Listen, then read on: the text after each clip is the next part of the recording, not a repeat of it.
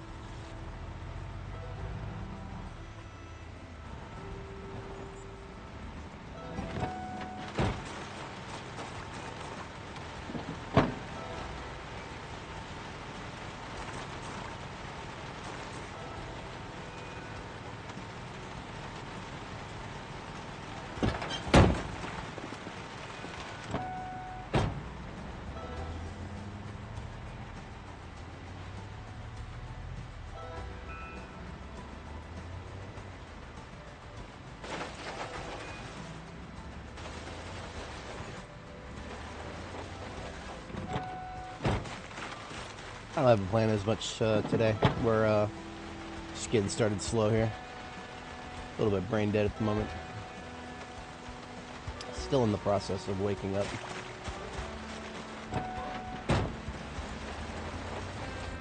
I know I've got building to do, among other things, so we're collecting some logs.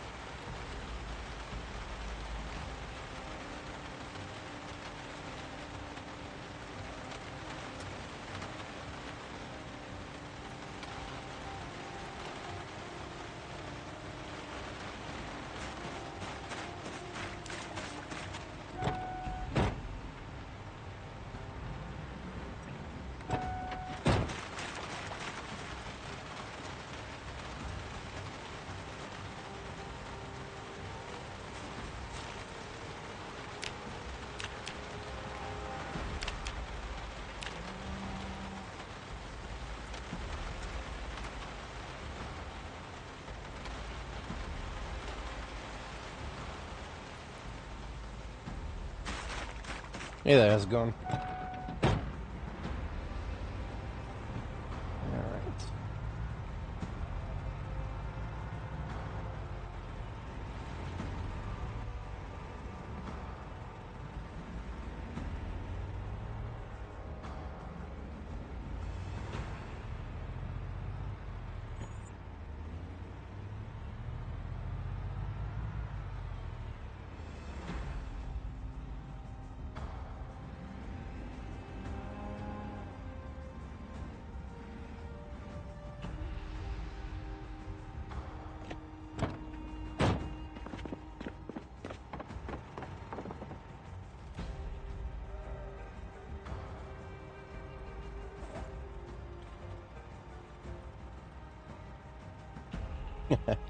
Thanks.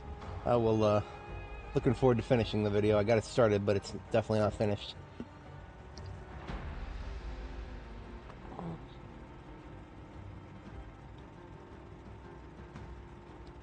Got some preliminary footage put together.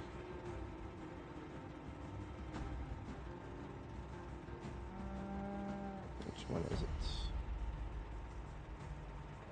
Oh, yeah.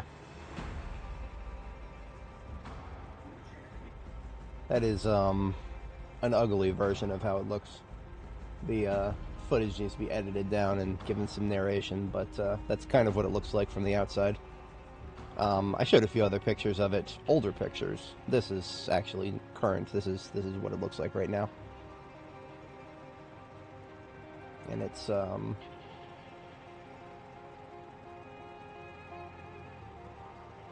that's the, actual PC that's running right there. But like I said, there's not a very good view of it, partially because I need to clean the glass. I'm going to need to clean the glass so that it's actually, you can see through it instead of just a glare on it.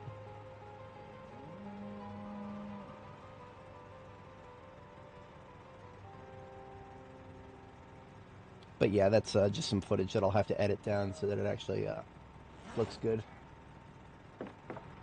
A sneak peek, if you will.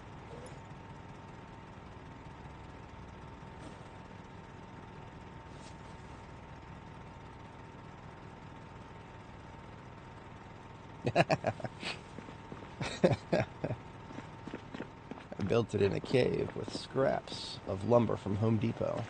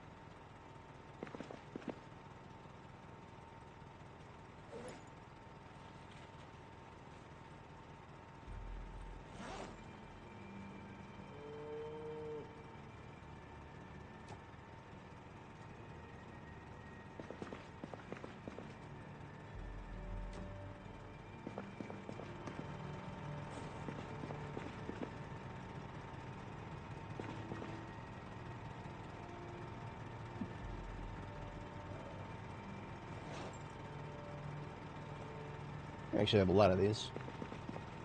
Use a couple for decoration, we'll use a couple for actual function, so I don't have to keep running all the way back to the other side of the base to sleep.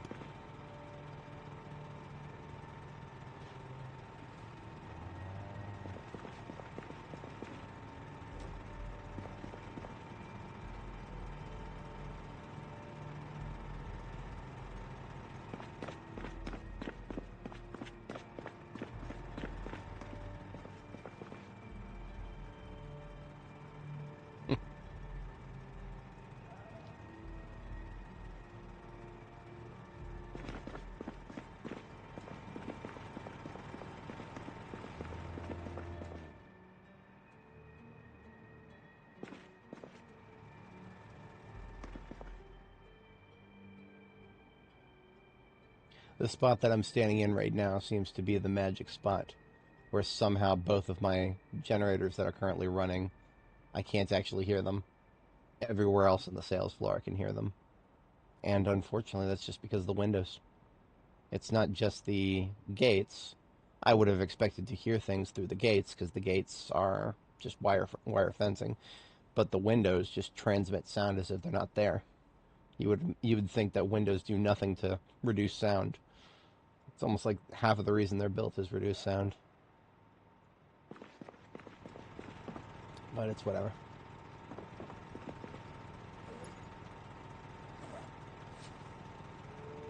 Jin complains about the new audio update. Edition 5000 here.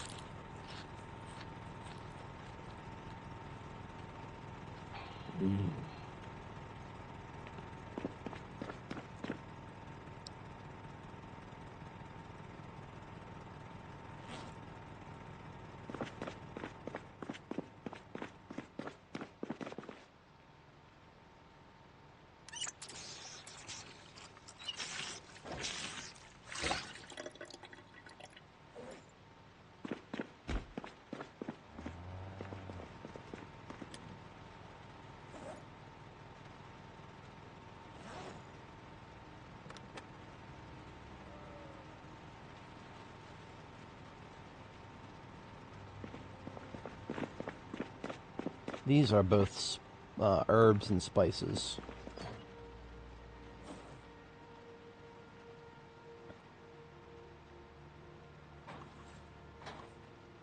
And with that spice, this entire container is full of nothing but herbs that I've grown myself, which is lovely.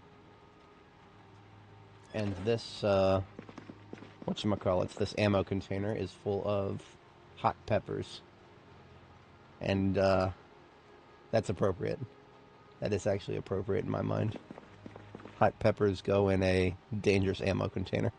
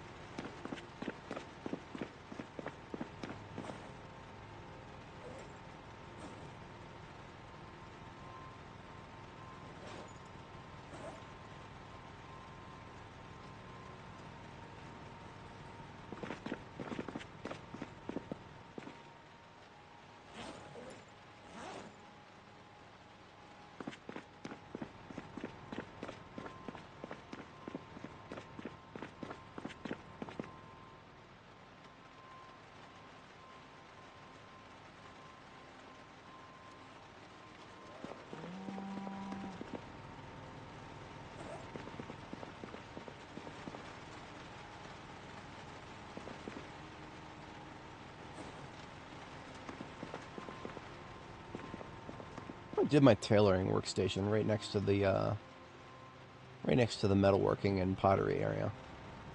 I could see that working out.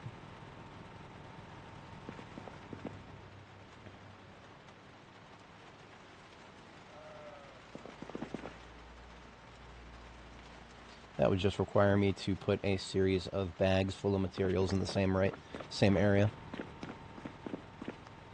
Both of these duffels here.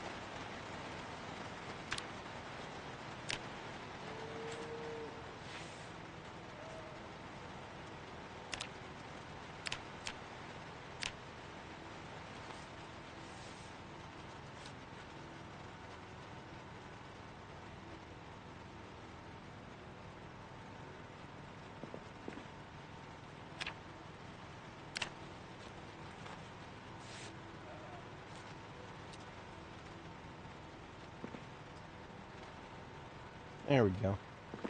We've got a whole bunch of bulk deleted there, and now we've got some aramid thread to work with. Well, that'll be for in case I feel like rebuilding some armor.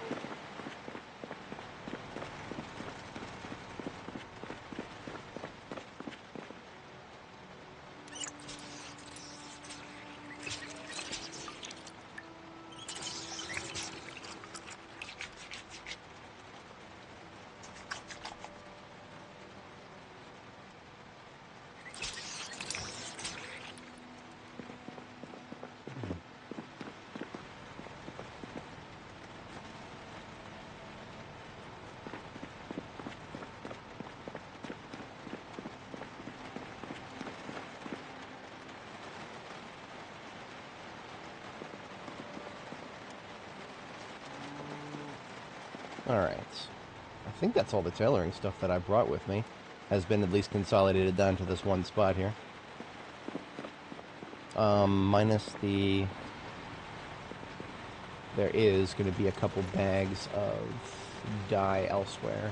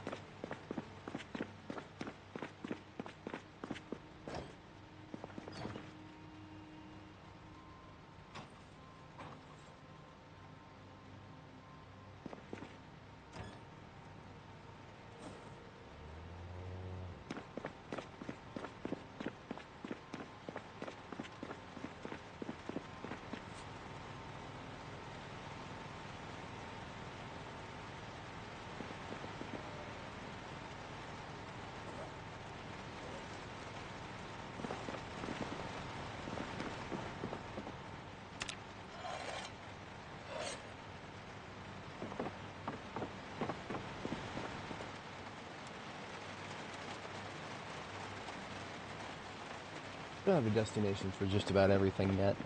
There are still a few things in my storage system that I need to get established.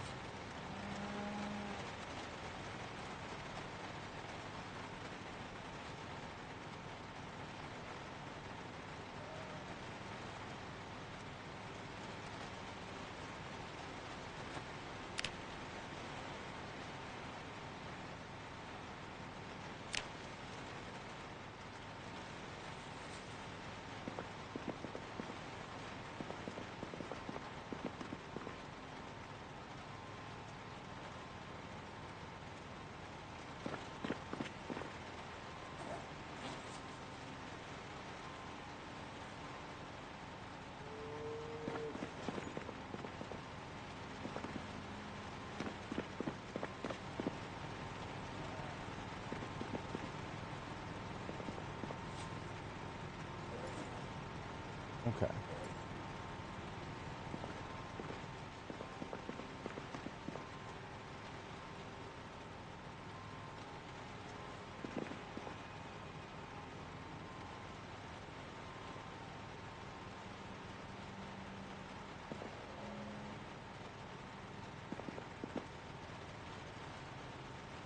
Feeling a lot more organized than I was when we loaded the save. Definitely. Alrighty.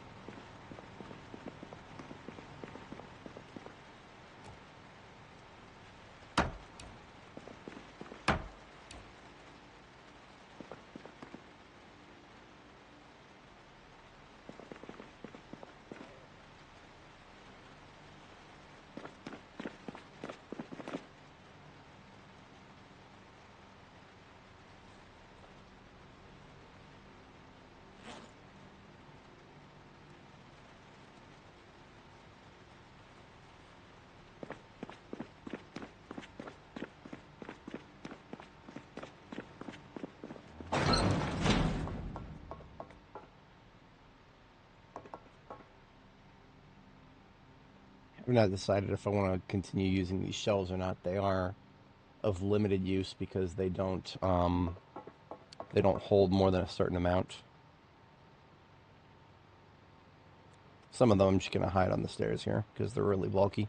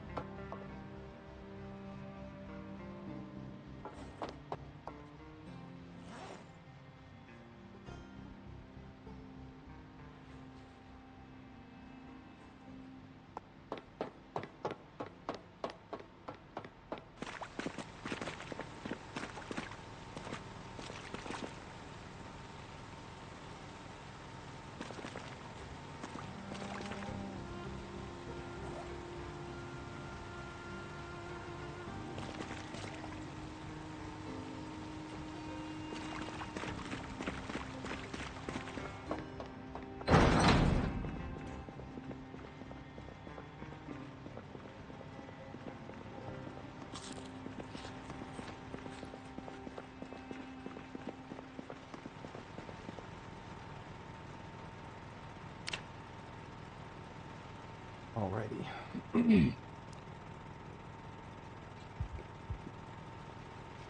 Nightmare at midnight, so that's our sleep schedule screwed up, unless I do something else about it.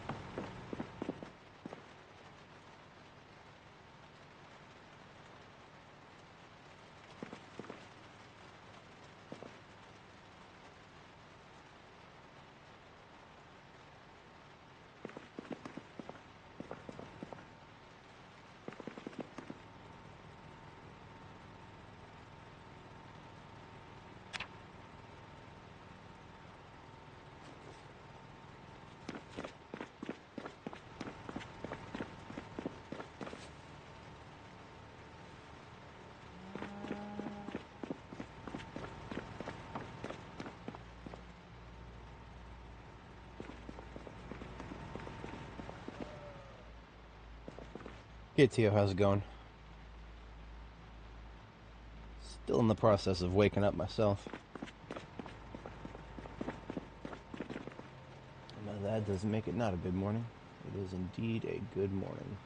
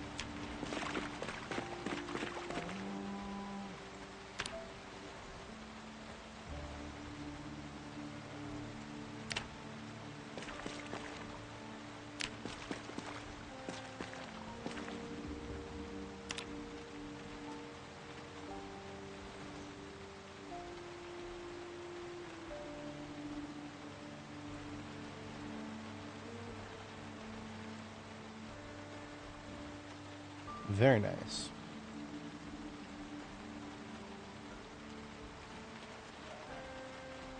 $200,000 kills later.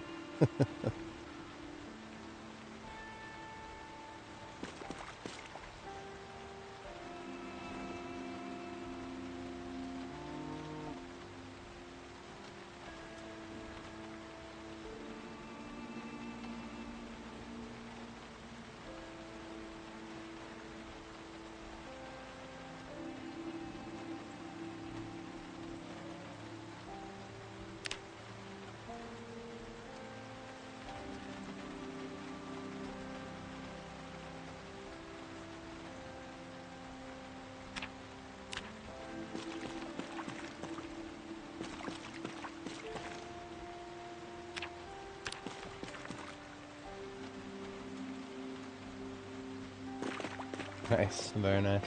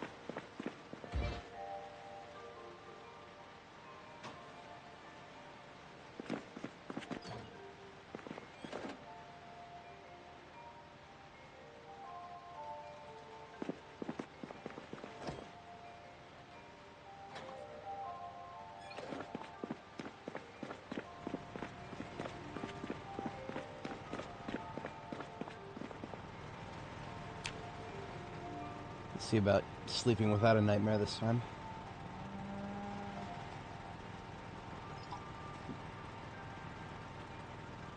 And that absolutely did not get a full night's sleep. So a cup of coffee is in order.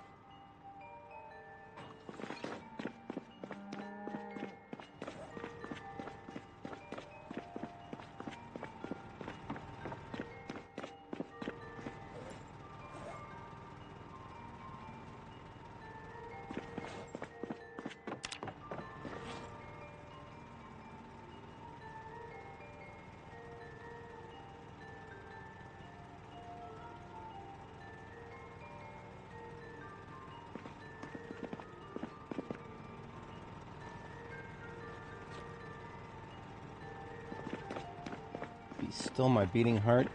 Is the rain finally done? This is probably a trap.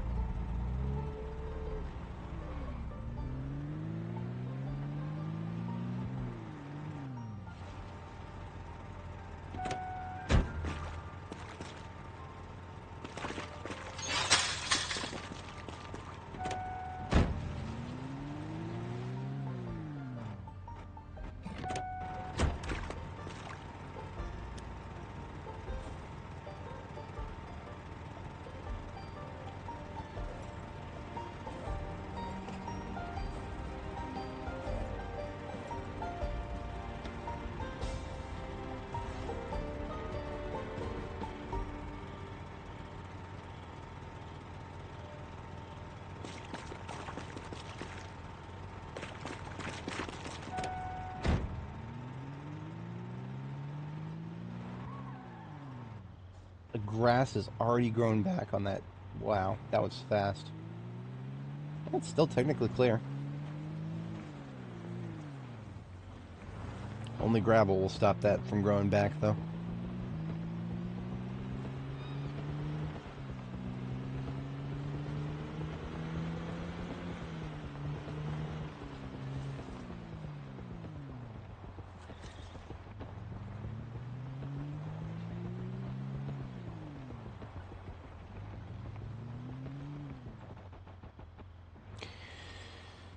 Alright.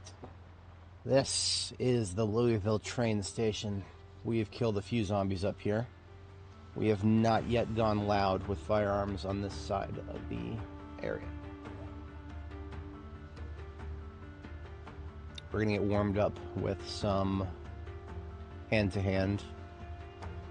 I will hold out on the discharging of the firearms until I'm a little bit more awake. Need a hit of adrenaline or something here to get my... I don't know if you've noticed, I'm a little sluggish this morning. Gonna need to wake up somehow here.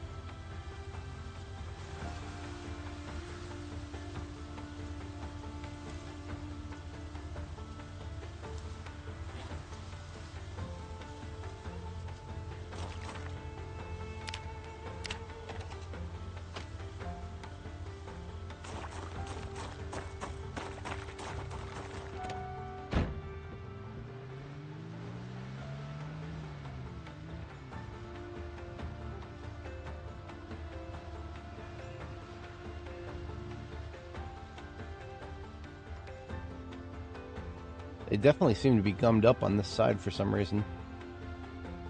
Wonder what is causing that.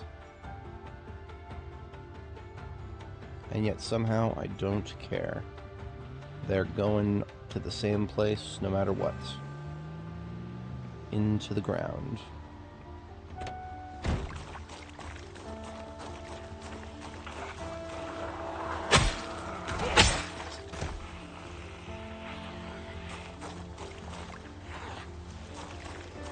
Oh, so it was my maintenance came through yesterday. It was a boiler issue on my e-heater.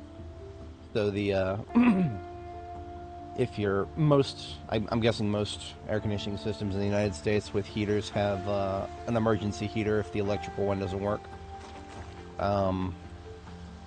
Those have boilers, and the boiler on mine was having an electrical fault of some kind. The maintenance guy actually showed it to me when I came in later in the afternoon. The guy was there, and he showed me a whole bunch of crossed wires. I want to be honest with you guys, I had no fucking idea what I was looking at, but I recognized that there was an electrical fault of some kind, which checked out. I mean, when I had dealt with the issue by just shutting off the fuse, but I had thought at first it was the thermostat. But it was not the thermostat, it was the boiler. The guy fixed it, so it's good to go now. But yeah, the e-heater uses whatchamacallit, it's got a boiler. It uses oh, what the hell does it use? Oil of some kind, I think. I don't remember. But that was why I smelled something that smelled like something was burning when it kicked over. That's why it freaked me the fuck out at first. But no, we're good.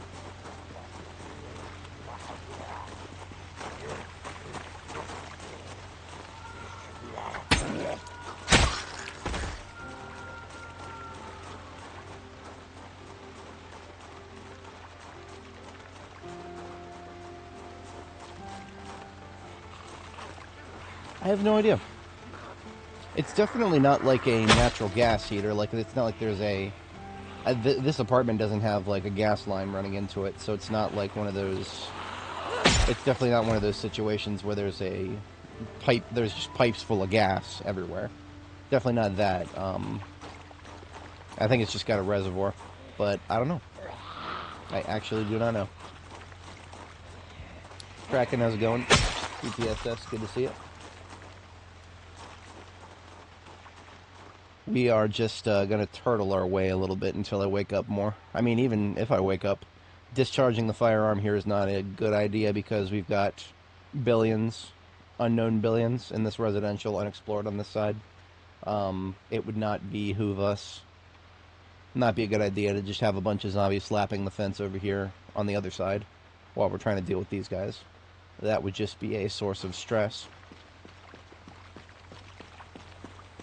But Indy Stone fences don't cause stress anymore. Except these ones do.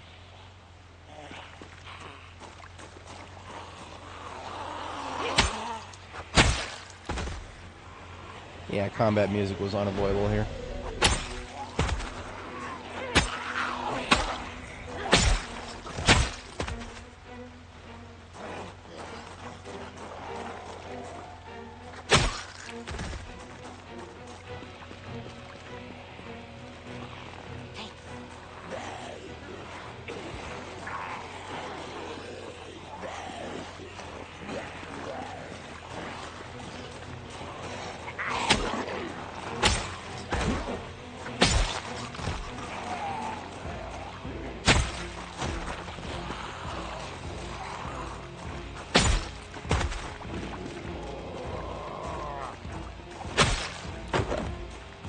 There's a little bit of adrenaline coming up.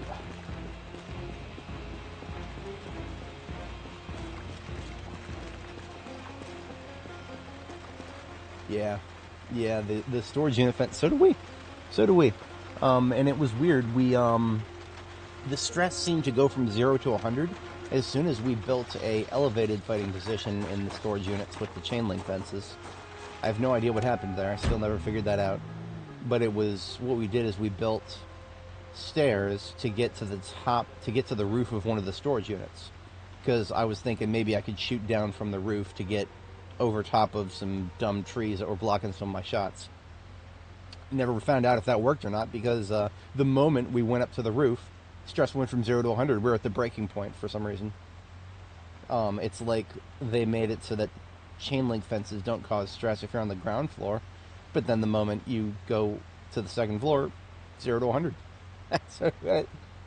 Let's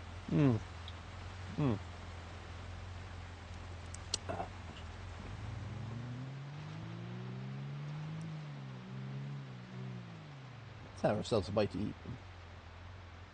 I'm killing zombies all morning.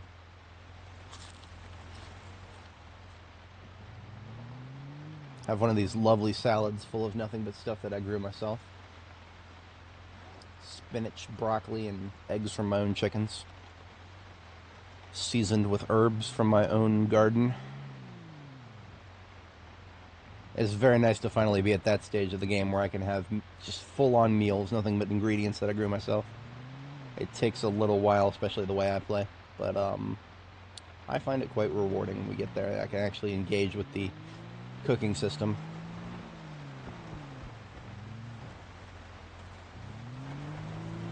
I could probably get there a lot earlier if I was just willing to try to get some things planted near the beginning of the game, because, you know, the game starts in July.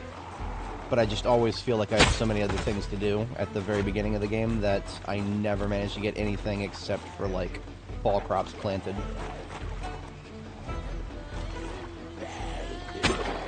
Skill issue, if you want to put it that way.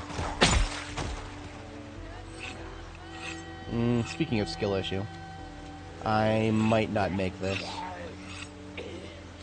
And that's the stupid thing, it's gonna be close. But nope, the lunge. If it wasn't for the lunge, I probably could have gotten that.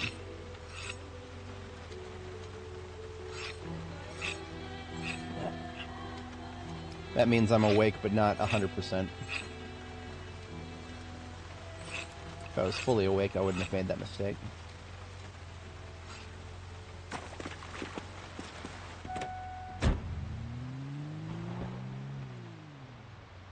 Let's see if I can't pull a chunk of these guys with the engine, and then maybe ditch a few of them.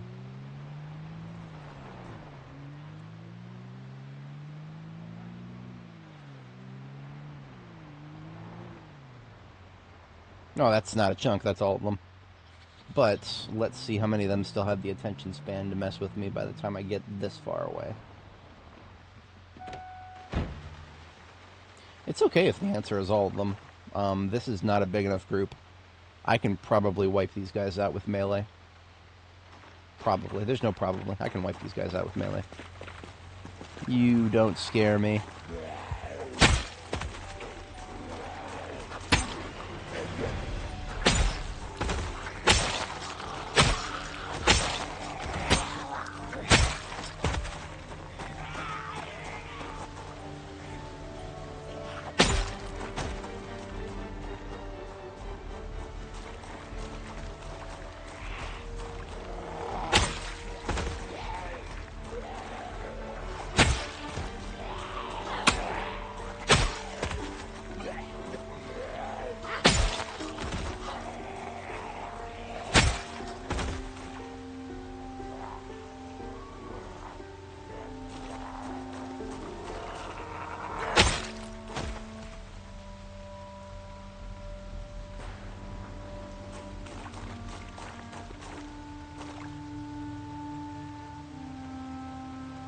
So we're in Louisville, the more wealthier side of the map here, because the construction workers and maintenance guys and whatnot, they actually seem to have functional filters in their respirators.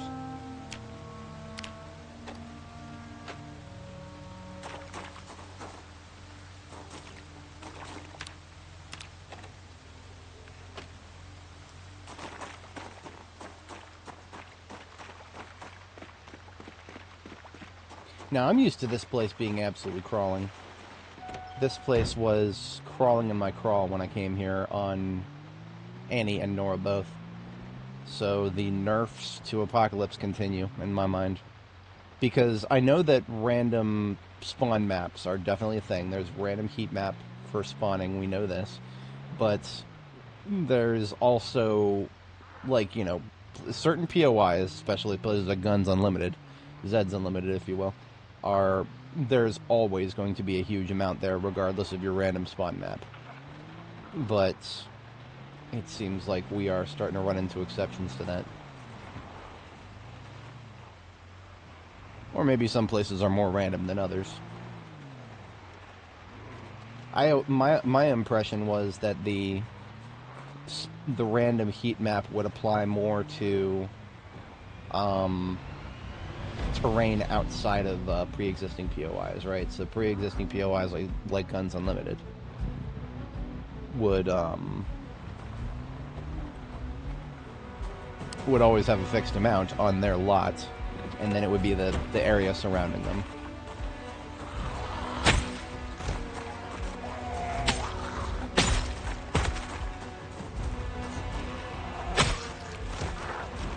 I'll attack and fall back as we need to here.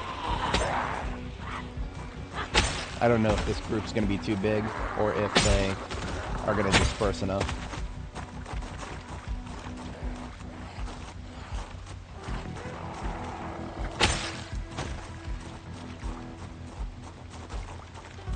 $50 inside, others were in the range. Interesting. I always feel like the biggest groups in Zeds Unlimited for my runs in the corner, like the corner where the loading dock entrance is. But maybe that's just because that's where I end up, like, luring them all to. I have no idea.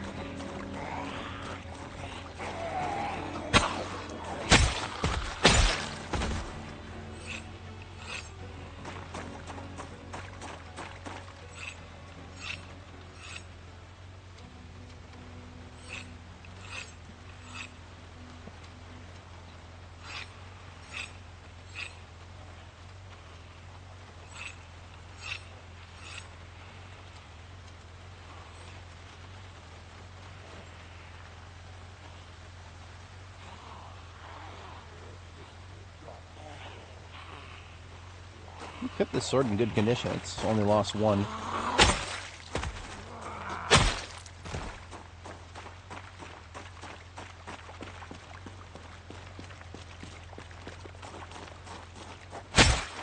Yeah, that's all right.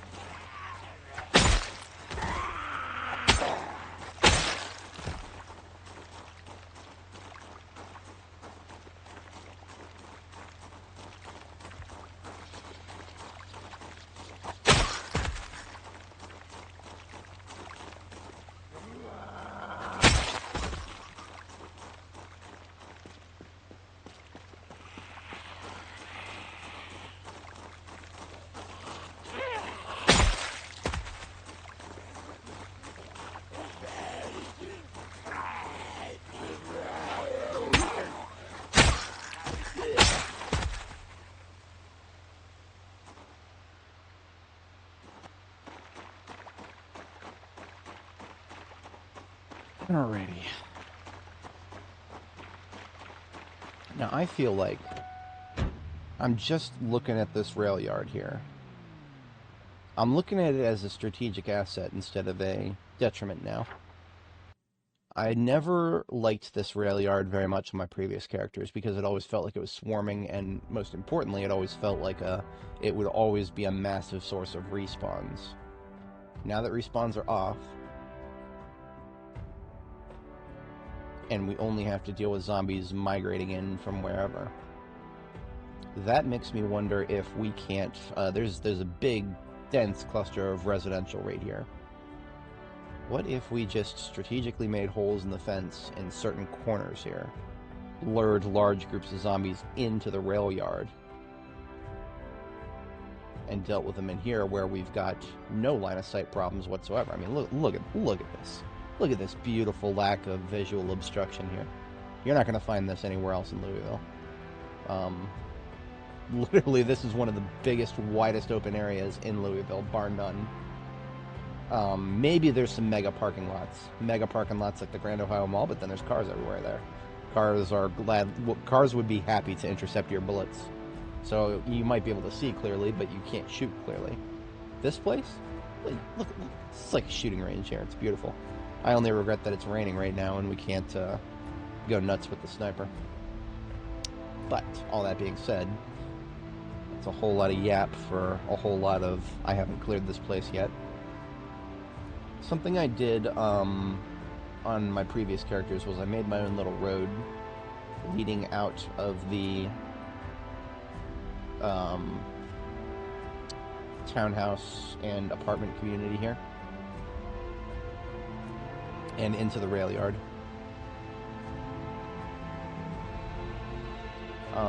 I actually did it on this side, but that was a lot more work than it needed to be. The smarter thing would be to do it on this side, where we can just link the corner of this street right there. Now, even though I've been on the other side of that fence, I have not secured this little chunk of area here, so I will not risk getting out and breaking down that fence. I'm going to go down there all the way around and clear everybody that may be awaiting us on the other side of that fence.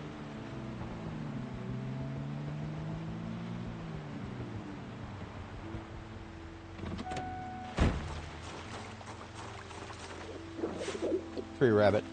Just gonna steal that one.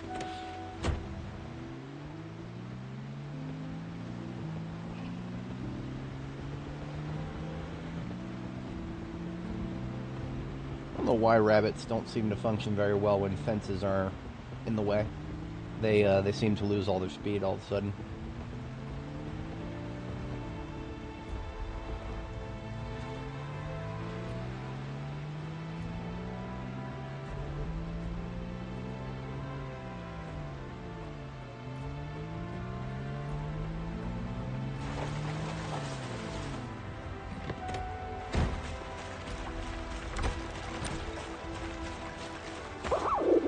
You are mine now.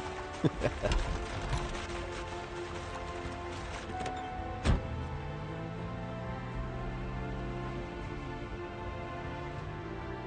only taming rabbits was that easy.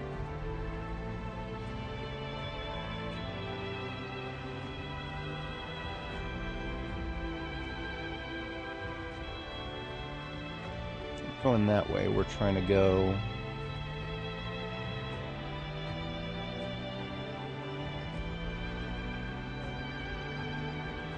this way, and then we're taking this road. First one after Jericho here. I know why I didn't do this road last time on any of my other characters. Respawns, of course. I wanted to choose the path of fewest respawns, and that was what led me to choose the intersection from last time. It was also, I guess you could say, it was a straighter roadway.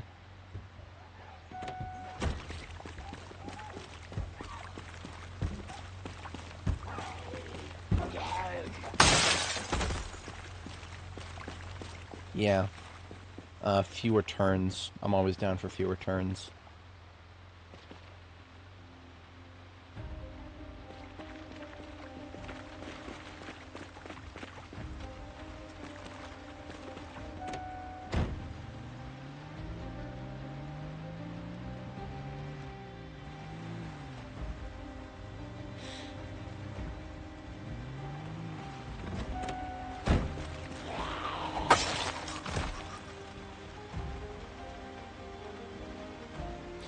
I've never liked the trees that spawn in here. I would take 10 times as many zombies, gladly, up in the rail yard than I would ever take even just individuals here, because there's just so many places for them to hide between these houses.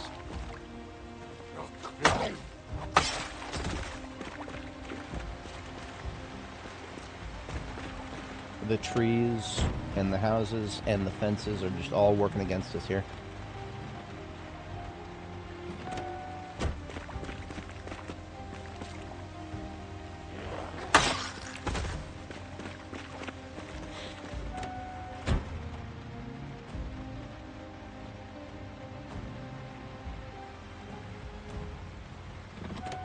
Now, we did sneak around on foot up here and kill a few dudes, but yeah, townhouses are a big doof.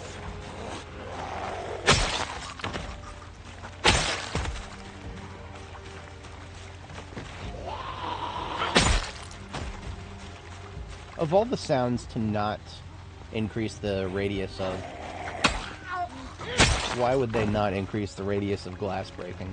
I don't know if you guys noticed, but that zombie, this one we just killed, she broke through that window right there, and yet we didn't even hear it. Of all the sounds to just... oh, man. I know I've complained a lot about the sounds that they've increased the radius of that don't need to have the radius increased, like the...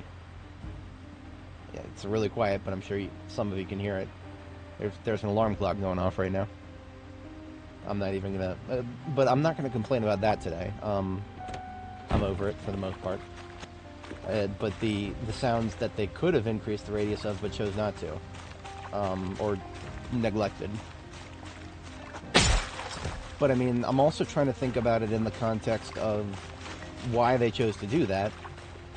It was PvP reasons. They chose to increase the radius of certain sounds for PvP reasons. I already have a very low opinion of the devs going out of their way to serve the PvP crowd, because... no. This game is... this game's... everything other than PvP should come first, in my humble opinion.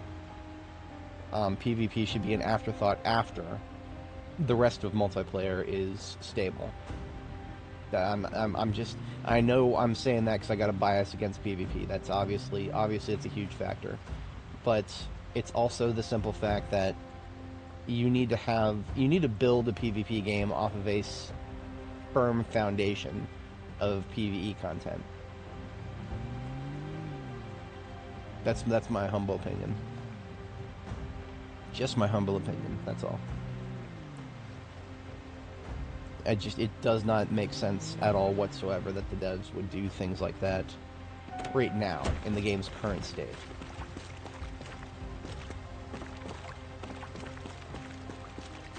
Yeah, it really was. I mean, I would understand completely if they made it a toggle. And I mean, I don't understand why they didn't. Maybe they haven't just figured out how to do that yet. I mean, I feel like it shouldn't be that hard. They turn so many things into a sandbox setting toggle, but maybe just something that gets toggled on by default for multiplayer, just kind of like how sleeping isn't normally a thing in multiplayer. Just make it so that fire spreading currently is not a thing in multiplayer. Right? No, yeah, 100%. We should in single player. Fire used to be considered extremely dangerous to all buildings, right? That used to be something that you should rightfully fear, setting buildings on fire. But now there's literally nothing to fear because fire just doesn't spread anymore. And all that because of multiplayer, because people griefing each other in multiplayer. Which, again, I understand, but that's why you turn it off by default for multiplayer and leave single player untouched.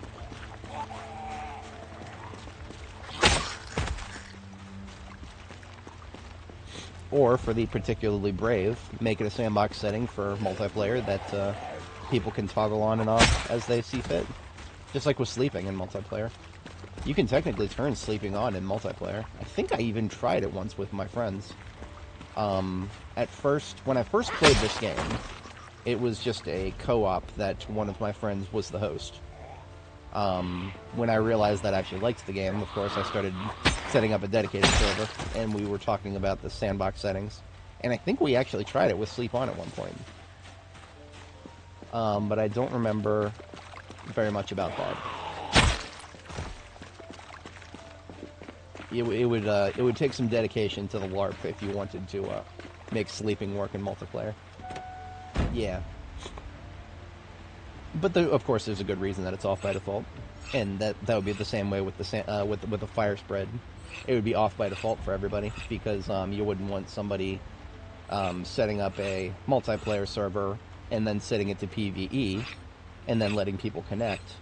You wouldn't want that person who doesn't, maybe they're not that familiar with the sandbox settings. You wouldn't want them to have somebody just connect and set all their shit on fire. Of course not.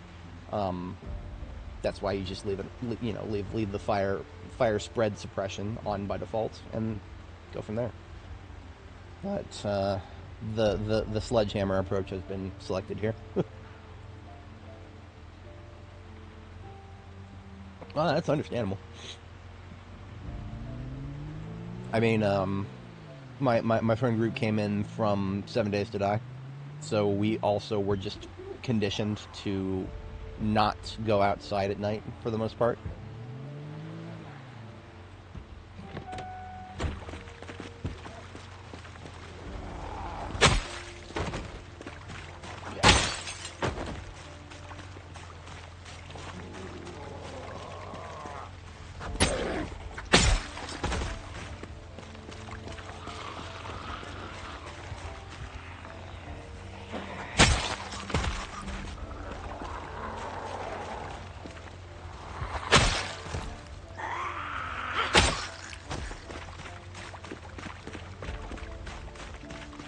I'm gonna steal that compost bin. There's actually several in this neighborhood.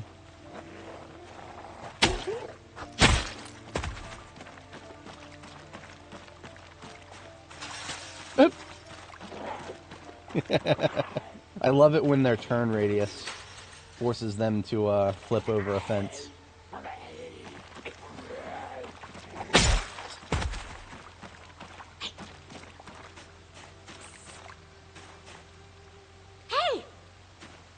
Hey, listen.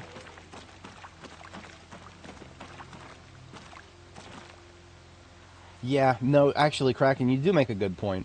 I was always under the impression that PvP, or not PvP, but just multiplayer in general, was what really buttered the devs' bread, right? Because multiplayer, when multiplayer was added to the game,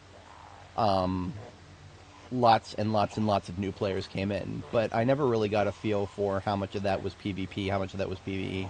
I assumed a lot of it was co-op. Like, I feel like there's a lot of co-op going on between just small friend groups, just like my own. When we first jumped in, there's probably a lot of just, small friend groups out there doing some co-op here and there.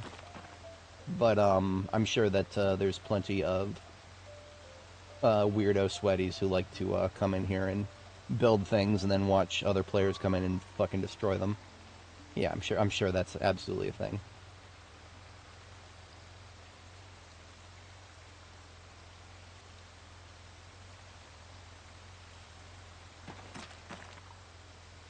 They can lunge at you through the fence or walls when that happens. Fascinating. I can't think of a situation where I've seen that specifically, but duly noted. Hey. I swear I saw another one over there somewhere, so I'm gonna give another Q. See if we find an A. That was terrible.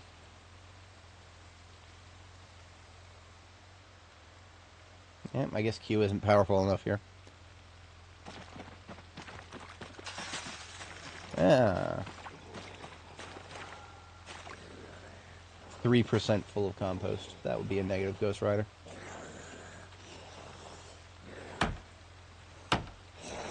Your compost bin is mine now.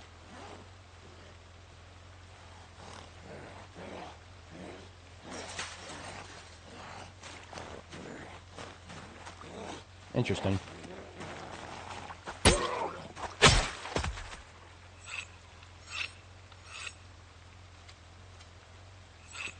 Well, there's a reason that I don't do too much fence fighting. I'll partake on occasion, but I'll usually try to avoid doing it when there's trees nearby. Usually.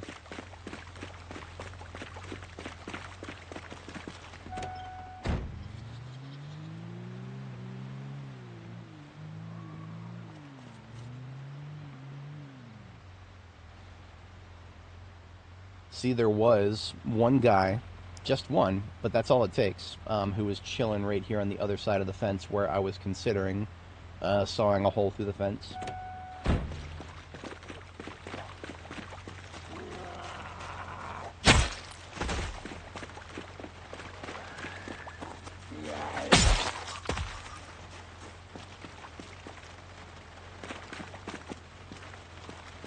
I know, right? We have to assume that these are deconstructible. But if they are, how are they holding that much compost? That is unsolved mysteries in physics right there.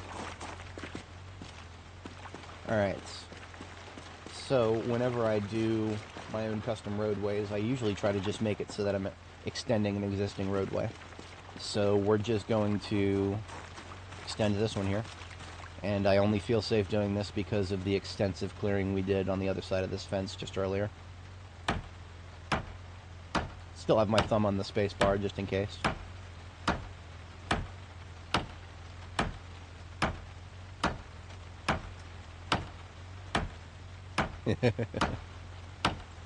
He's right, you know. Alright. Oh, well, look at that. Look at that. I missed these two assholes because of the trees, most likely. So let's go waste their asses. They really do seem to enjoy coming up to the edge of the fence. I have to assume that that is a figment of the migration system, pulling them in a certain direction, but then they run into a barrier, so they stop.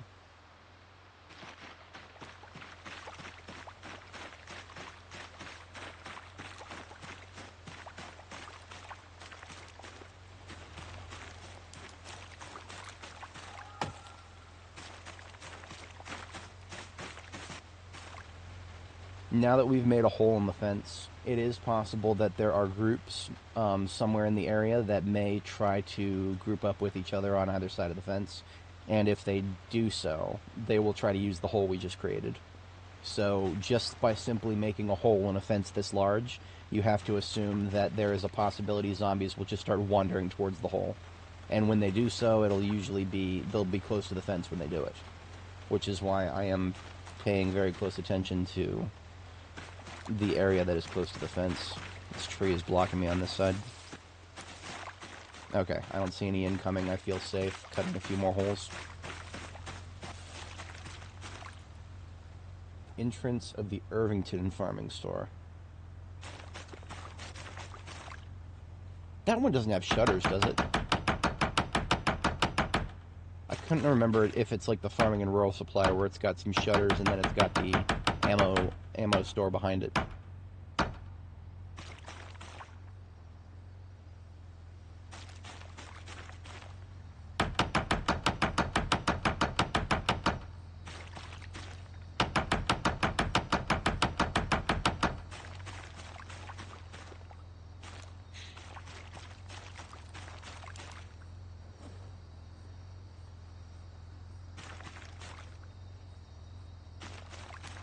So I didn't even mention anything about it out loud, but we did just drive past a survivor house.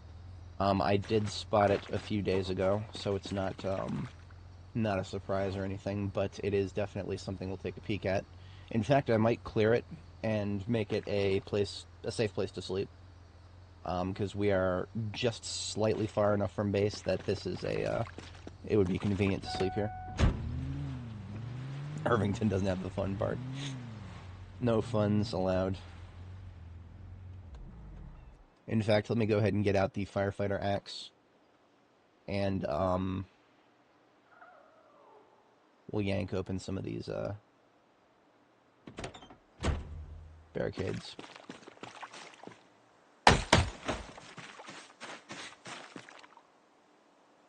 This is a very tight corridor here.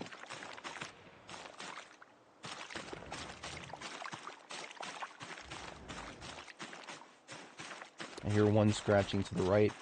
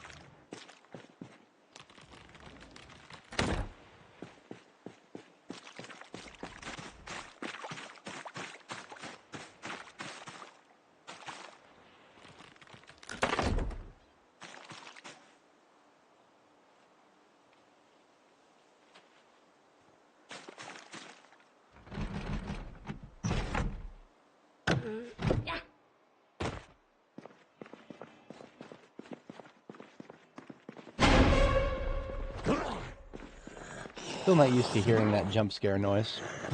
I turned it on for funsies mostly, but yeah. To be entirely honest, I could use a bit of adrenaline right now.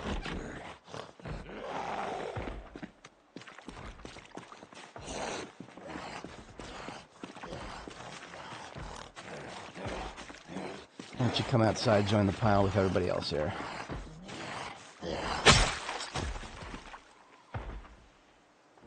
His name is Dion Dye. D-I-O-N-D-Y-E. Yeah, he definitely died.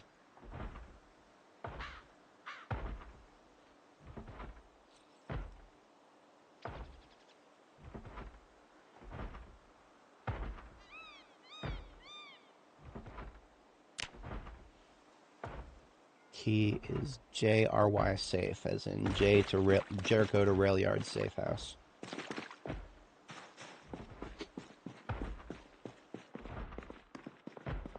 And here comes the jump scare noise again.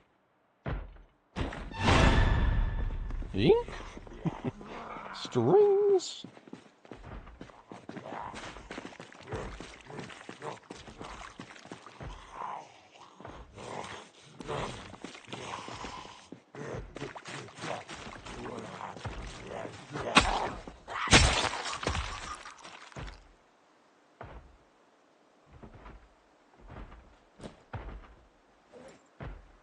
3 different guns in this duffel that the guy had.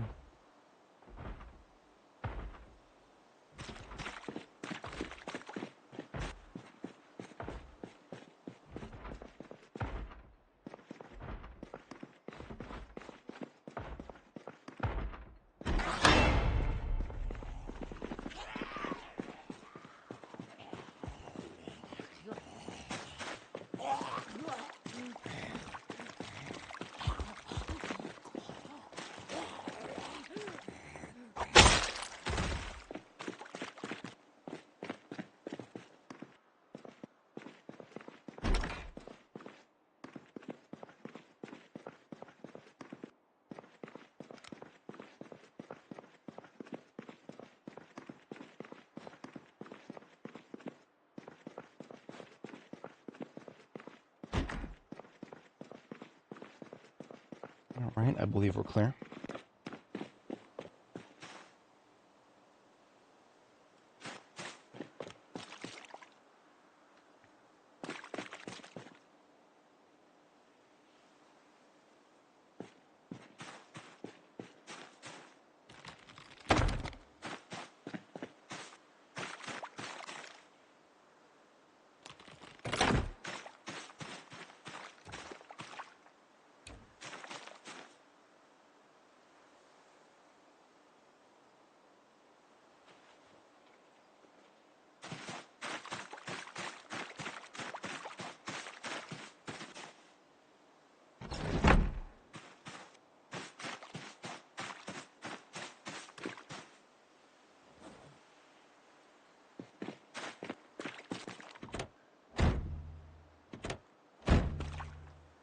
Of course, I don't have any nails on me at the moment.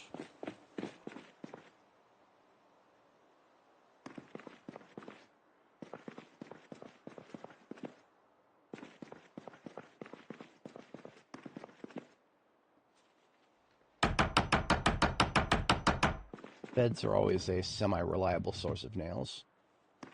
I very rarely disassemble a bed without getting a fair few.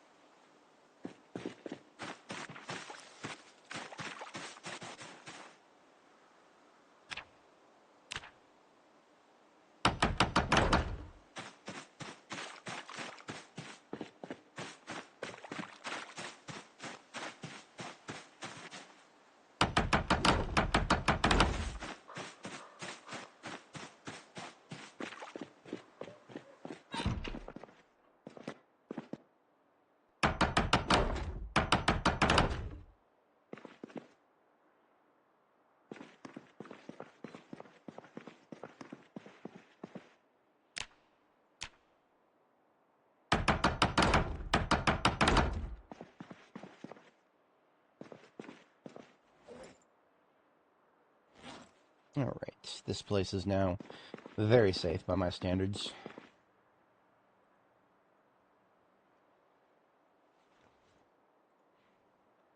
Let us identify any further loot.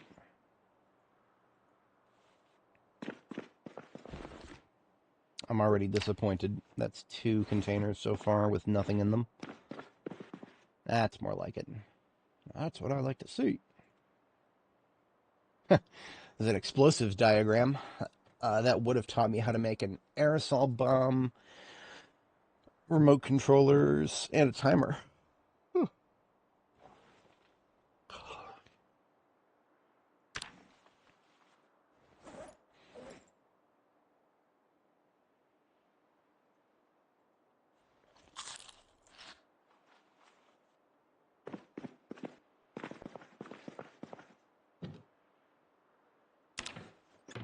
The disappointment continues. That's what I'm talking about here.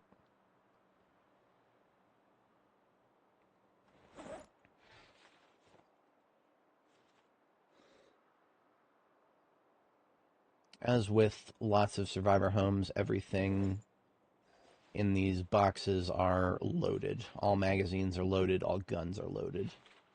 That is not something that I'm a fan of, but it's not the worst thing in the world. because I usually prefer to have all of my bullets in the most efficient storage format possible, which is collapsed into cartons.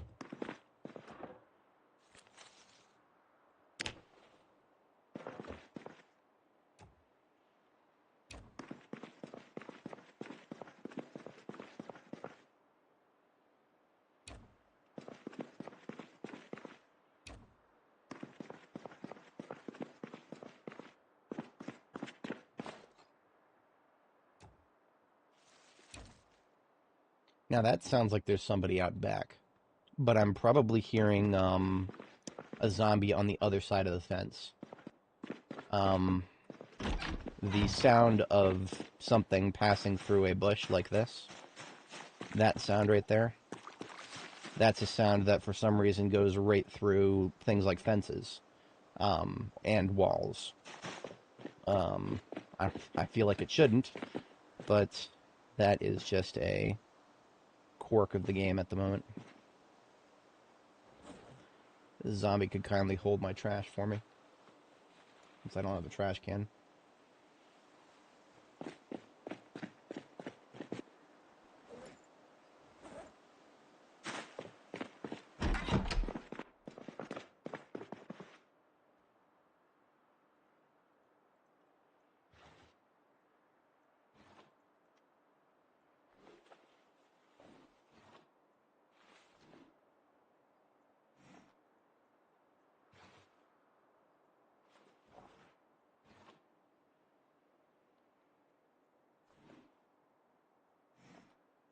Anything I don't really need back at Jericho, I'll leave in this corner here.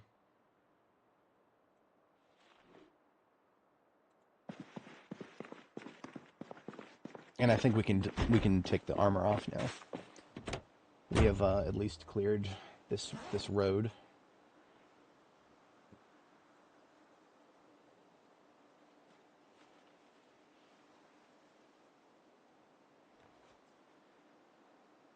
I am not interested in waiting for the combat music to fix everything here. Let's fire up our playlist.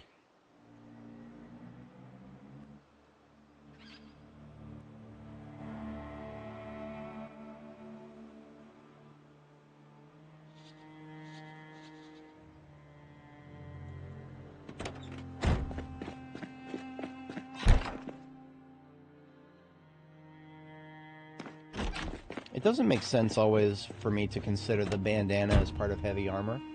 Bandana is not very heavy and it's not very armory, but it is a... I only want to wear it when I'm also wearing the heavy armor, so it can go in there and stay with it.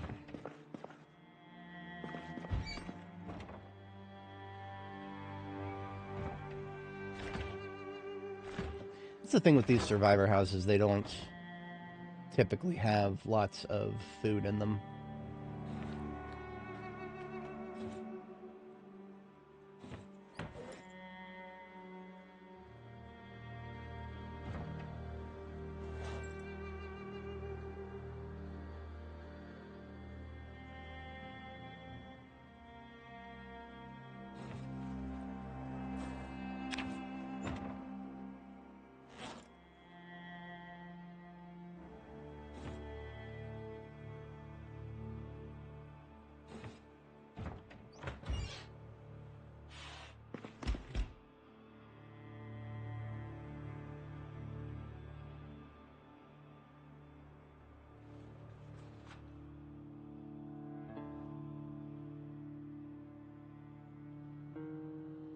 That's a second wooden mallet right there. I'm holding on to that for sure.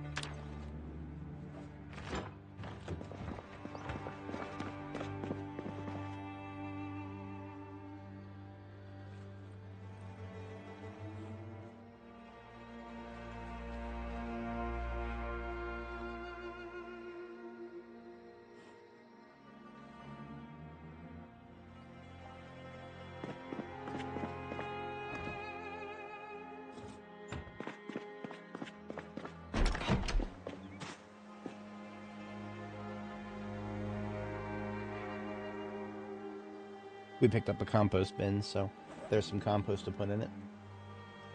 Bunch of rotting crap.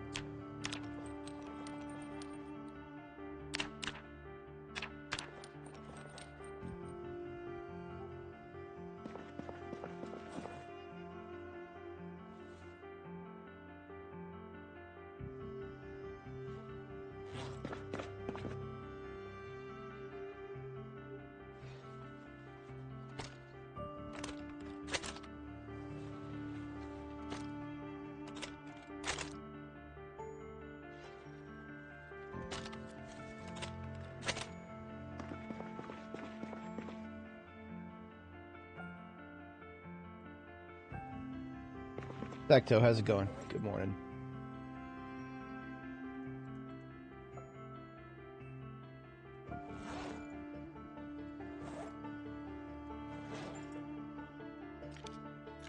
We have located, well actually we located the survivor house the other day. We're currently pulling it apart, and I'm actually going to convert it into a safe place to sleep, and we'll actually hit the sack there tonight.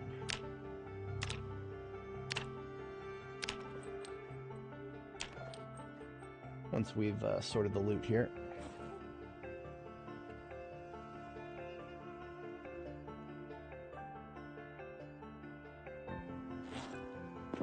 This might be the only SWAT duffel bag that I've ever found, too. I don't recall finding another SWAT one. This was on a survivor instead of the house itself.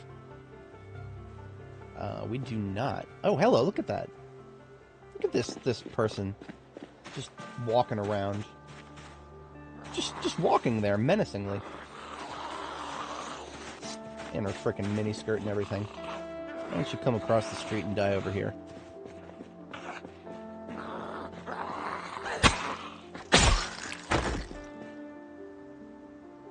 Haley Upton. Ha!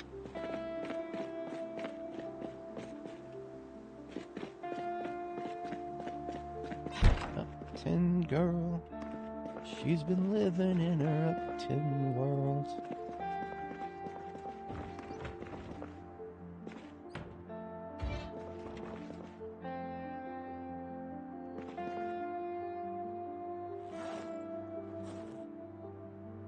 There's a machete in there.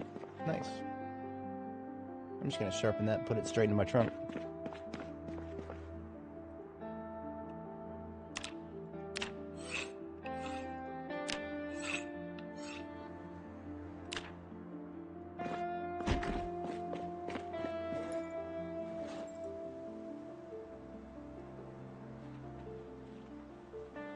Otherwise, that's a whole bunch of baseball bats and some sports stuff.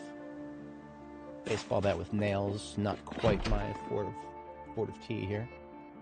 We'll leave that on the table.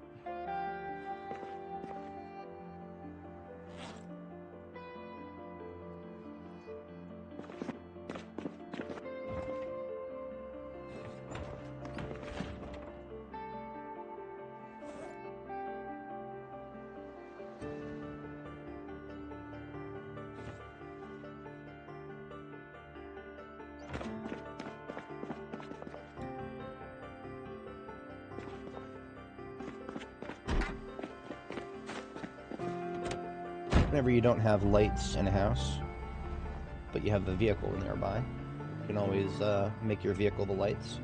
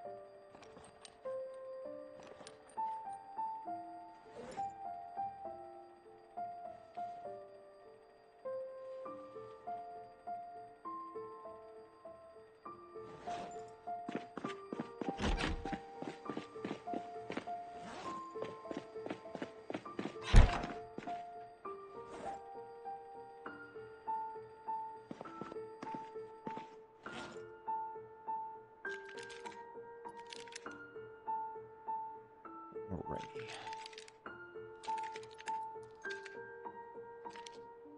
Today is definitely not one of those days that YouTube feels like recommending me. That is, I'm going to have to chalk that up to the thumbnail. I have noticed that if I don't sufficiently change the thumbnail, YouTube doesn't like it, and I get recommended a lot less. I did not have time to make a new thumbnail this morning. I just wanted to get started by 8 a.m., that's another factor that seems to be at play. If I don't start before 8 a.m., then I don't get recommended for that reason. It's a very fickle beast. These rules are not written down anywhere, but I have done this long enough to observe that if I don't follow them, then the number of people who actually get to catch my stream goes down significantly.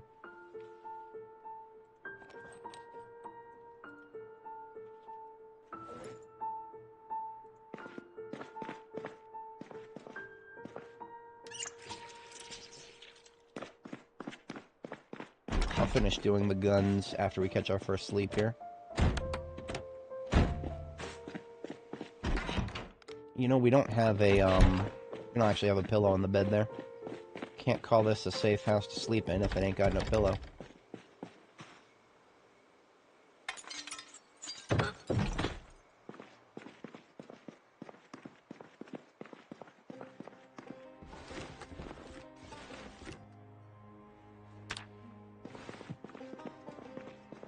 What?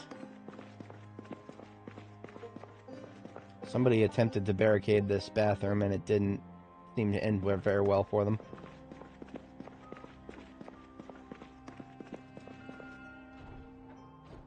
Pillow. And duffel bag.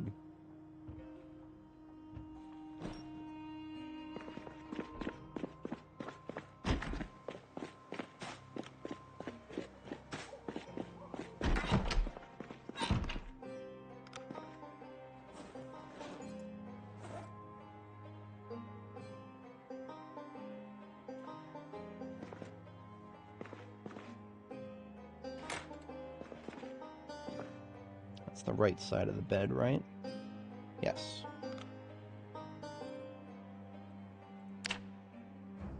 Oh dear, we seem to be quite hungry.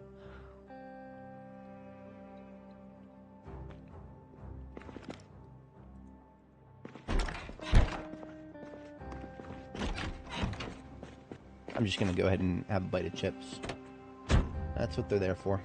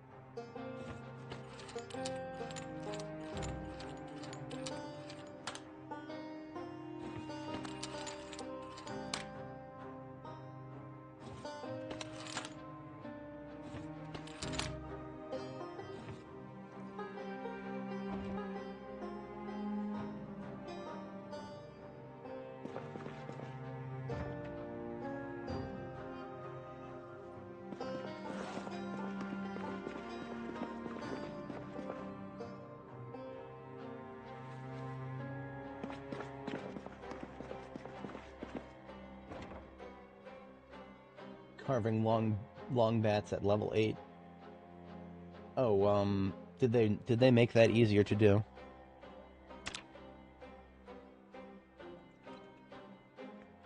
Huh.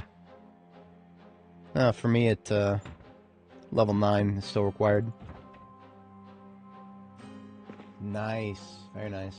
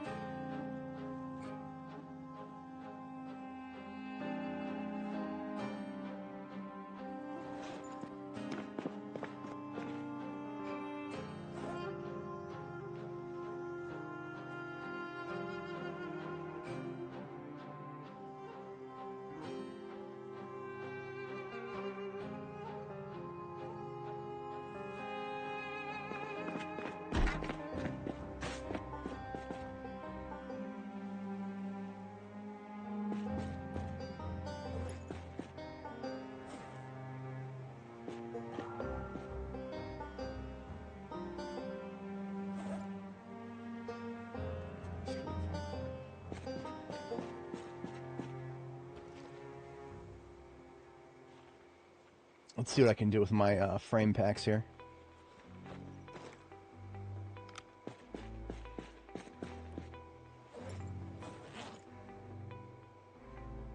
I generally want to take the heaviest first.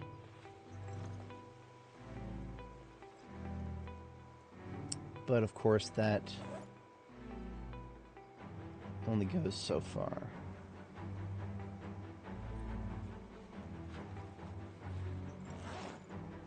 There we go.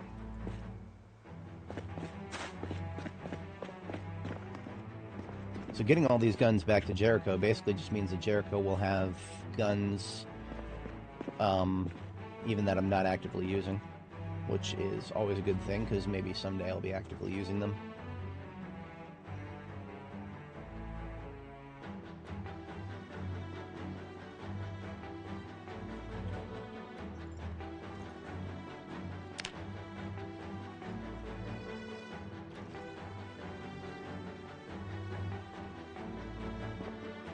Okay. So we've got ourselves a place that is safe to sleep in, but we have excoriated all the loot from it.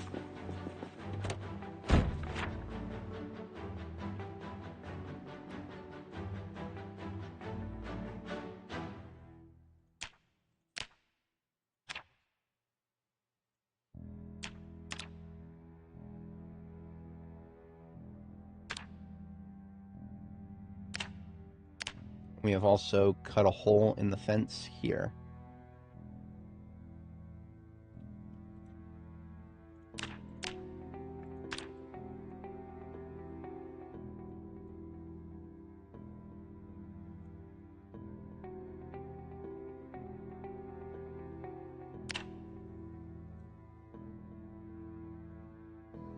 Which means worship right here is our supply line from Jericho. Excellent. I'll just have to keep that in mind. So now I also forgot about this. This is always an important thing to note if you want to set up in a place, in this place particularly. Right here where I'm putting this little marker. It's kind of hard to see it, but there's this tiny little triangle of blue. That is actually a small, like fountain area sort of thing, like not even a pond, just like sort of a, but it's water. What it is it's some tiles of water, infinite water, if you will. And so, on previous characters, I would cut a hole through the fence there so that I could drive from center straight into the rail yard. That is a strategically useful resource. If, for some reason, you are at Jericho and you don't already have lots and lots and lots and lots and lots of water.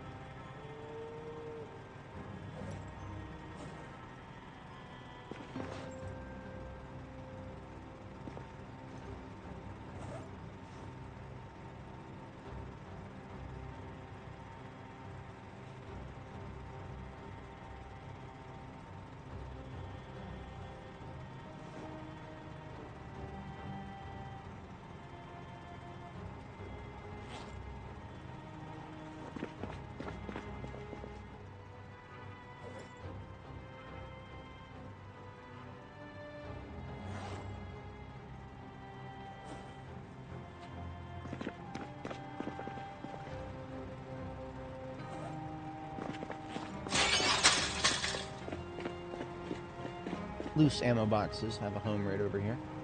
In fact, looks like we've got enough for another carton of 556 already.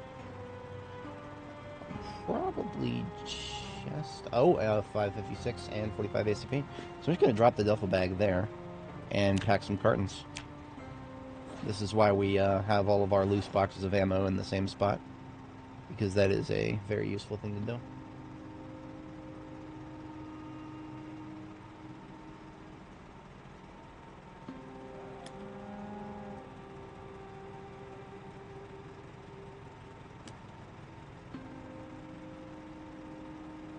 So close to another 556, whatever.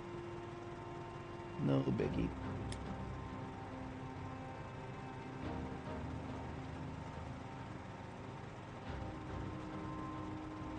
Okay, and the loose ammo van is now full. We'll need to fix that.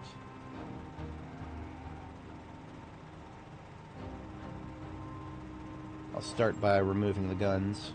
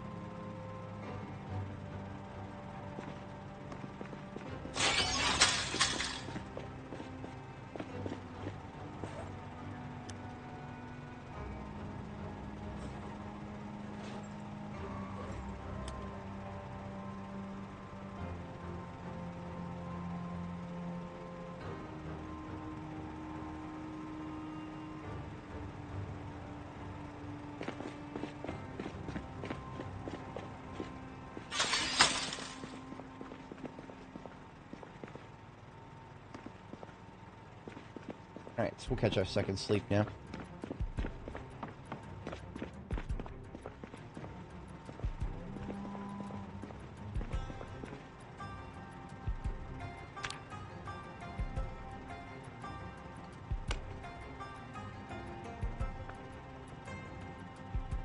Yeah, we lost a light bulb.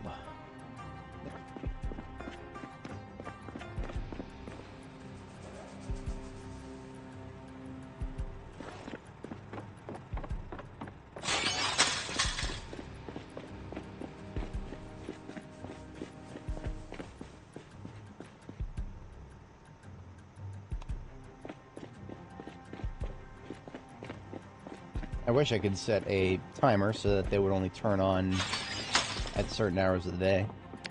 That is something even 7 Days to Die has figured out, but alas, Zomboid isn't quite there yet.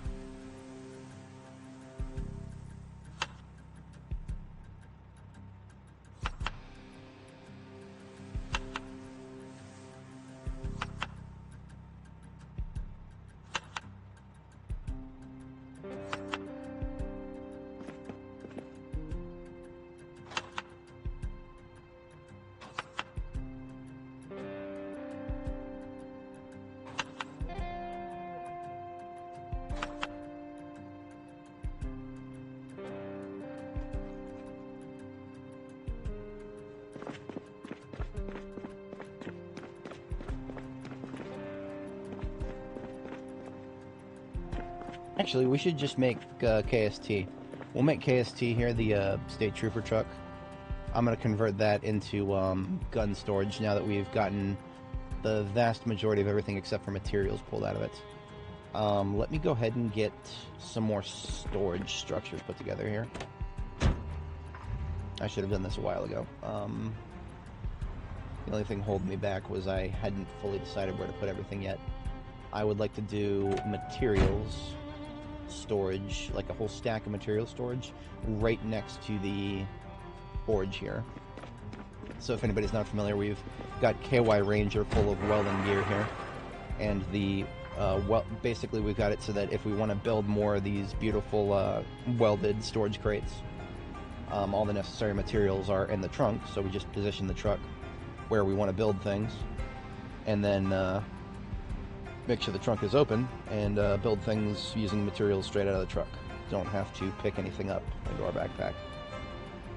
We have a slow bastard up there, seemingly fascinated by my generator.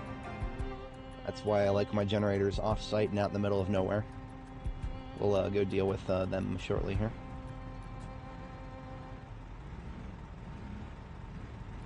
It's a bit of a tricky spot, but I can get out by sliding across.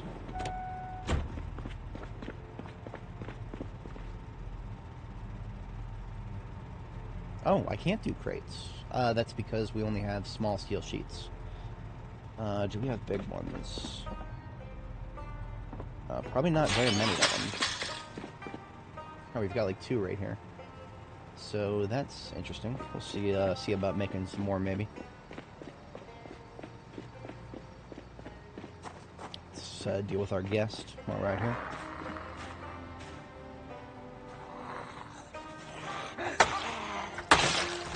Curiously, I didn't hear any stress noises from the animals just now, so at least we can say that this is a distance too far for the aminals to be bothered. Good to know. So that'll get us 1 crate. The materials are 2, 2, and 1, I think. Huh, that doesn't work right there. That's probably because the truck is a little too close.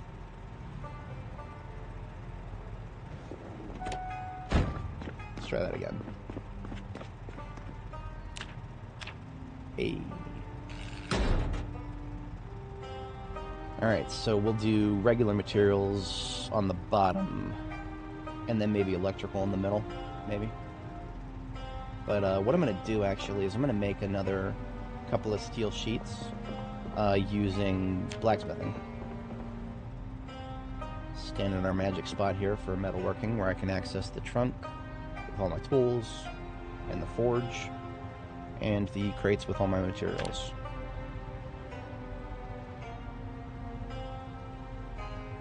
We're looking for...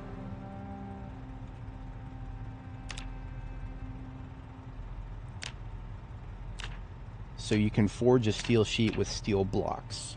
How to get steel blocks? You can make them by combining chunks or by cutting steel ingots. So we have plenty of steel ingots. So if we run out of steel blocks, then we can just split some ingots up.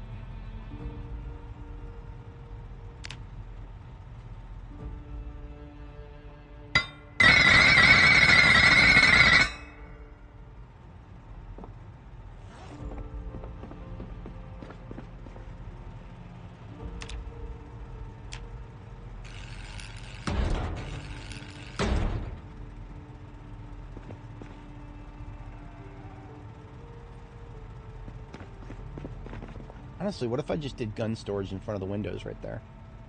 I could see that working.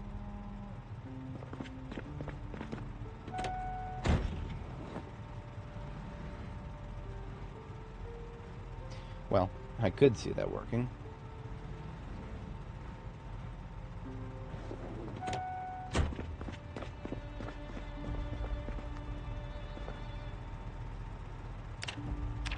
Perfect. Yes. Okay, let's go get what is that going to be? That's another 6 sheets. We're out of blocks. So if you, I think if you saw a ingot into blocks, you get 3 blocks. So let's saw 2 ingots, and that'll get us 6 blocks. We then convert those into sheets.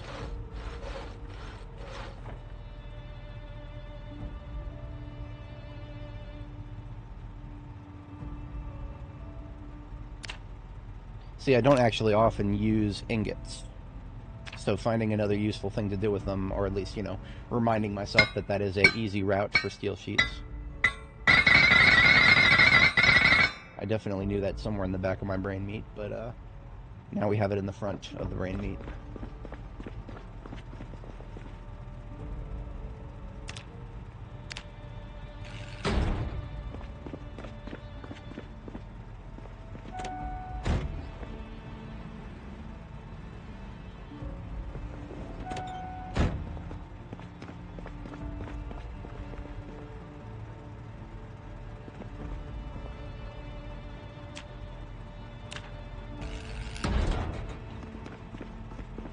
Quite forward enough here.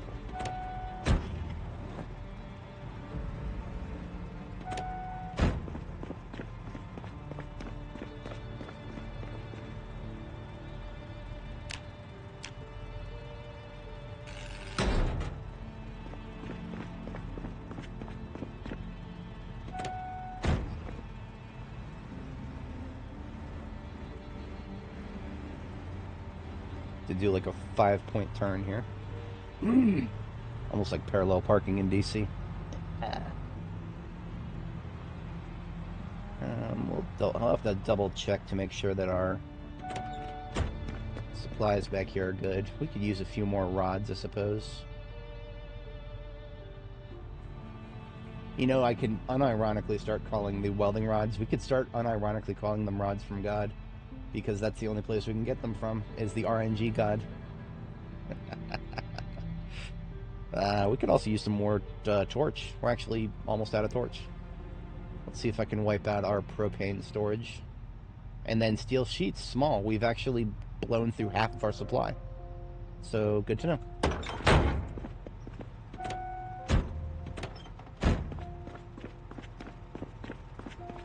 Of course, my metalworking supplies are so vast that they are, or, sorry, welding supplies are so vast they're actually split across 2 vehicles right now. But you can see how finite my collection of welding rods are, the rods from God, as it were, because there's just not that many on the map. There really isn't.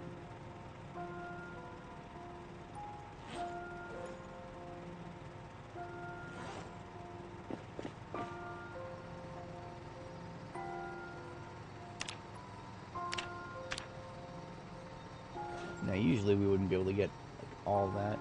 We might be able to get close. But I think we are wiping out this propane tank. Yep. Good. There's plenty more where that came from.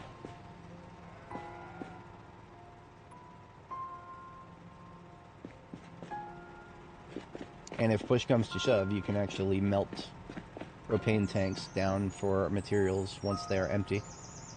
They are in fact made out of steel.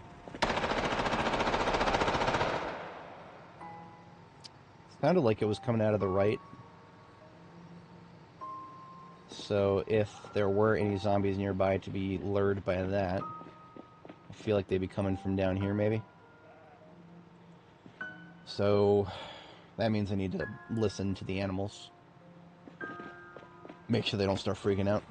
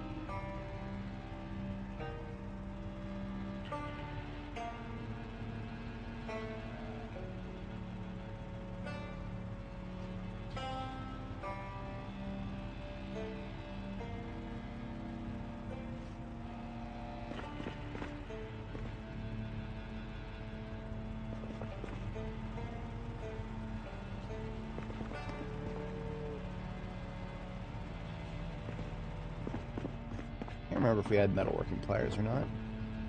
We do.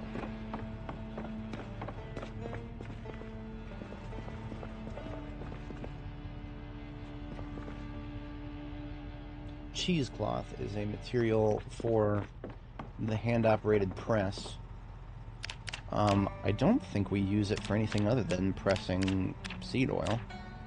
Well, in that case, it still goes over here.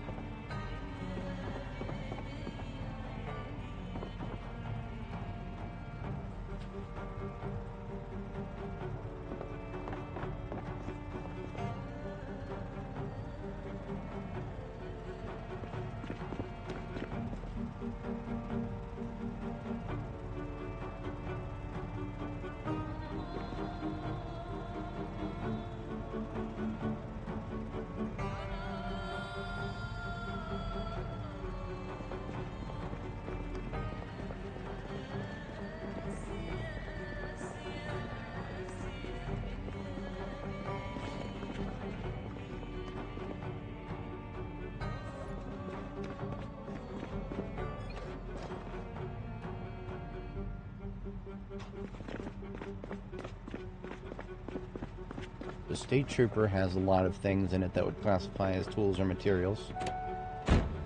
And now we have storage for tools and or materials.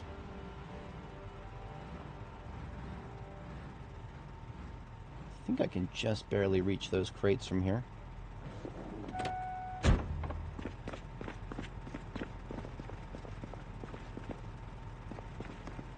Maybe not quite.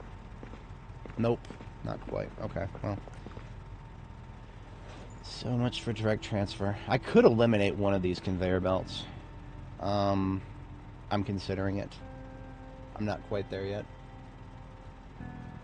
Stoked more for PZ. Yeah. No, Project Zomboid with NPCs is going to be... It's going to be a lot of fun.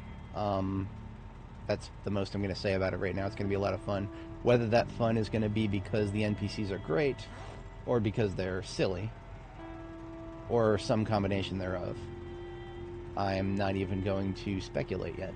I'm just going to say that they're going to be fun. I can almost guarantee that there will be some funds involved. There will be multiple funds.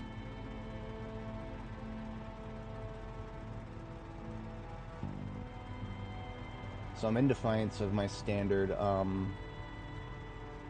storage system for now. And that's because I don't know if I should bother expecting there to be too awful much of certain items of certain categories here.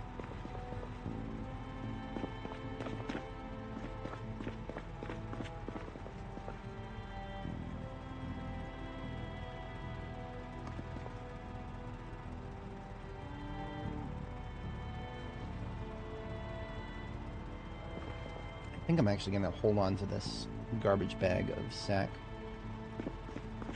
Or what about Mr. Hung's here? Mr. Hung's only has logs in it. Those can get emptied. Mr. Hung's is a transport, and it needs to be transporting things.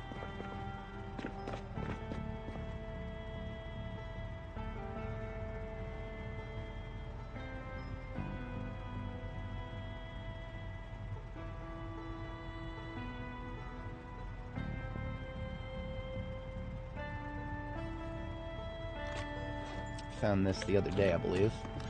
It's a spare JS3T. Always down for those.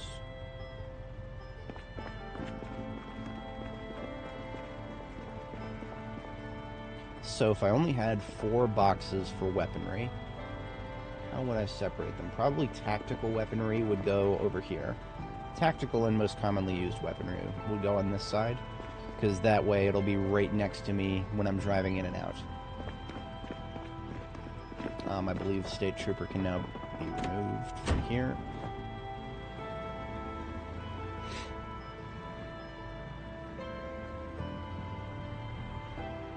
Yeah, I mean, honestly, so Kate and Bob, I feel like... Now, this is just pure speculation on my part. I feel like the game might come out with scenarios at some point scenarios like, you know, where you start as somebody specific and you've got NPCs of a specific type around you, that would probably be something they would come out with someday. And those scenarios, one of them would definitely be the Kate and Bald Spot start. But I don't know this for sure. I just feel like that would be a great idea for them to do.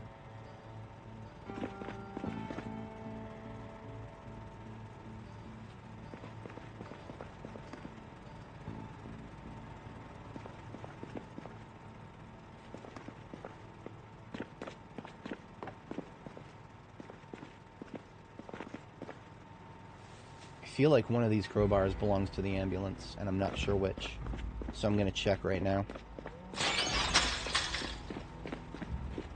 Does my ambulance miss a crowbar? Nope. Good.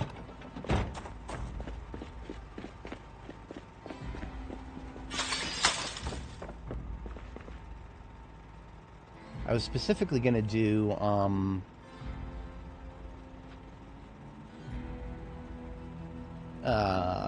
lesser used construction materials over here in the tool cabinet, so that would be like masonry related stuff, like these stone blocks. Glass panes are technically construction related because you use them to build windows. We did unfortunately find out that windows can only be built, I'm assuming right now they can only be built in player made windowsills. So like you build a frame, a wooden frame with carpentry, and then you build a window frame, and then you can build a window using the glass making materials. But existing windows cannot be refilled with the glass making windows, unfortunately, because we tried it recently. Didn't work.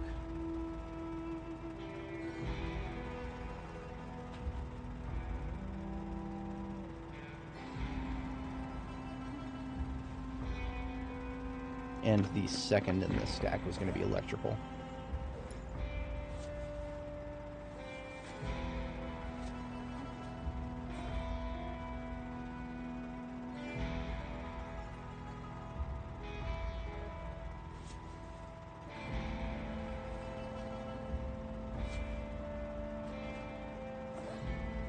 There's a possibility I'll go ahead and do electrical and first aid. I've done that before. Of course, this is a major base, and therefore, if I do those two categories combined, I may overload the container. We're going to have to find out. And yes, that is the sound of an alarm clock going off. I'm going to do my best to ignore it.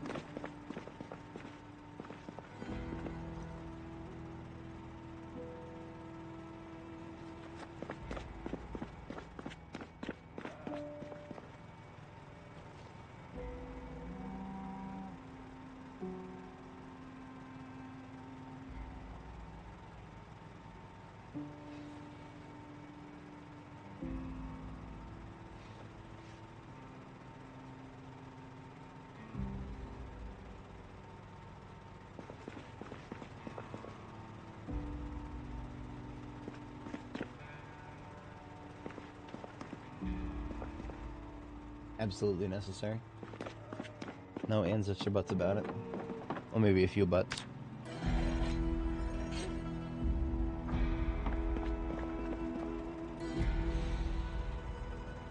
Yeah, we're gonna do medical with electrical for now. If we want to separate it later, it's not too hard. They're all the same category. Medical, electrical, fire source, and maybe a few other things.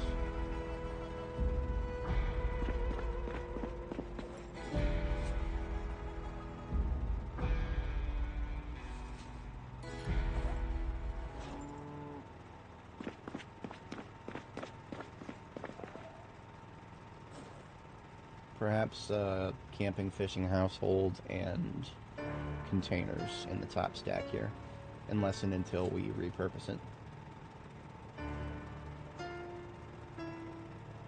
I was gonna do gardening somewhere else, probably outside.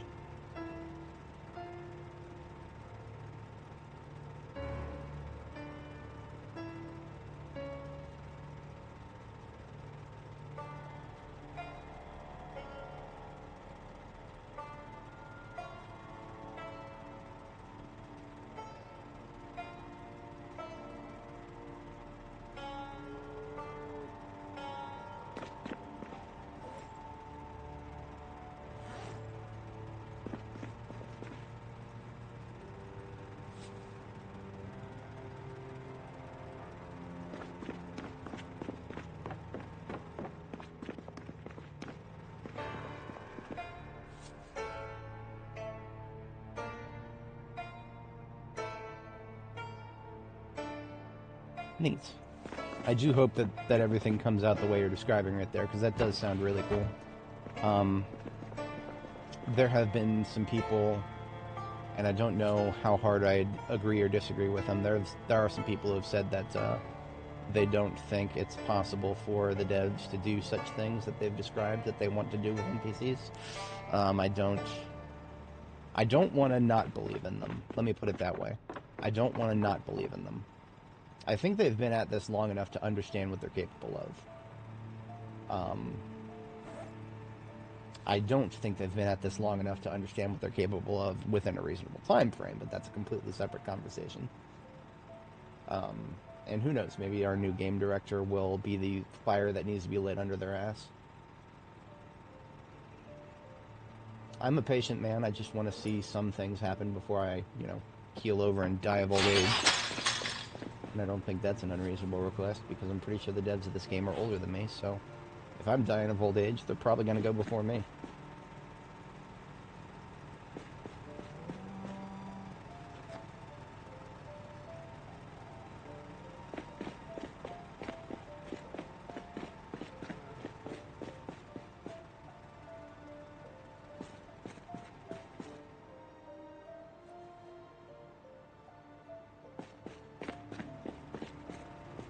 I don't know where I want to do my garden, but I'm going to assume it's going to be somewhere not far from the base. I did one in the little L area here at one point, and I didn't dislike it. It wasn't bad. Let me just leave the garbage bag right there. That is my gardening materials.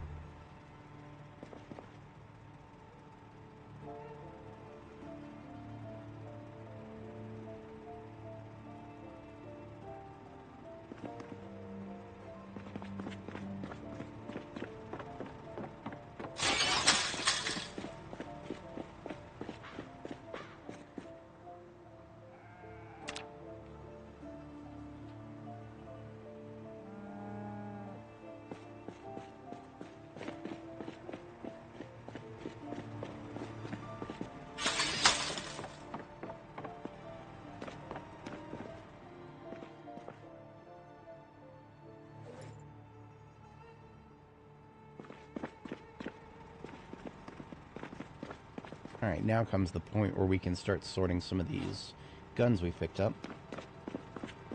So I'm going to start with lesser used guns on the left side here.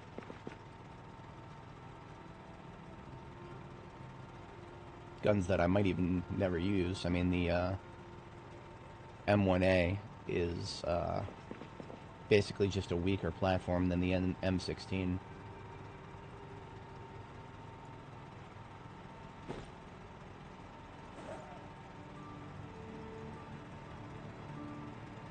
Yes, okay. That is, Zacto, you bring up a very interesting point there. And what's interesting about that is this game has often been described as the best mod for Sims 1 to ever be created. And that is not just a meme. And in The Sims, of course, you can just freely swap between Sims in your household. So let's make that be the same in Zomboid, shall we? That sounds like a very reasonable request. Don't know if they'll actually do it, but it certainly sounds like a reasonable request to me. Maybe I'll do magazines attachments on the far side here.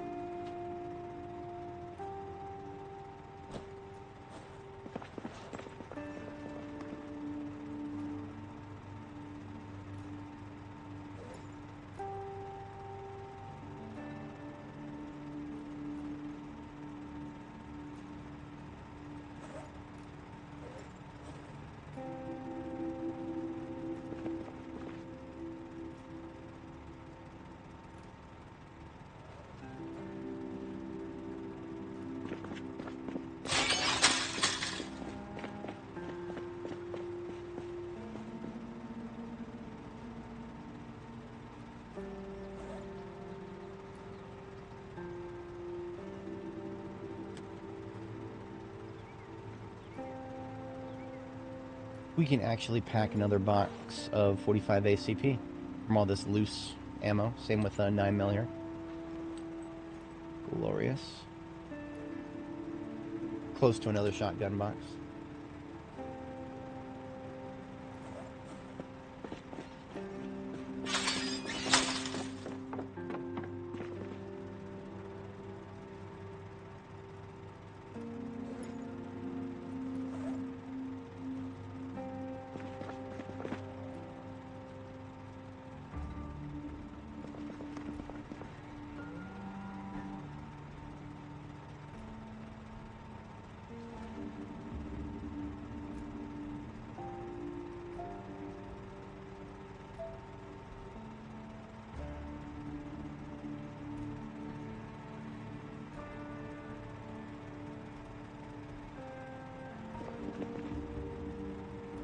"45 pages of math homework and some light modding."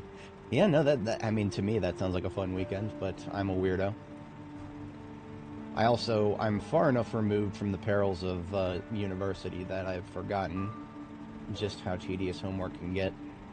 Believe you me, I have experienced some of that, but once you've been removed from something far long enough, you will forget some specifics about it.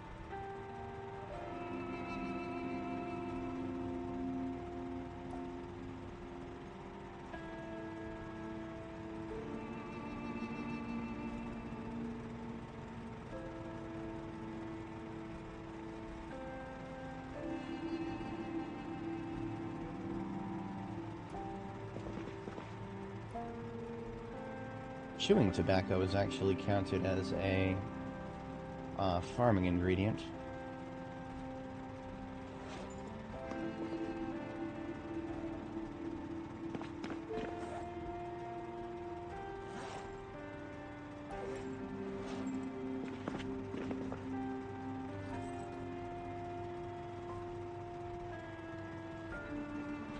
Because you make some cures with that. Our great 9mm magazine collection is being, or empty 9mm magazine collection goes in here. Our full 9mm magazines are already in the combat truck.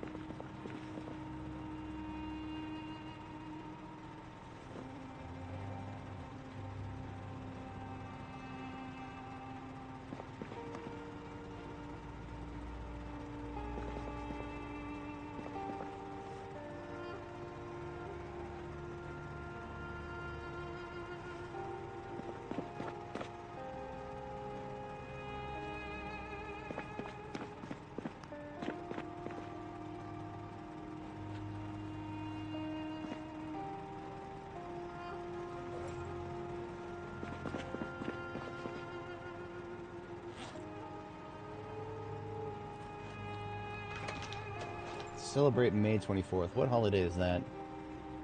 Something about it sounds familiar, but I don't know. I haven't actually looked yet because my timesheet shows me federal holidays, but I haven't looked at next pay period yet.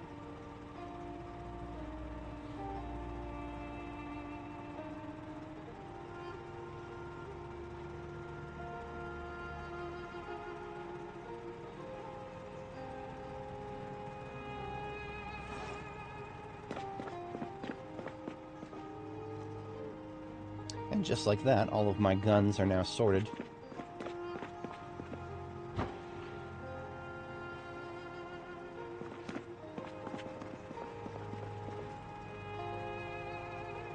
Shit. I have to take a call. I'm gonna have to mute my mic here. Stand by just a moment.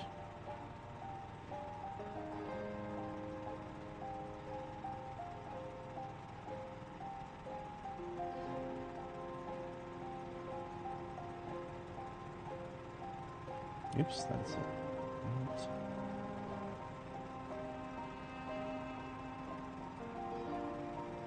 There we go. Basically, I'm putting damaged guns as decorations on the top there. Okay, I have to... So yeah, I gotta take a call here. I'll mute my mic, and I will be back. Probably won't take too awful long here.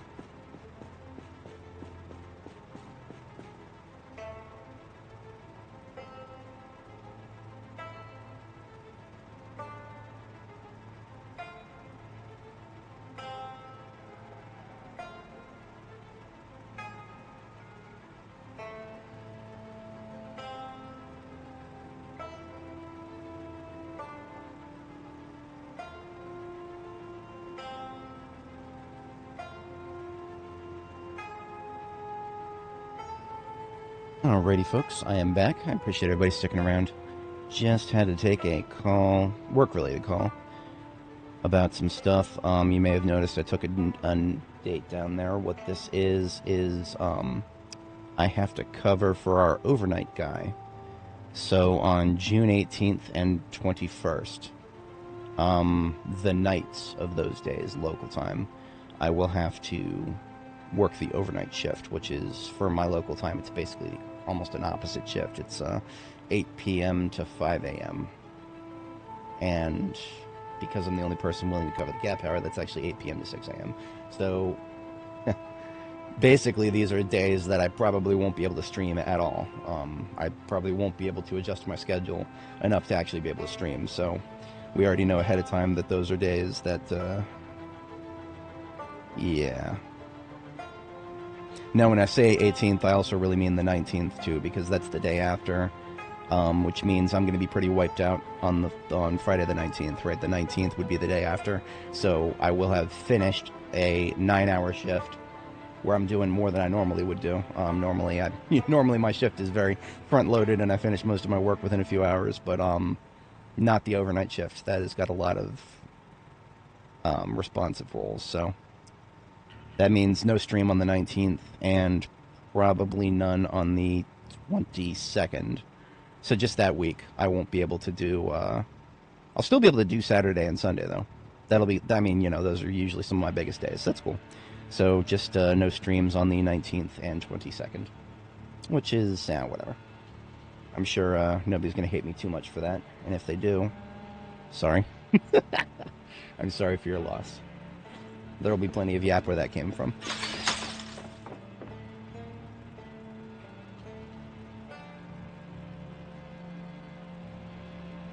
All right. We got our first milking of our Ginfidel cow here, and unfortunately, she is not producing very much. She produced 4 liters. The other Ginfidel cow, the one we have at Riverside, was producing a lot more than that. So I don't know what to make of that. But yeah, that is definitely a thing to think about. Because that means I might want a second cow. If I'm only getting 4 liters of milk, that's not even a stick of butter.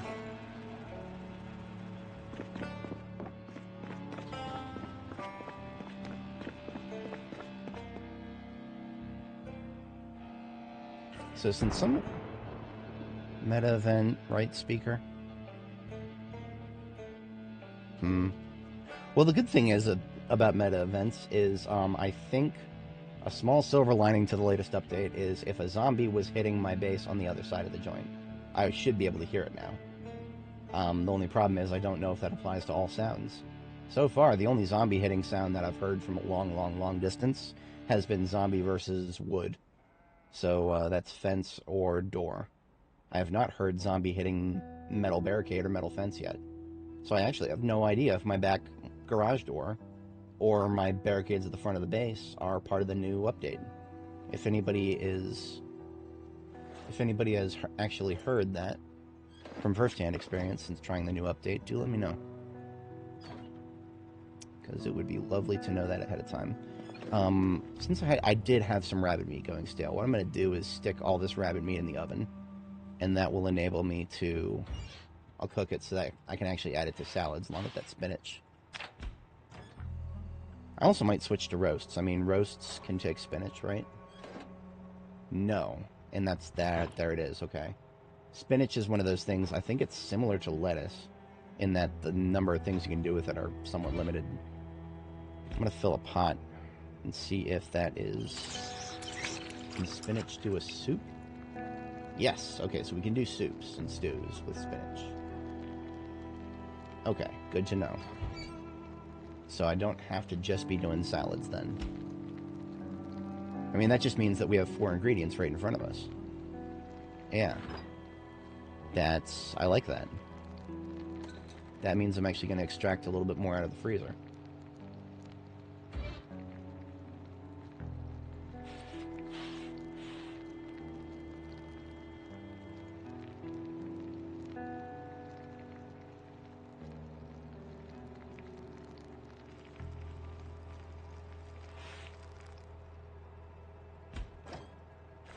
swap it out for this rabbit meat.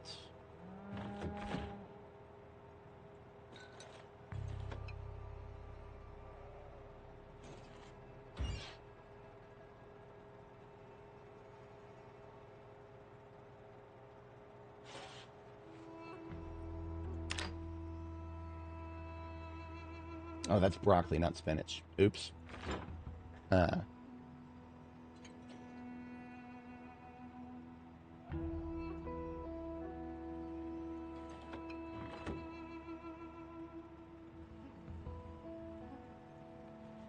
That's okay. We can use some more broccoli in here.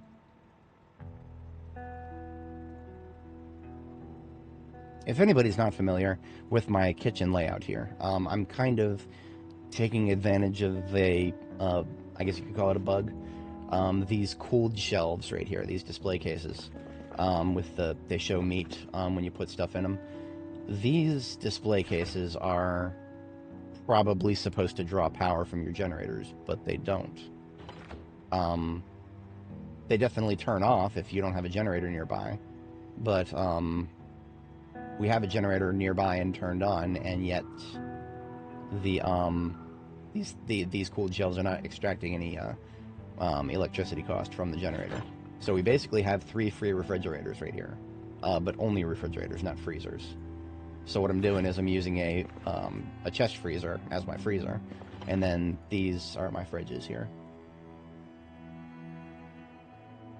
Even if they did cost power, I would probably try to see if I could get just one of them. Like maybe I would put this here, but then like sledgehammer out the other 2 sides of it or something. But I don't know if that would work. So I'm not going to risk that if I don't have to.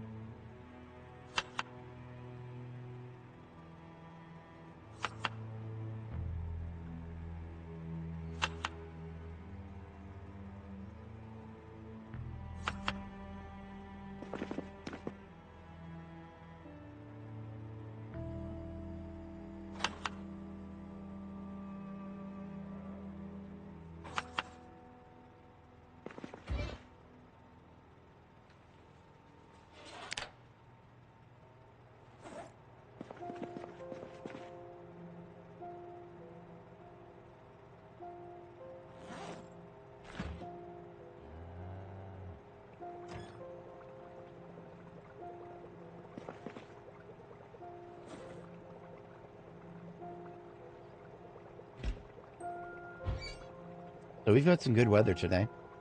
I'm definitely going to go up and do some sniping at the rail yard.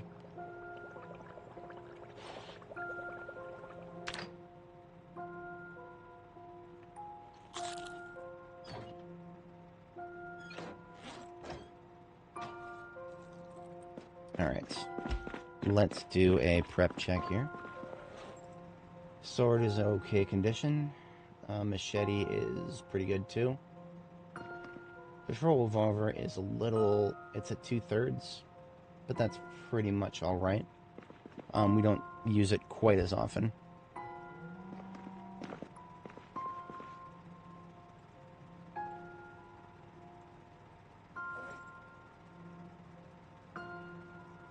We don't have a lot in terms of M16 ammo. In fact, we've only got 4 magazines of it right now. Like 4.5 something.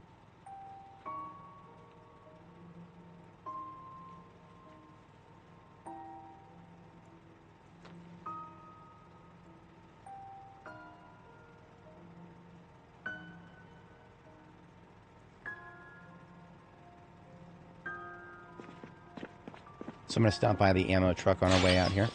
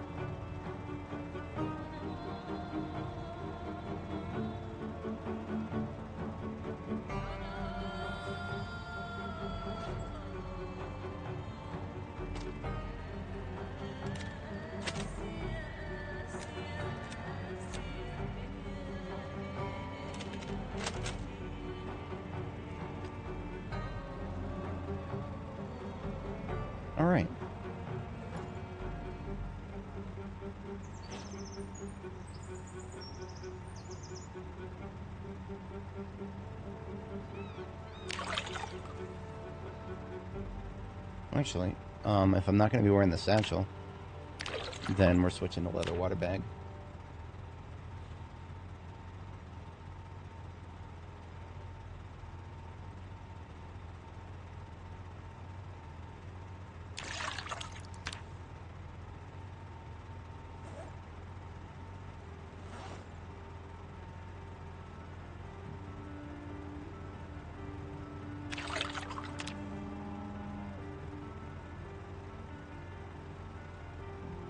All right.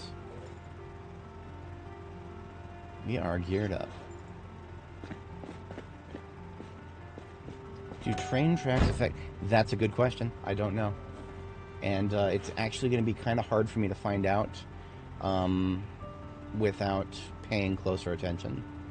I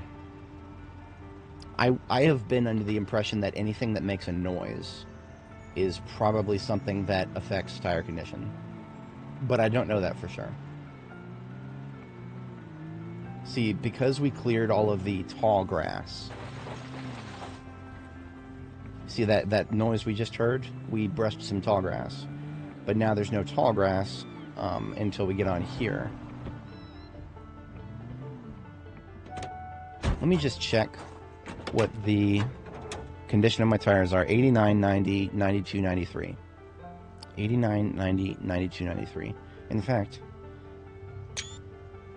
there's a screenshot. If it does affect tire condition,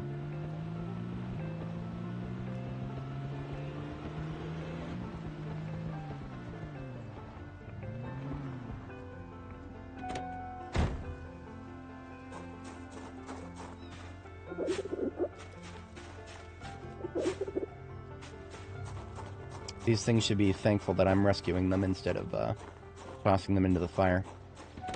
So what I'm going to do is I'm going to drive back and forth on the railroad tracks here. Drive back all the way up here and then all the way back. And then we'll compare. And I think the way it works is if you're off-roading, then... Or if you're off-roading like in the grass. While you're in the grass, there's a small chance of like 1% damage every couple of seconds or something like that. I don't know the math behind it, but that is my general understanding.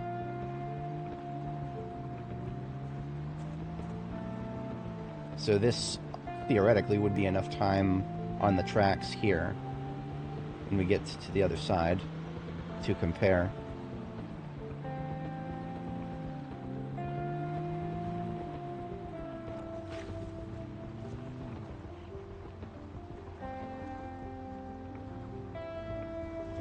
I'm being very, very merciful today. I really am.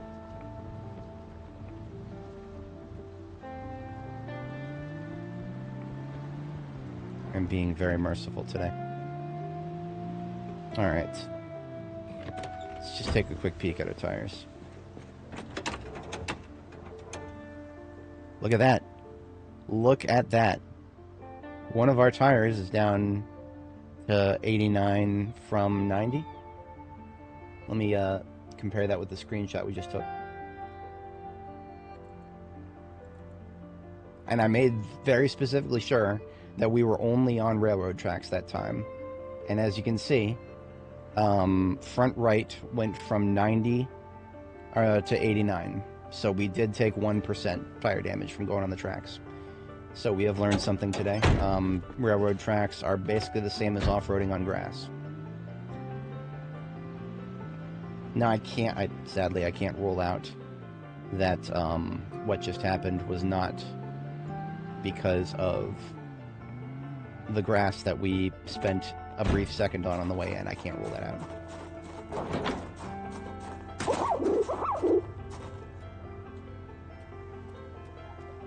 Of course it's agitated.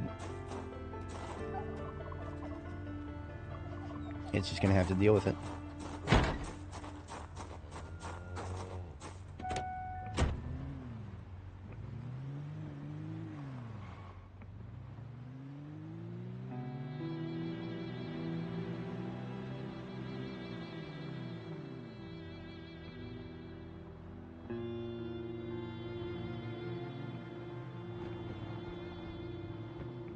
I think we scared the other rabbit into this direction.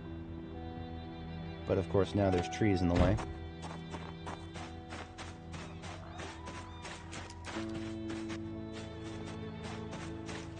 If it got trapped in this corner, then we probably would have seen it by now.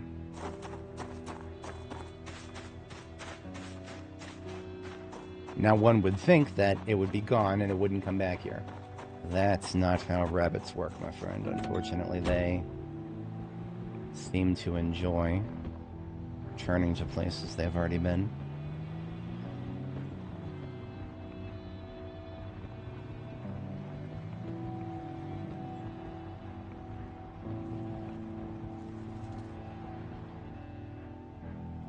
There it is, that fucking thing.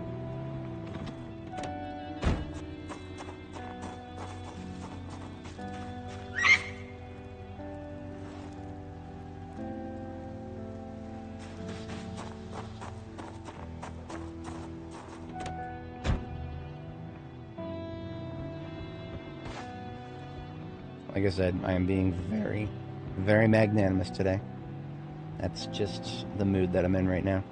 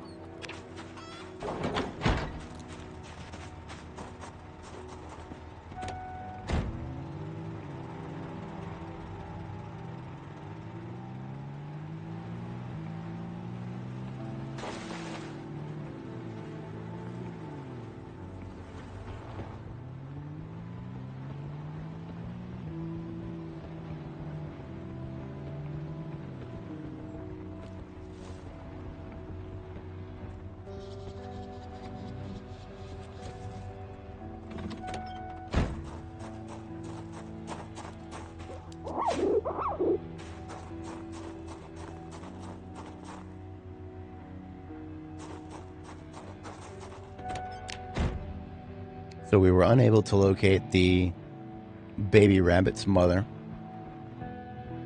which means it is most likely one of those slabs of rabbit meat in my fridge. Unfortunately, a slab of rabbit meat is not going to be able to nurse it, so that will have to be our job. I do have milk powder. I'm capable of making milk.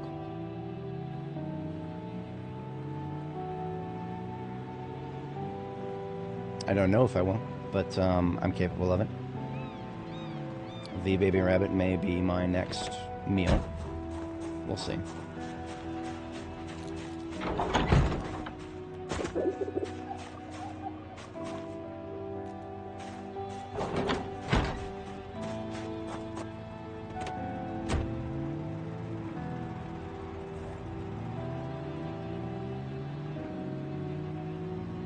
Alright. Fun little side quest, but we are now off to do our work.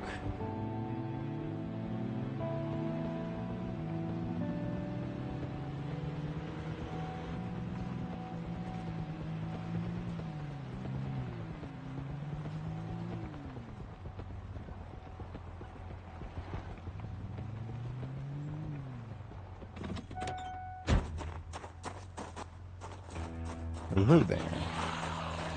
You are in my road. Fair enough.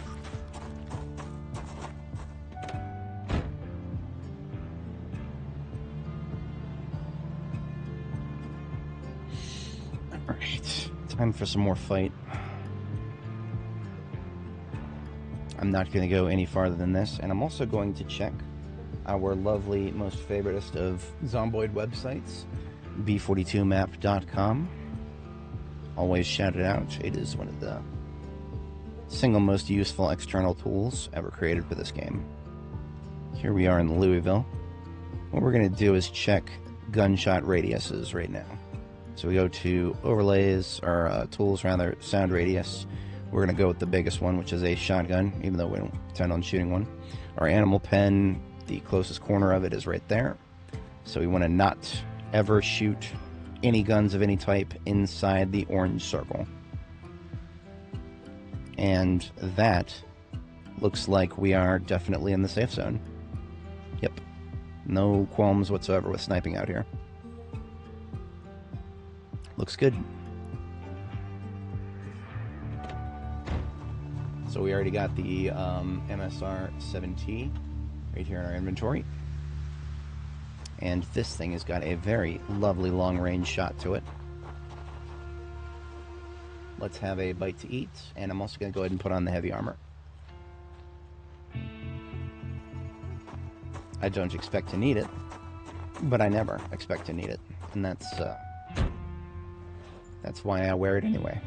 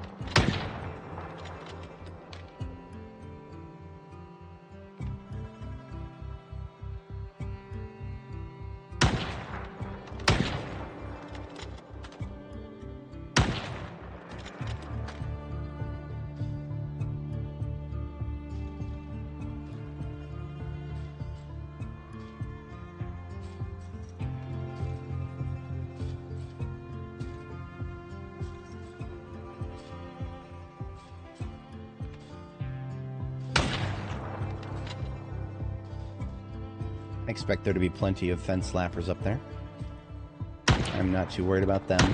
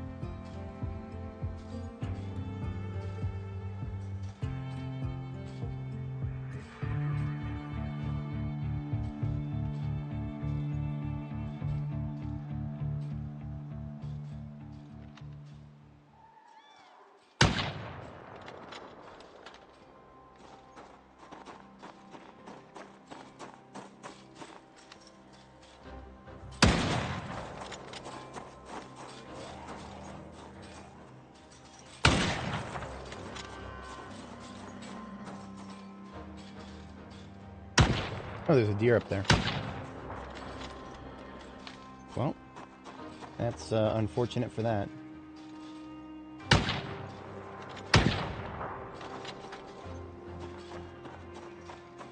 Deer just tanked 2 762 rounds. That's impressive. Okay, there it is. Now it's dead. This character, Dani the Drifter, has not actually had venison in any of her meals.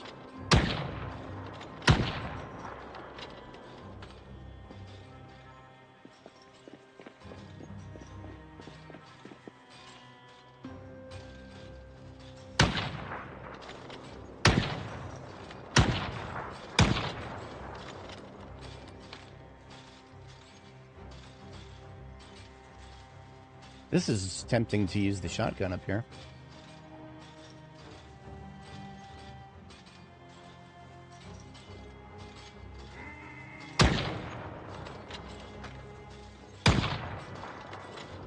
Like somehow a pack of deer managed to get into the, Don't come to me, dude. Shouldn't have done that. I have no idea if they can injure you, but I'm not going to risk it. Other males of other species can absolutely cause your day to get fucked up. So it's coming right for us.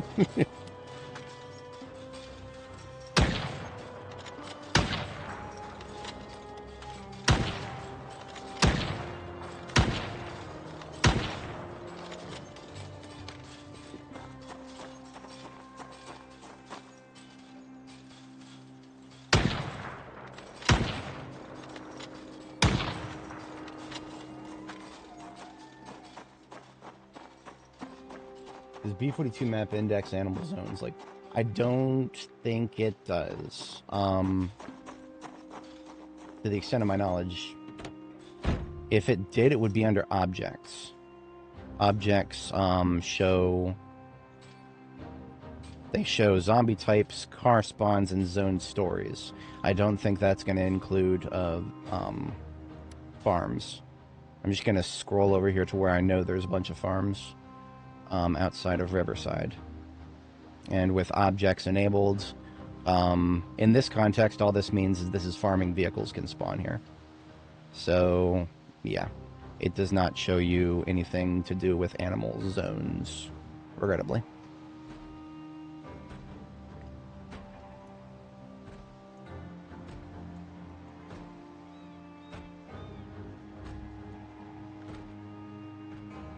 Oh, look at that. They've just dispersed all over the place here.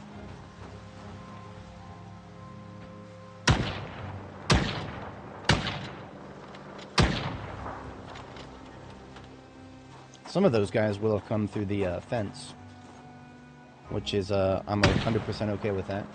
Anybody who's capable of being brought out into the open in that area needs to have been brought out into the open a while ago.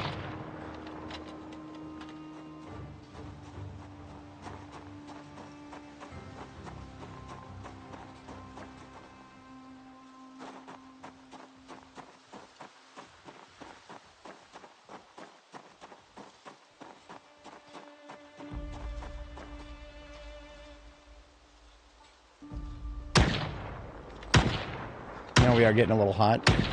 It's 82 Fahrenheit. That's almost unavoidable at this point. I suppose I could make it a lot easier on myself if I take the mask off.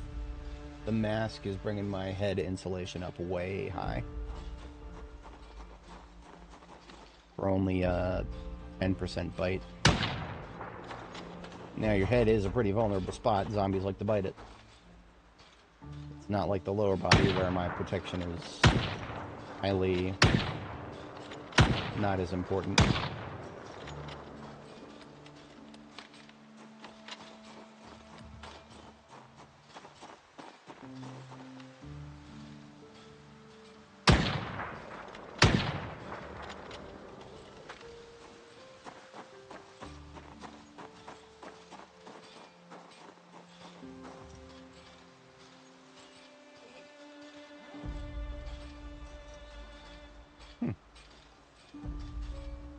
My current encumbrance so high?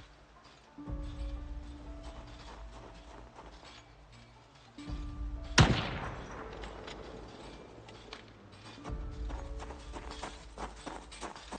me take some stuff out of my backpack here.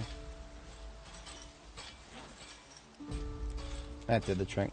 I have to keep it below 25, and it was just barely above 25 there.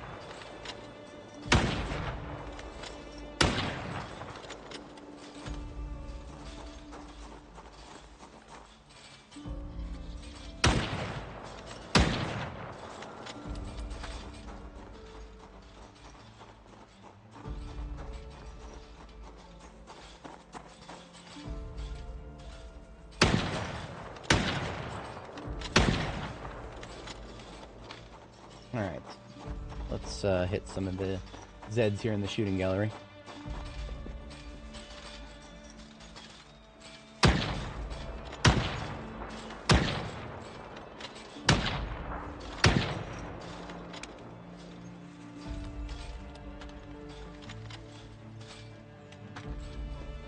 Actually, well, there's no reason not to take these guys with a caliber of bullet that I have more of.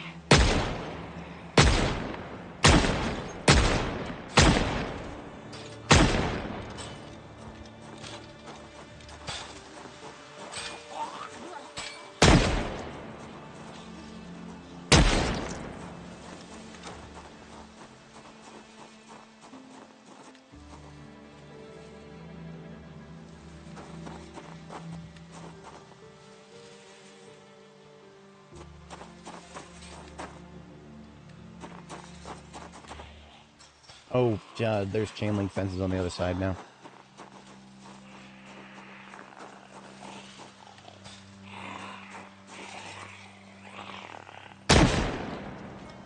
We now have incoming from the right. So I'm just going to blink these guys and fall back. In fact, I'm going to go ahead and take a brief moment to stick this buck we shot into my the bed of the truck, because we got 2 deer. This one weighs 65 encumbrance. That is probably way too heavy for the truck.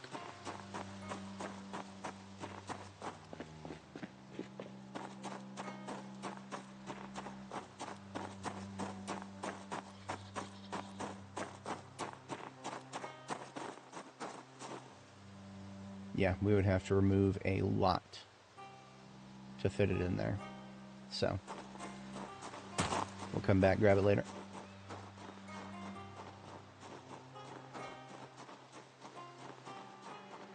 Maybe we'll get lucky and the other one that we shot can fit in the trunk, so we can hand carry the buck. What happened to the ones that would have been incoming from the right? They all give up? Yeah. Suppose it makes sense they'd be slower. There's going to be another deer. There it is right there. We probably ended up with an entire family of deer. And the poor things are going to be stressed for the rest of their life because of this many zombies around them. Now, deer cannot be domesticated. If you pick them up, which you actually can do, it's possible. You just got to do some wacky stuff to make it happen. They will run around forever in your animal zones. They'll never... even if player acceptance goes to 100, which is technically possible, they will never stop running away from you.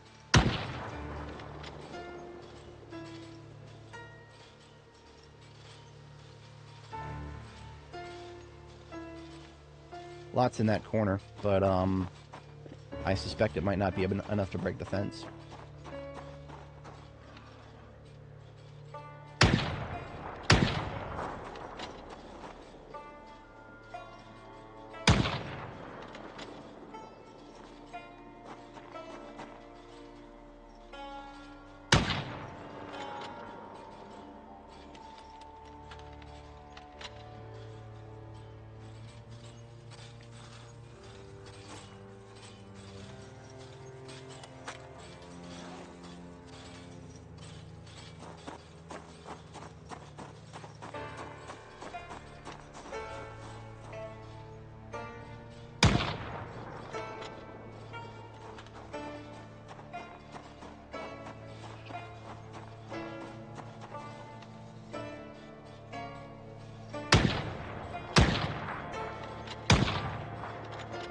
So we're actually getting closer now to the actual train station where riders, passengers of the train would board up. That is probably going to be a lot more densely populated than the rail yard out here. In the past, it's always felt as though the rail yard was extremely populated, but that always could have just been the fact that I had let them come out of the station.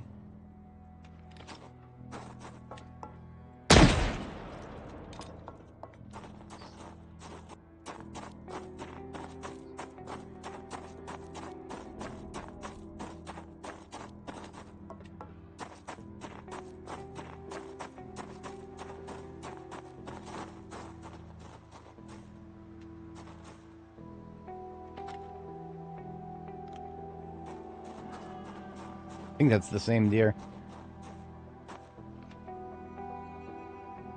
Better not get too much closer to me, otherwise I'll consider it a threat. It is a large mammal, and it is stressed, and therefore potentially dangerous. I mean, in real life, deer can be very dangerous if they do things unpredictably.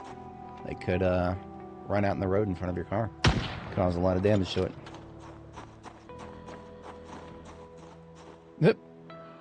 I don't know what it's doing now. It's trying to T-pose at the zombies. We're actually fatigued right now, but we seem to be nailing shots pretty well.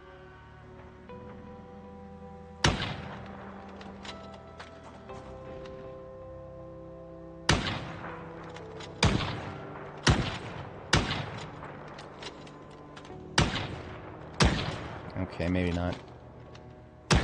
I'm gonna go ahead and use a coffee. We got one.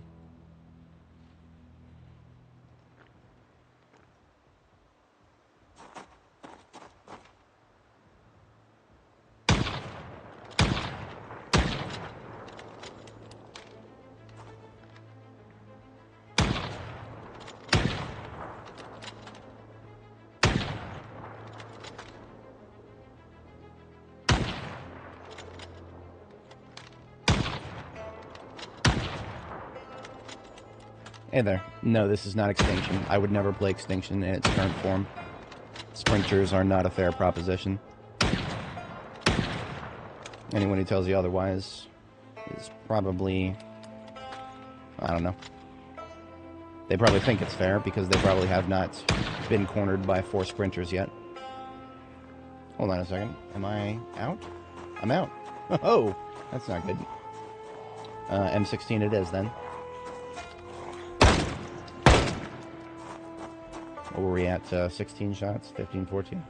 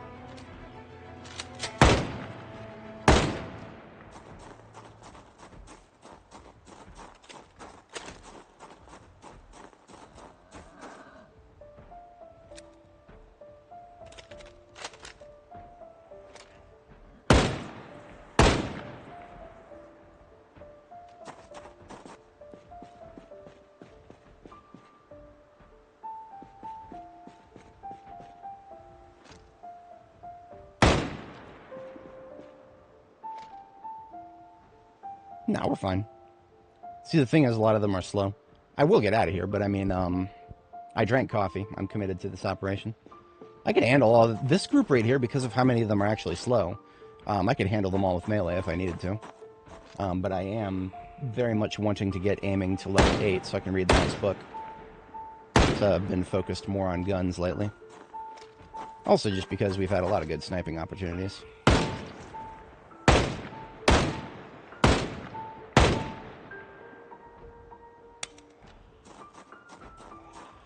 One coming from the left here.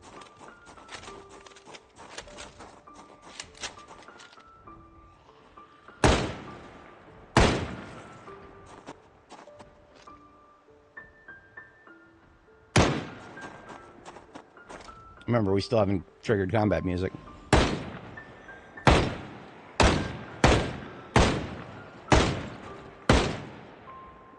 It's not as impactful of a statement, considering the groups are this big, but they've never gotten that close to us. Right. Cars are definitely an option. Not one that I personally ever want to engage in. There's always that situation where if you run into too many of them at once and you lose your hood, suddenly you're taking direct engine damage. And at that point, how many of them do you have to get through to escape? You gotta pay very close attention to your engine or your hood integrity, and you gotta go by visuals. I think there's 2 tiers of damage, or is it just 1? I know that it starts looking mashed up as soon as it falls below 50. We haven't gotten past stage 1 stink yet. The bandana holds off the worst of it.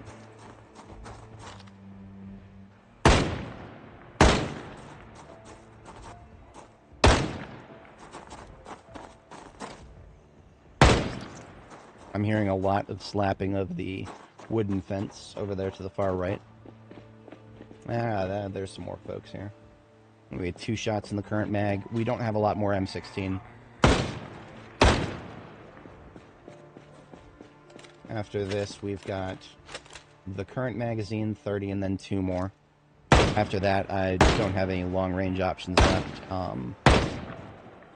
If there aren't too many, we'll mop them up with melee, but if there's plenty, then we'll go ahead and fall back.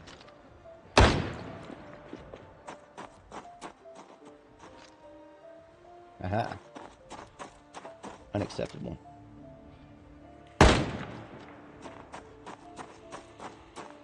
Now we're at stage 2 stink, even with the mask. We are going to displace in the general this way direction.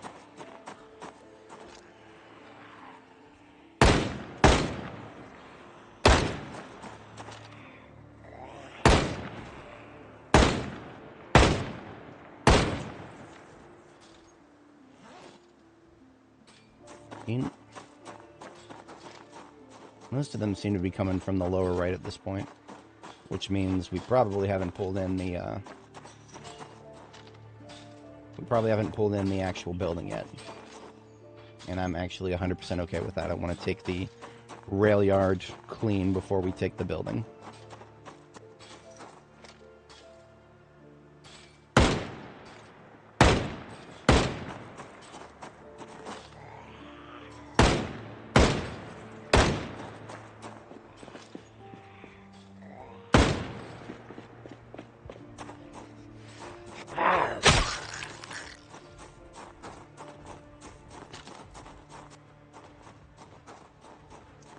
Quite the situation. I'm still gripping my mouse too tight. Lose feeling in my hands when I do that. Sweating a lot, so we're putting the next water bag on now. But surprisingly clean over here. I guess we might have pulled most of who there was to pull from this side at least. Nobody's stuck on any of the doors in here. Yeah. The chain link fence slapping, fully aware of that.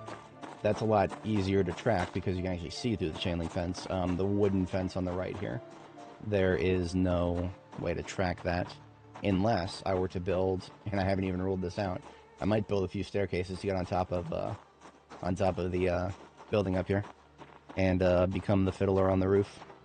I do not know if that is going to be enough height. I don't have a lot of experience shooting down from an elevated position.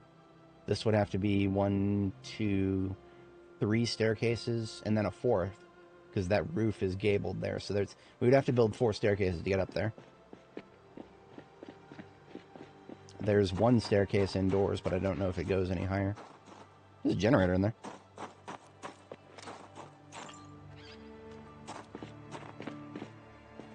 Yeah, I'm going to go ahead and put away the sniper now that we're out of ammo for it.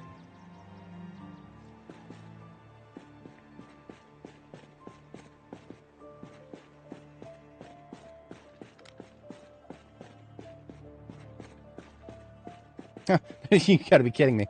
Okay, so there was a blacksmith anvil in here the whole time. I've never seen that before. That is quite interesting. If a blacksmith anvil has a chance to spawn in a shed like this one, sheds like this one of this particular layout are actually kind of common. You can find these in a lot of places. But I don't know if that would be... That might be something specific to this one.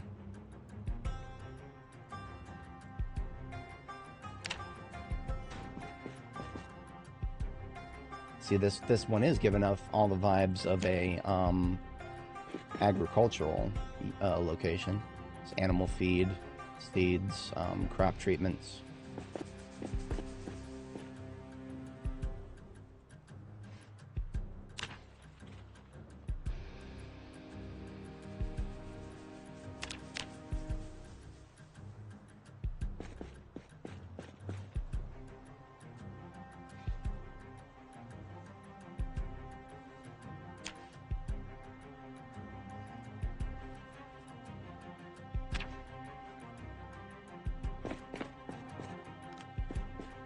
Okay, we are done with today's operations. I'm taking this generator back. I will look into... we're going to do some shenanigans to make sure we get everything home here. The deer that we shot, I will try to hand carry one of them and see if the other will fit in the trunk, perhaps. And in order to make room in the trunk, I will use the handbags. Yeah, I'm not going to shoot that one. That one, we'll save for later.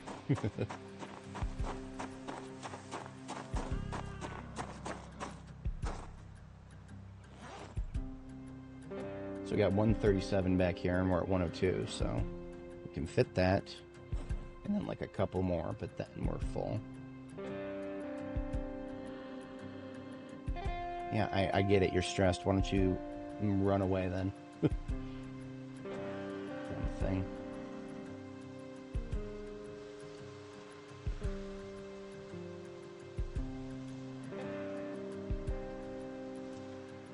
Okay, no more room in the trunk.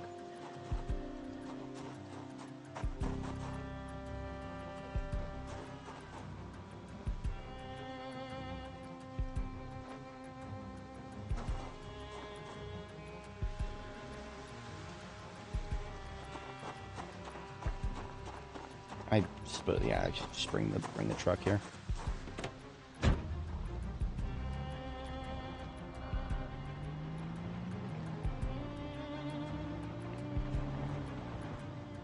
Died right about here, I think.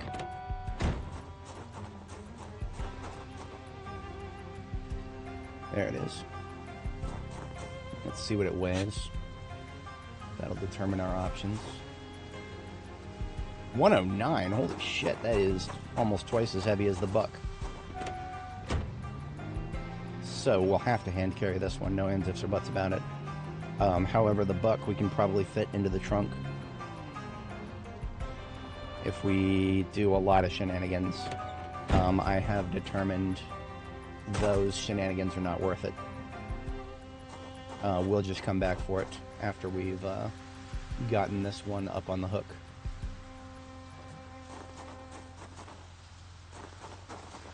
So we don't actually have a butcher hook built yet, but we brought a large hook with us. So we are capable of building a butcher hook whenever we want, which we will now do.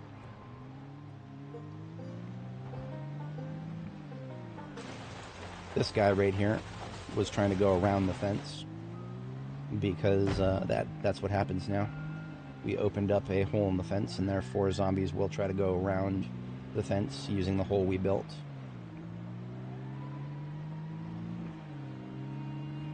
The question of where to put the butcher hook comes up. I'm thinking just right outside the animal pen, out of line of sight, so they don't see it. Maybe in this corner.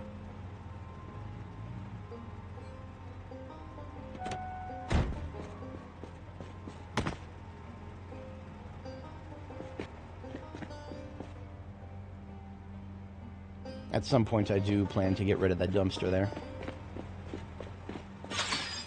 Left the hook somewhere in this area.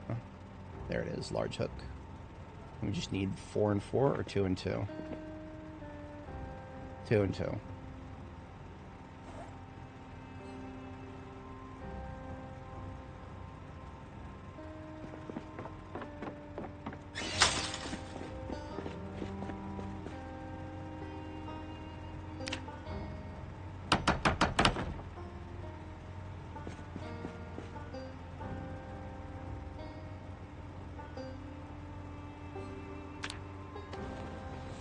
I believe once the thing is on the hook, I think it stops losing freshness. I'm not 100% sure of that, don't quote me. But I'm gonna assume that that might be the case and leave it there for a moment. I predict that we might get enough meat for it to be a reasonable thing to... Well, actually, I have no idea. We're level 10 butchery, but that might not mean anything. We might not actually get a lot of meat.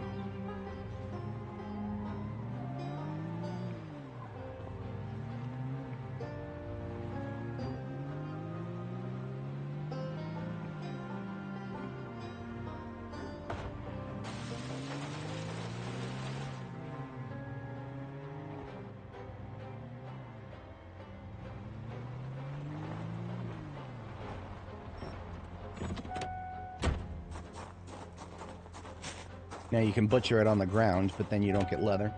And I believe these are both adult deer, and therefore they should give me medium leather. And medium leather is a useful thing. I've also never tried to use deer leather for crafting purposes, leaving the fur on it. So I might leave both of these furred. Because nothing has come into mind specifically that I'll need medium leather for. At least not right now.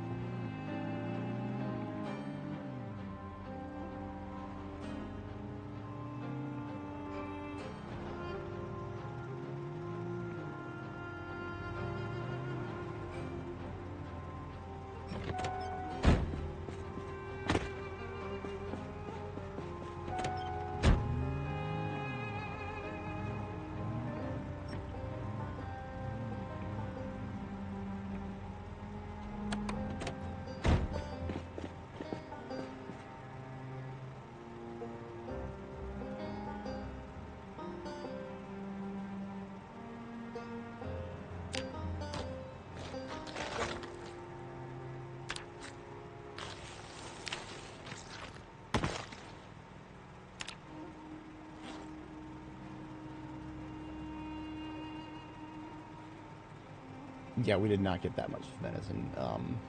It's very, very lightweight. Venison does not weigh very much.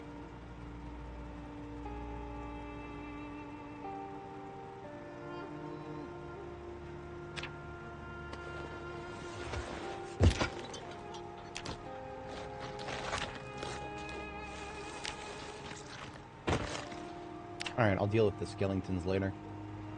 For now, I would just like to get this meat into a freezer.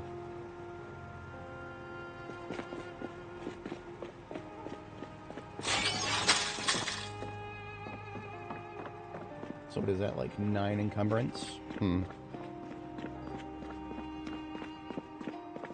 Start by getting the rabbit meat out of here. Because we can always just walk outside and get more of that.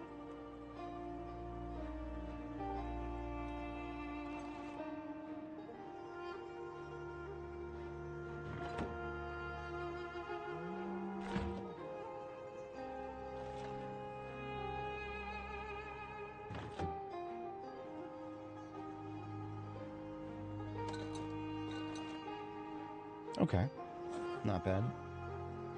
Now, I've never made one of those wall mounts with the heads.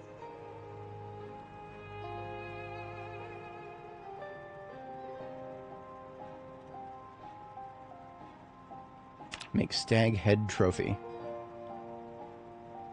Interesting. Looks like we'll need a needle, awl, nails, planks, and a bunch of rags, apparently?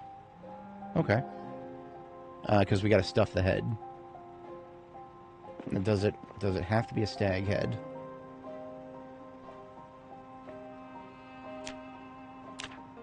Yes, it has to be a stag head. Can't use a doe head.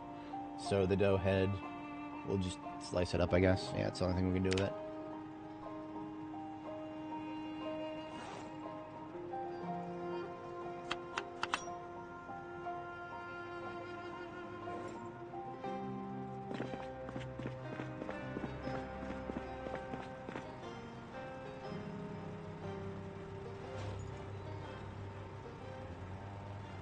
Tell me I didn't bring a needle with me. I might not have. I brought so many things, but actual needle might not have actually made its way into the. Nah, there it is. Okay, so we should have everything we need, except for an awl. Usually, I carry an awl somewhere. Field kit of the ambulance likely has one. If it doesn't, I'll be sorely disappointed. I'm sorely disappointed.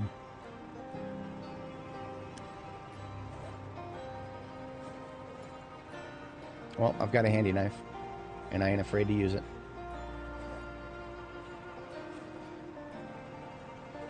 Handy knife can be a substitute for an awl. You can also make an awl out of bone, and I would have Probably done that if I didn't have the handy knife in front of me. For now, the handy knife will go in with the needle. Or at least it would, if I had not completely filled up every container here. Oops.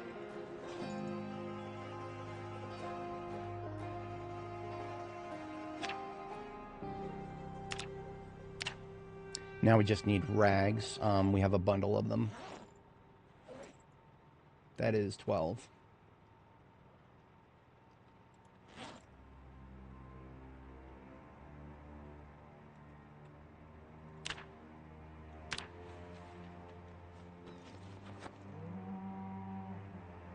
Boom.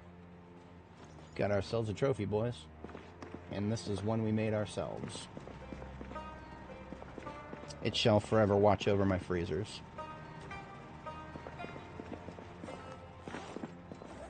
It's another strike on my bucket list there.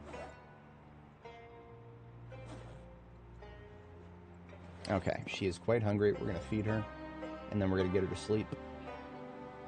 I have to step away briefly IRL after that. Of course, we parked the truck out here, and it's got the rest of our meal.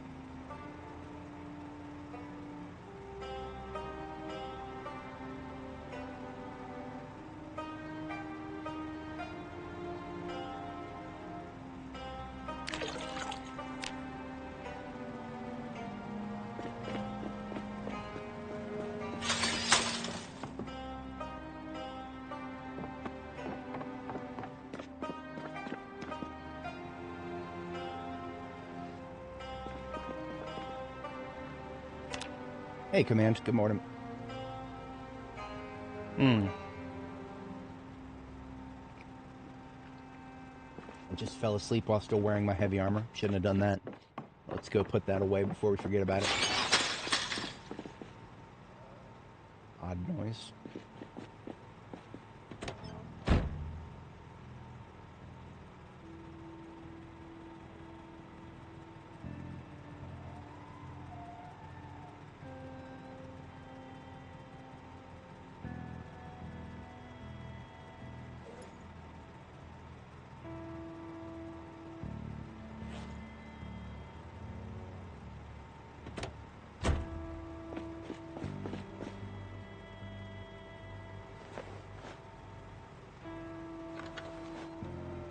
Whew.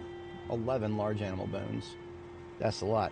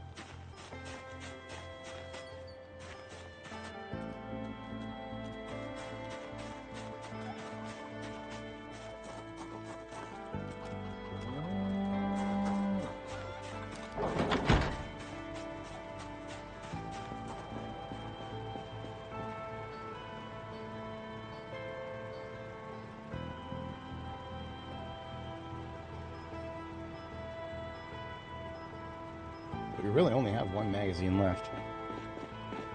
I'm just going to load that into the M16 itself.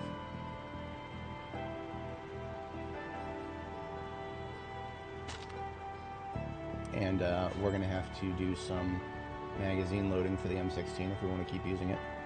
Which I do. It's a lovely weapon. Very lovely range to it.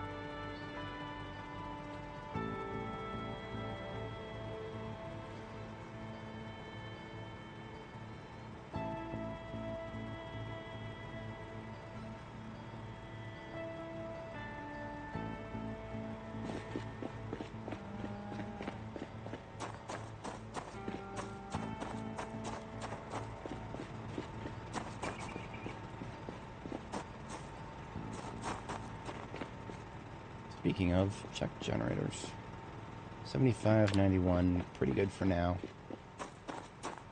That one doesn't seem to take the same consumption rate. 71, okay. Roof is probably about the same. I'm gonna leave the crowbar out here because we have several copies of crowbars now. At some point, we'll get more crates built outside for the aminal parts and the leftover welding stuff. Okay. Second sleep, and then I have to step away briefly IRL, and then we're back to it.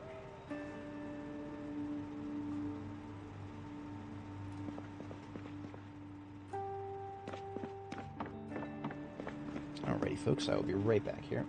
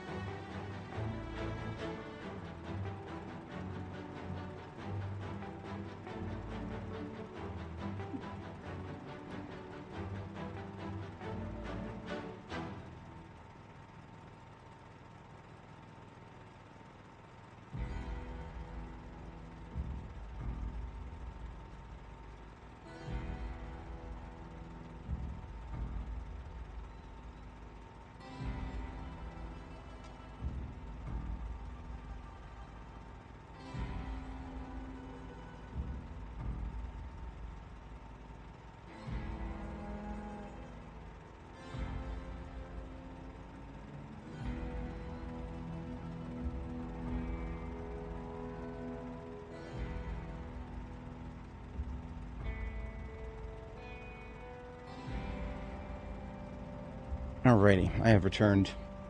Appreciate everybody sticking around. So, today's stream is probably not going to be one of my extremely long ones. In fact, I'm most likely going to start closing up shop within about 2 hours or so. Reason being is I had a bit of a thing come up recently in real life where I was forced into some physical activity that I wasn't expecting, and I realized just how out of shape I am. And I need to make some changes to my my routine, I guess is the best way to phrase it. There's a few changes to my routine that I want to make. And what that is possibly going to entail is pre-stream workouts. Possibly. That'll be subject to reception, of course, and other things. You see, it would not be something that would be very interesting to the people who watch my streams after the fact, and I recognize that, and that's one of the things I think about the most when it comes to what to include in my streams, right? Because people who are watching while it's live are usually a little bit more flexible than the people who want to catch it after the fact. If you're going to watch a live stream after it's gone, you're probably just going to want to focus on the subject matter of the game itself. At least that's my current prediction. But not a treadmill stream necessarily, no. If I was going to do cardio, it would be a hike. And I have a few theories on how I could do that. Yeah, I definitely have a few theories on how I could do that. Whether or not they would end up being interesting or not is a totally different question, so I would have to stress test that. So we just cooked up some venison here. But that may be something that I start actually, trialing in the not-too-distant future here. Spinach, rabbit,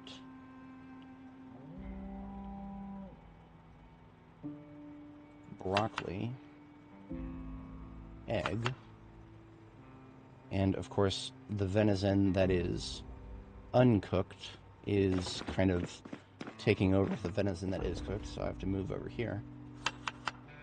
So that is a 5-ingredient salad right there.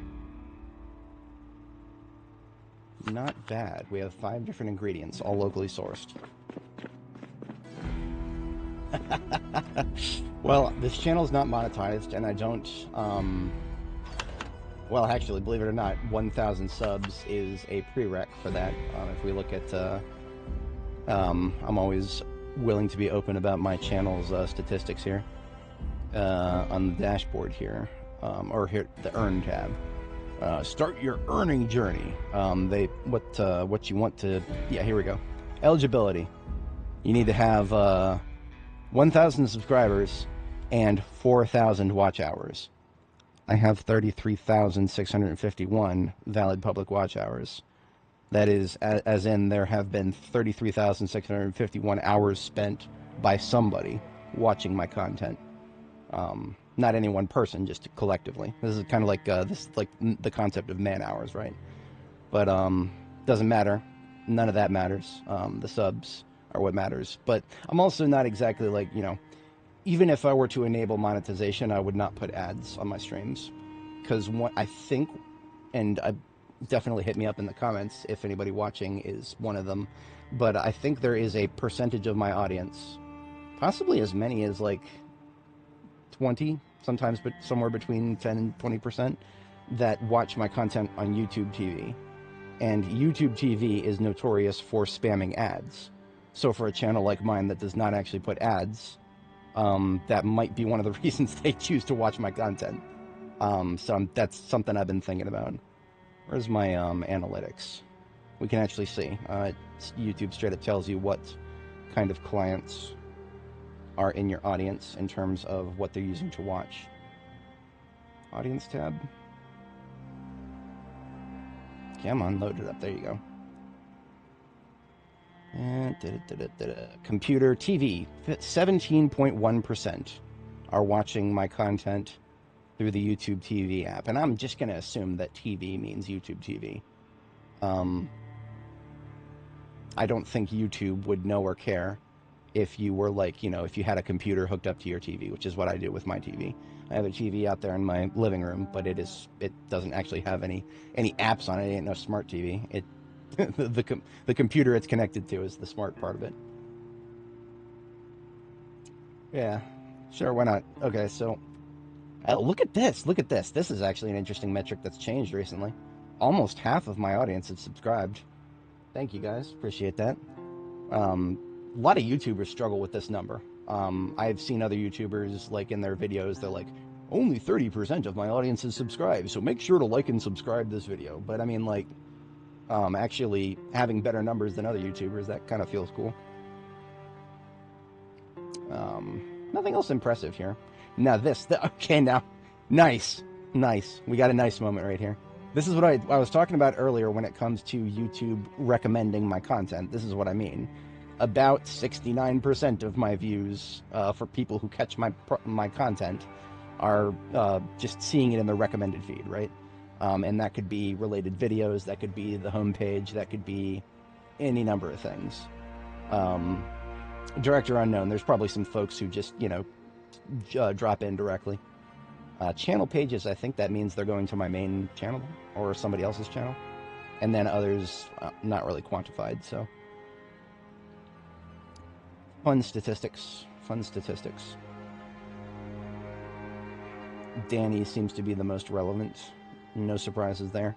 Nora's stream where she hit the military research facility is actually probably one of the most popular streams that I've done that has not,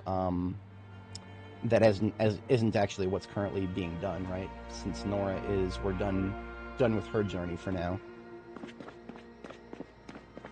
We got some rotten rabbit meat that I'll put into the compost down here. In which I get sponsored by Factor. You know, okay, so there's a lot of YouTube sponsors out there that I've just immediately ruled out, that I would never do a deal with. Factor is one of those things that I feel like, I don't know.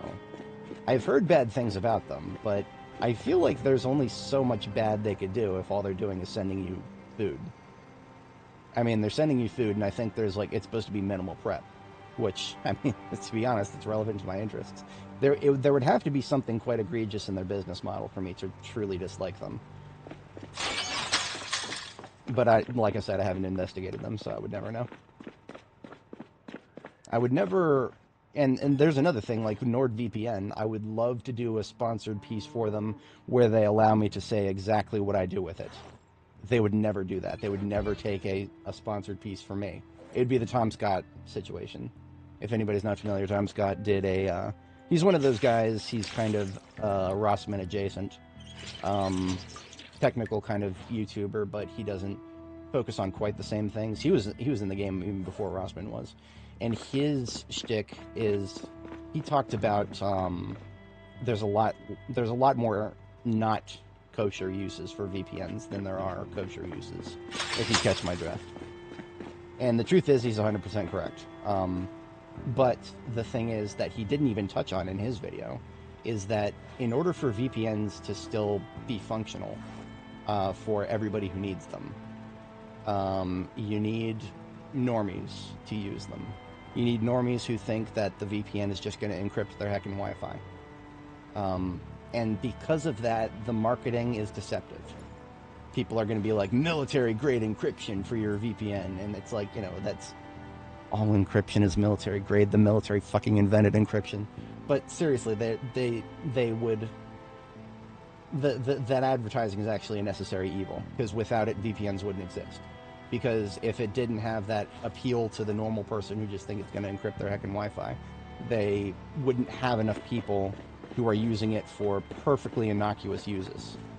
They wouldn't have enough of those people for it to be a sustainable business model, or enough to actually work with the people who use it for less than legitimate reasons. What was I going to do with this left? It goes in the ammo van. Yes, of course it does. And then the bandana belongs in my passenger seat. We've got good weather today, so I really would like to do some more fighting. And another 10 days in a row of storms could be right around the corner. It is, yes. The VPN industry is definitely predatory. For the reasons I just articulated, I'm okay with them bringing normies on board with the deceptive advertisement to a certain extent, right? As long as they're actually technically honest about what they're saying, then I don't really... It's not going to bother me that much, because it's for the same reason that Tor needs regular people to use it on occasion, right? Tor is just VPN, but better. Better for certain use cases, I should say. Tor plus VPN is the correct thing to do, and I will fight people over that. Kenny from the Mental Outlaw channel was ragging on people who use VPN with Tor, and I told him, and he hearted my comment, so I know he read it. I told him, I said, you don't... ISPs create lists of their clients, right? Everybody knows this. Well, everybody who pays attention knows this. ISPs create lists of their clients. Do you really want to be on the raw dogging Tor list? Because even if they're not going to do anything with that list today, they're going to do... They might do something with it someday. And when that day comes, are you really going to want to be on that list? Personally, I'd like to be on as many innocuous lists as possible and as few bad lists as possible. Call this list min-maxing, I guess. Alright, we got one carton of 556 back here. We figured out a ratio before that for M16 magazines, one carton is 8 magazines. I believe we put away almost all the empties. So we got 4 empties here. Let's go get 4 more. I have never tried it, Zacto. Well, okay, illegitimate reason. Reason pertaining to illegitimate activities, I suppose. That is a better way of phrasing it if you want to be technically correct about it. Which is, of course, the best kind of correct. I guess I didn't put any of the M16 magazines in here. I don't foresee there being an immediate need to continue putting certain things like, empty magazines in the trunk of the ambulance, including also the explosives manufacturer. We'll take that and put it inside along with, here it is, empty mag. We don't have enough room for this in the fire truck, otherwise that would definitely go in there. Now that we have a proper crafting spot, with our electrical storage being in the second box in the stack, we put our explosives crafting kit right here, and we can access both containers from this spot. So this is where we go to craft the boom sticks, or shall I say the sticks that go boom. Alright, those are our M16 mags, and then the rest go in here.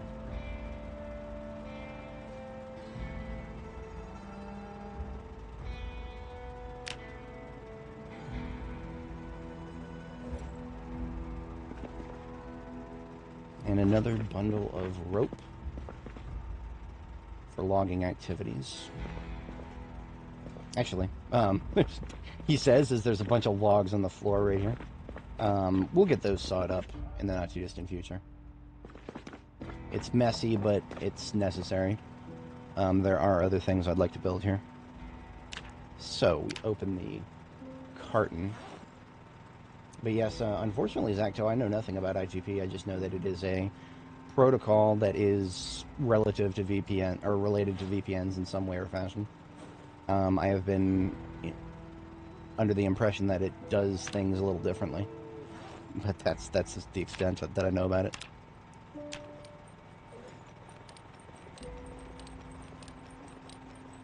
Alright, 240 shots of 556. 1, 2...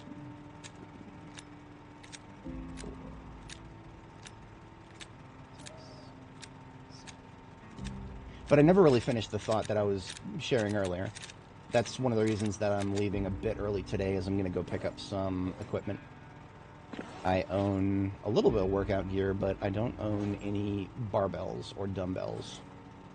And at least 2 dumbbells will be necessary.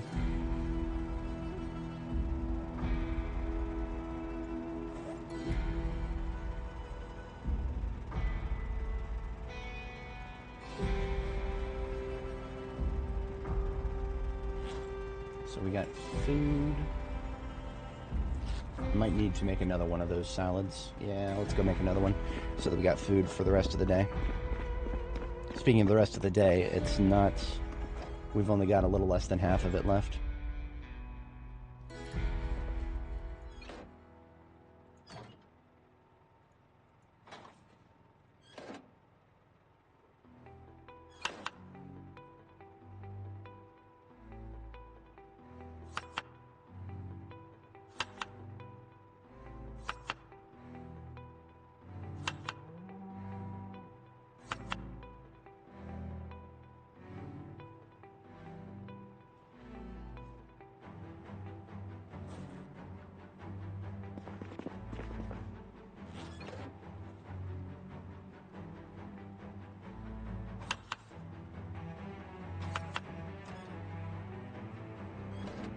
Alright, it's looking good.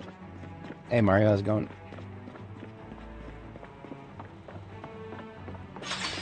Alrighty, I'm thinking we are... Oh yeah, we're very set. Gonna open another carton of 762 here. That is what we shoot the long distance rifle with.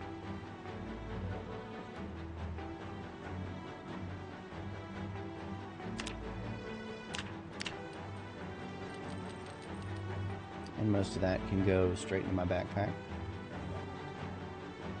M16 onto the back. MSR 17 to the hands.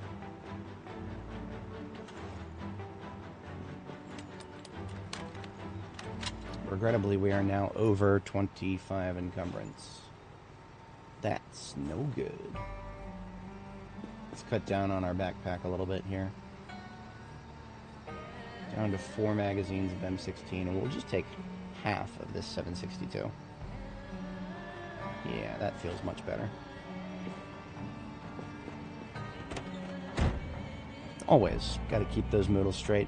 Now, being a little weighed down, that's okay. Stage 1 weighed down, if I have an extra weapon in my hands, we can tolerate that. Now, I believe we determined that firearms discharge is best reserved for at least this road up here. This little orange radius is the auditory radius of a shotgun, so we want to stay outside of that if we're shooting because we don't want our animals to hear the shots.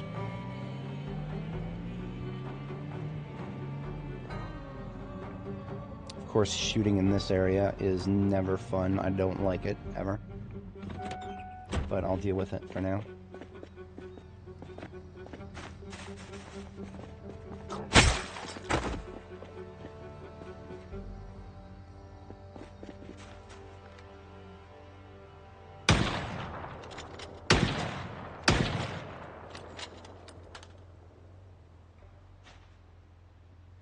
Fall back a little bit and see what that brings out.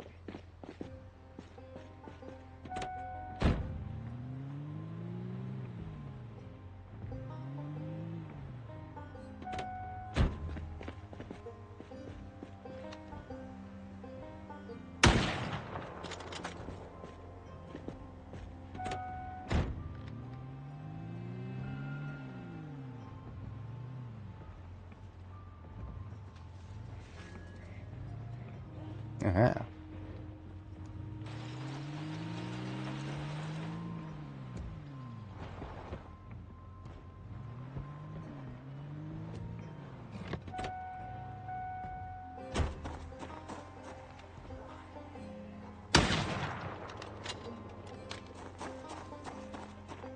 So what I would like to happen is for the people who are in the neighborhood where we just left to come this way a little bit. At least past those switch lights. Oh yeah, heater's good. So yeah, Mario, I mentioned earlier it was a we had maintenance came in and they handled the situation for us. It was the boiler. The boiler for the emergency heater, just something went wrong with it electrically. So I was 100% correct to just go back there and cut the fuse for it, that's what I immediately did when I realized that it wouldn't shut off. I went back there and cut the fuse for both the heater and the AC. And it didn't get turned back on until he fixed it. and it is now fixed, so everything functioning as normal. The burning smell is perfectly normal if you have a heater of this type. It was just the fact that it turned on was extremely abnormal.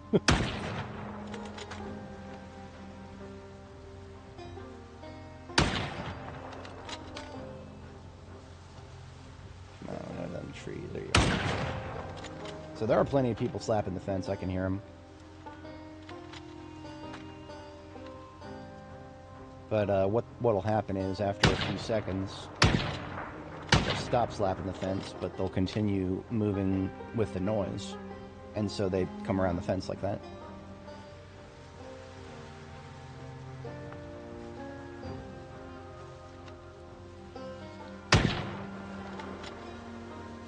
Now, some of them might get stuck slapping it, and that's okay.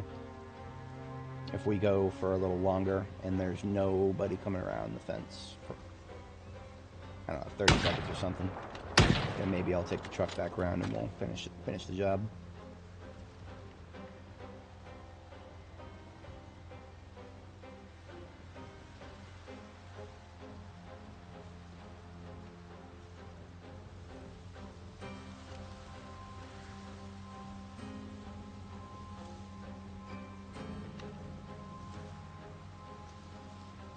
Fence slapping echolocation. Just like a submarine, Mr. Wayne, like a submarine.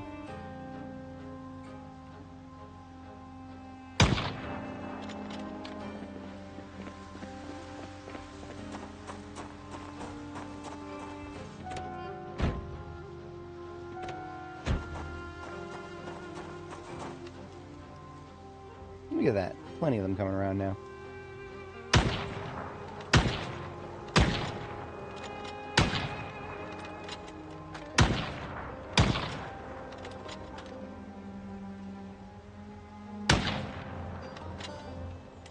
I do not want them polluting the road that I intend on building, which is why I'm kind of giving them a moment to come around the corner. This guy doesn't seem to want to participate.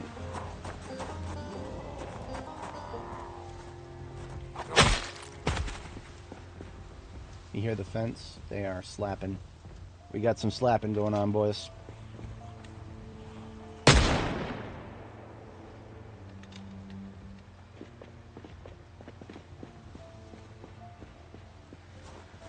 I'm not going to take the truck. I'm just going to run in there.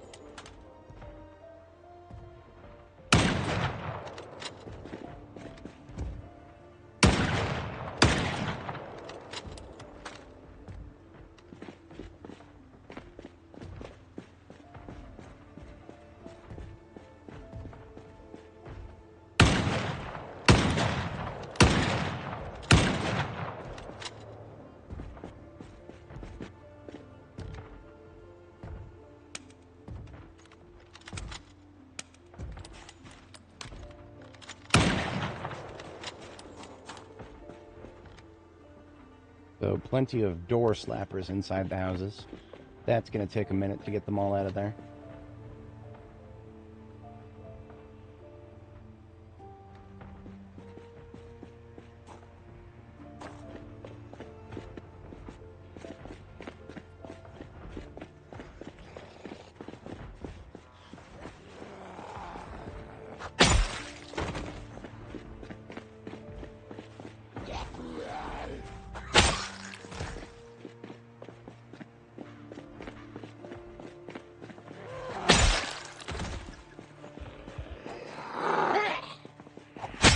Aim right for that second swing. Yeah, I also don't like these trees. I can't blame the trees for that, but they are not helping the situation.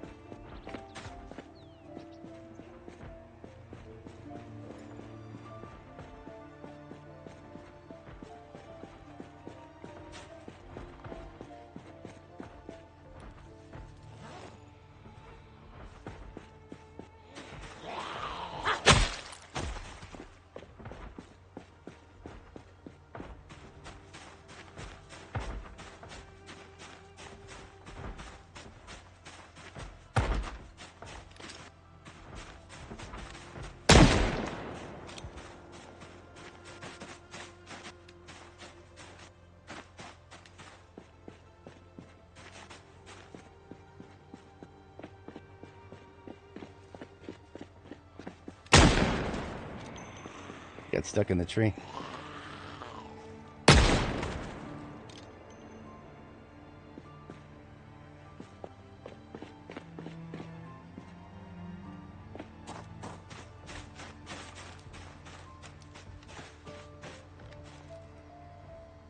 Still hear thumping on the fence in the top right corner there from the direction where my ugly face is. The likeliest reasonable explanation for that is past this tree line somewhere.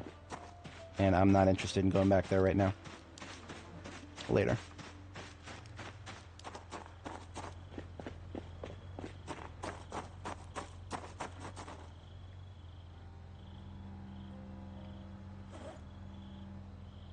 Gonna go ahead and put away the rifle for the short term here. We're coming up on fatigue o'clock in the not too distant future.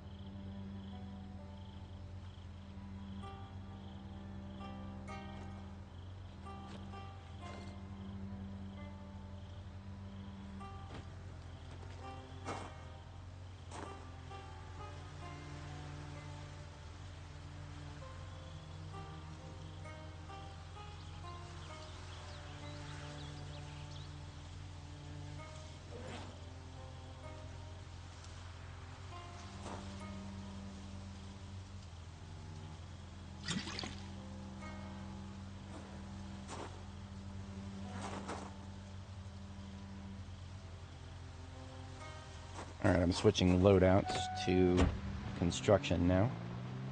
We'll still have our self-defense weaponry at all times, but otherwise we are now going to work on this road here.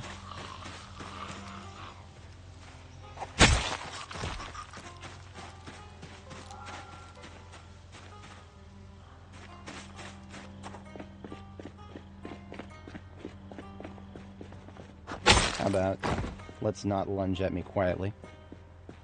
Lunge me quietly.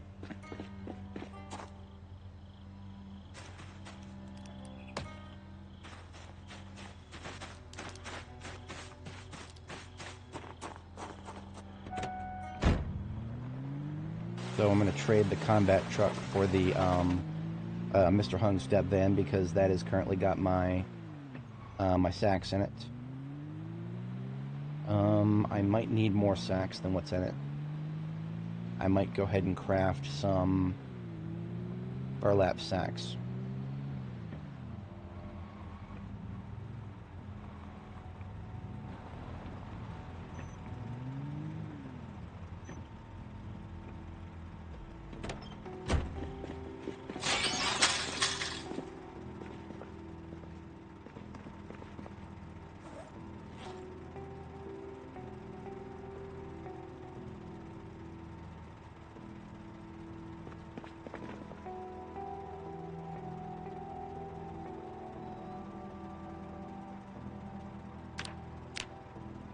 I can weave burlap at a loom.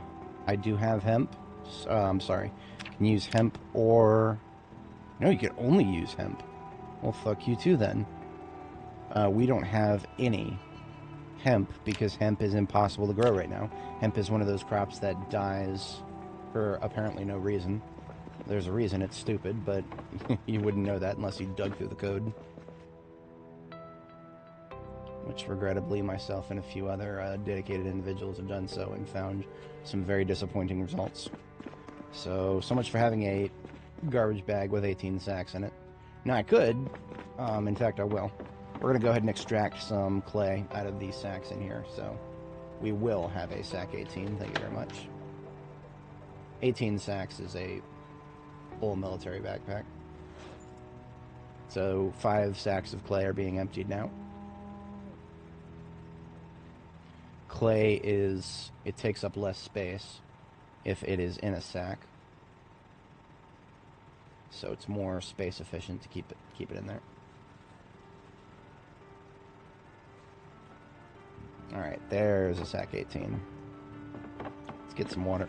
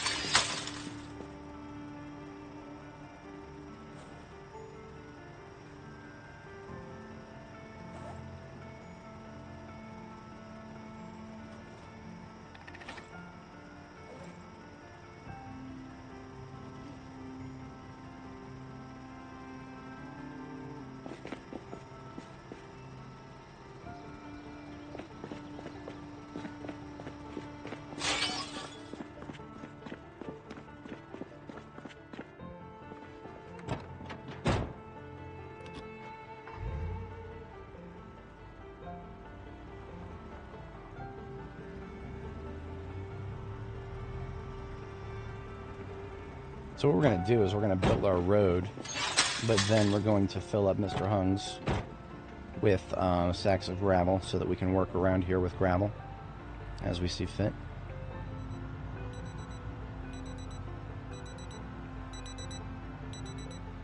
You know, that was probably this guy right here. This time we got to echolocate properly. If only it works that easily all the time. Would this game be harder if zombies could be cowardly? Possibly. I could see that. Because, I mean, one of the things that makes it feel so smooth for me is the predictability of zombies. The predictability of their movements and the, you know, guaranteed of what they will and will not do. You introduce anything that breaks up that dynamic, and it can be very disruptive.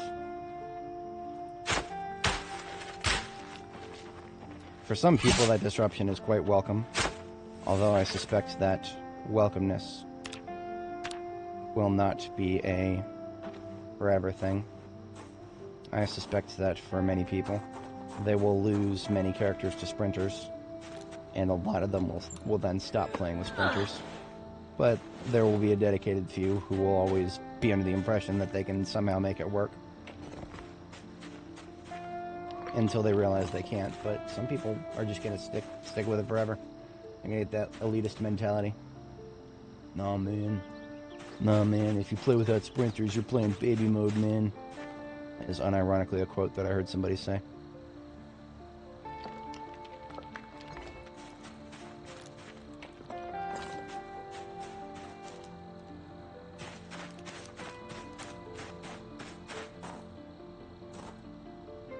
Alright, so we steal the gravel from up here.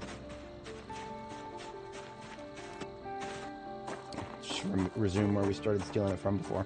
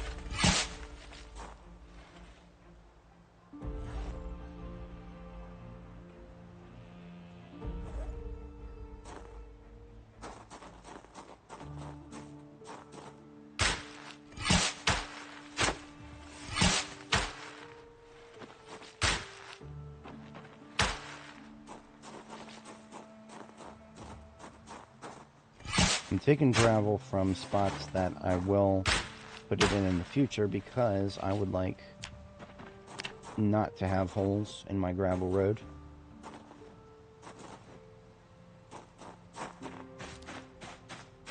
And this is one of the reasons I chose to have a turn that survivor house into a field base that is acceptable to sleep in, because I had a feeling that I'd be working on this road through the night at some point.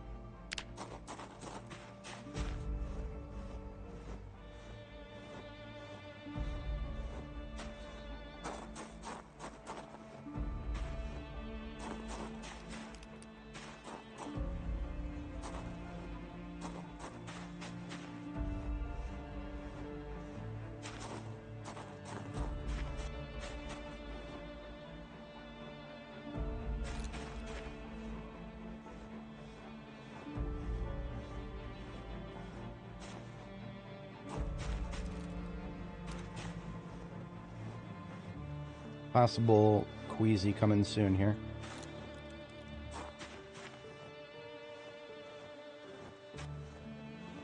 Should have known that would be disruptive of any road building efforts.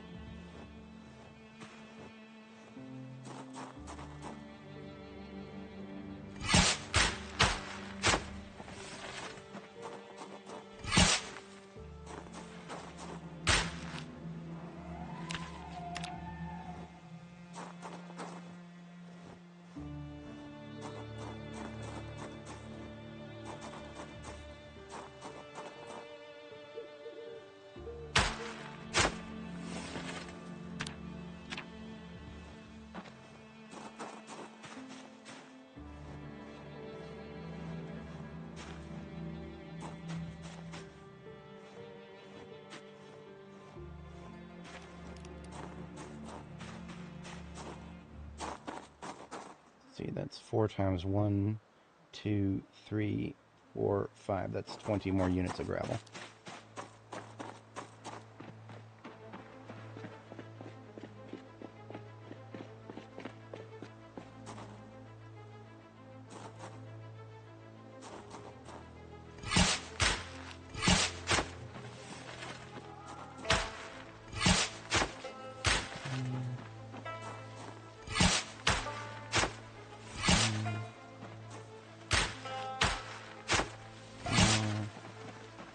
And 5.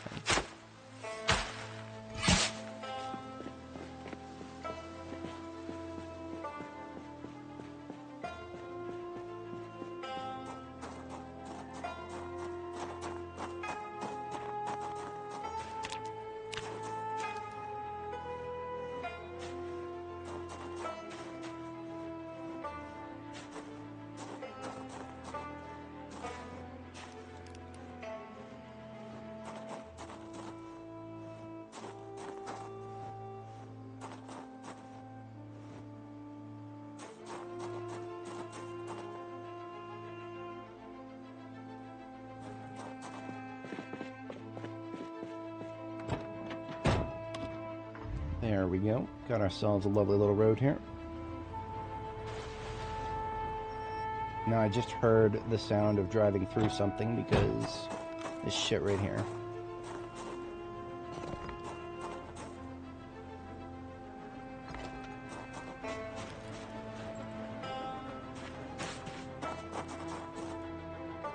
We'll take these stones back to base. We'll probably just leave them on the floor somewhere. Stage 1 sickness just showed up.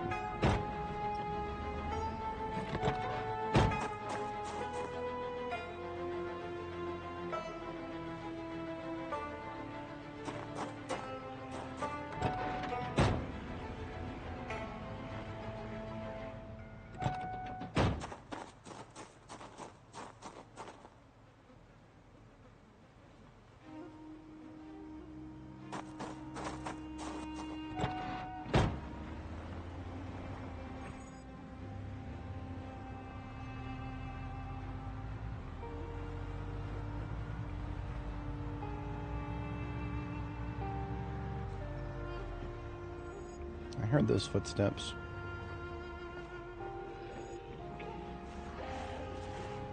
No one out of there.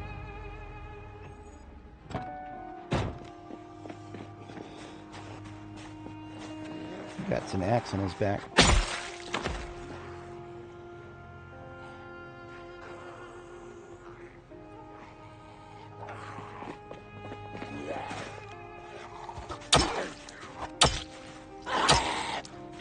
Seriously? Axe level 7 and it took four hits to get with a hatchet. Okay. Yeah. Hatchets are not axes. I mean, they are, but sometimes they really don't feel like they are.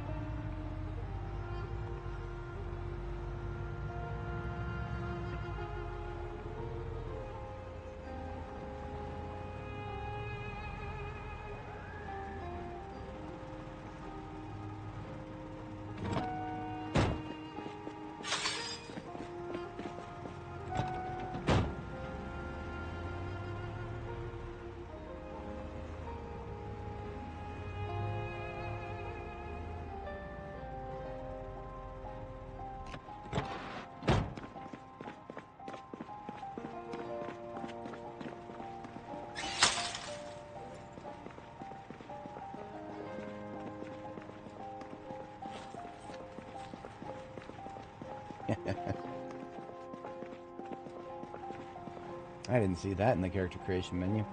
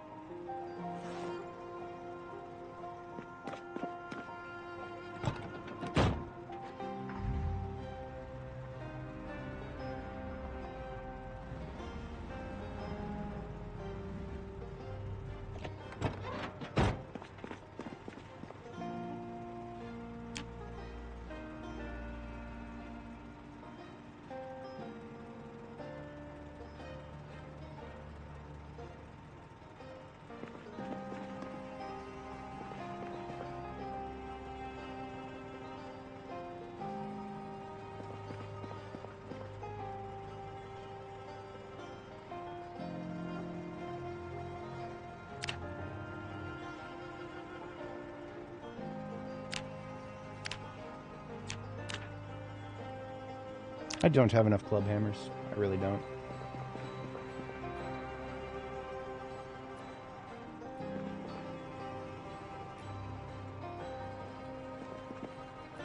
I'm gonna make one out after we get our second sleep here.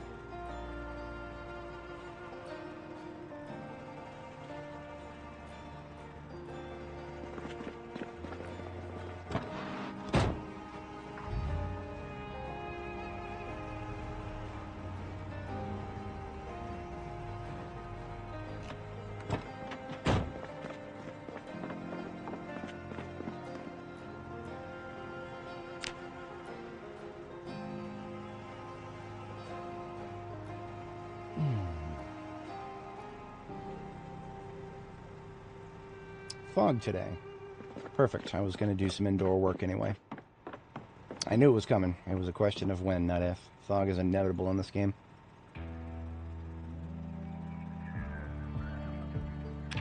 Club hammerhead requires a iron or steel block pierced. And we don't have any blocks currently. I'm going to go ahead and saw one of our ingots. Apparently I can do that with welding. I would prefer to saw it.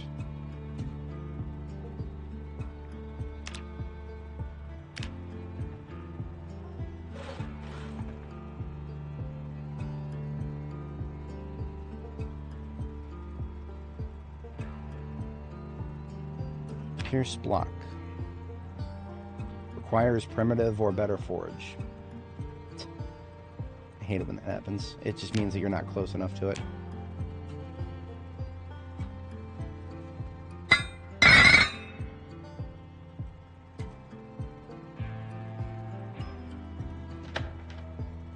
Club hammerhead coming right up.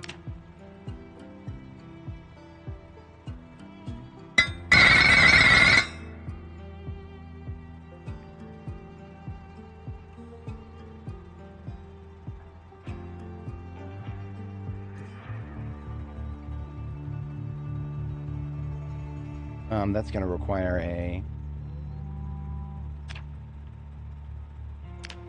medium handle.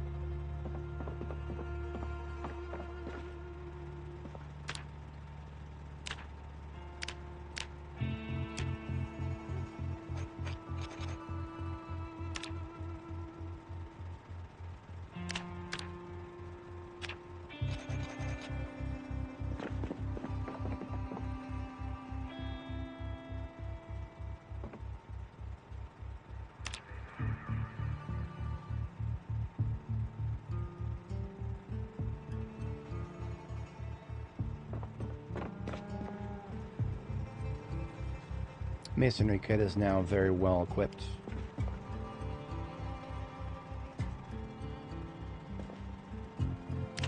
We can now break those break the large stone into smaller stones if we want to.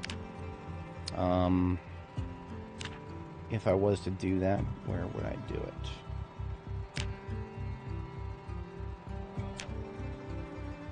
Honestly, stone can't do too much, and that has always annoyed me. I really wish we could make stone floors. cobblestone, flagstone floors would be very nice. That should be a masonry thing. And it should require cut stone blocks and cement paste. And it should be functionally equivalent to gravel in terms of driving surfaces. But right now our only option for masonry in that regard is clay floors.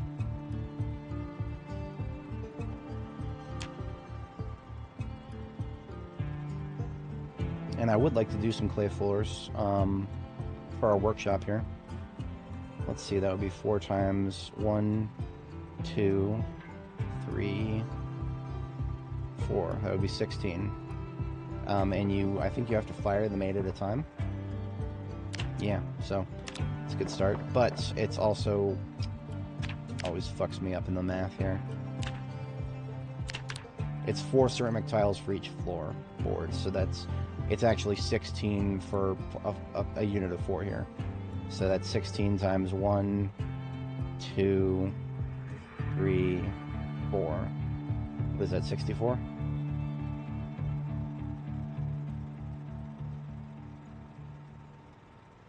Yes, okay. I remember my multiples of 8 to a certain extent. I don't use it often enough for it to be muscle memory, though. I'm gonna go kill that rabbit. It's doing the thing. It needs to not be doing the thing. Most importantly, I need to not be hearing it do the thing through 6 walls. That's the biggest problem right now. Just like the fucking cow, I can hear it through 6 walls. Why can I hear it through 6 walls?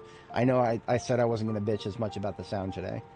But now, anybody who complains about me killing the rabbits, you need to understand that even if I save them, now I get to hear their stupid ass noises through 3 walls.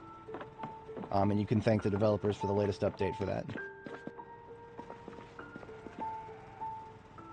We need to make a couple of wooden tile molds out of carpentry first.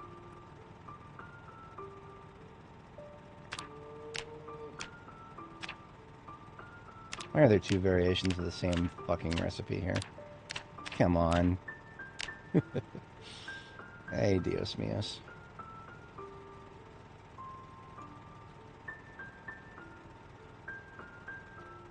I'm just gonna get the rest of these molds put together that we don't already have.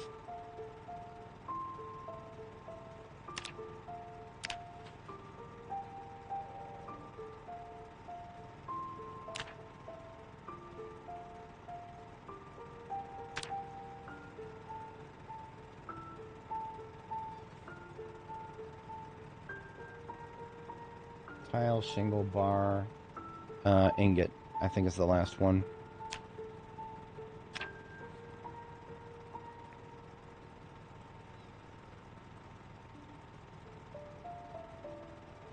That should be all of them. One of each mold type into the pottery bin here.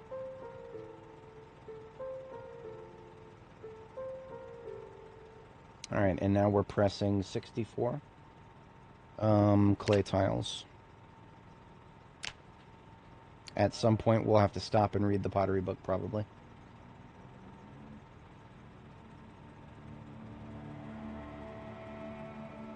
That's pottery level 3.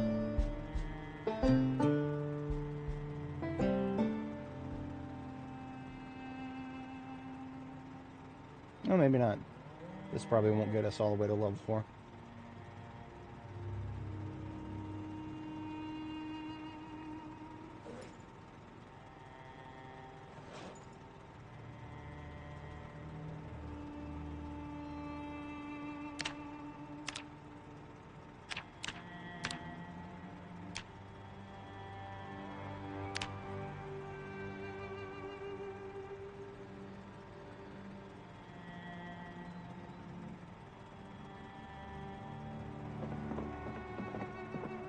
Keel it. I'm gonna go over there and keel it. Keel haul the thing. Throw it overboard.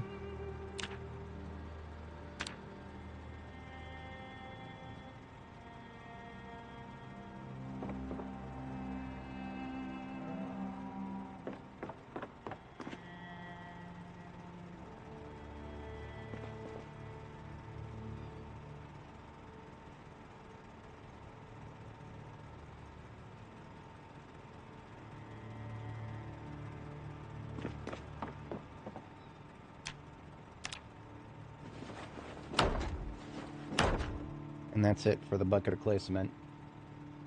The clay cement usage for pottery, specifically for floors, is insane. And that's why I don't plan on doing too many of these floors. I have made the mistake in the past of doing too many of those floors. Never again.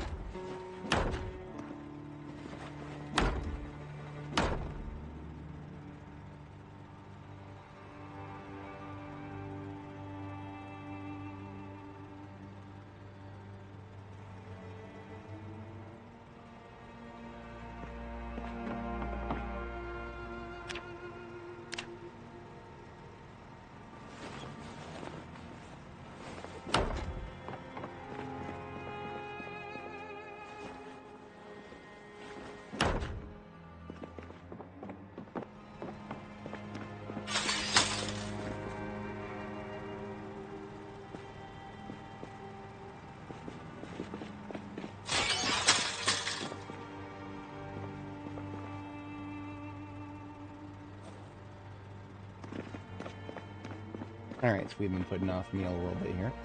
Let's have something to eat.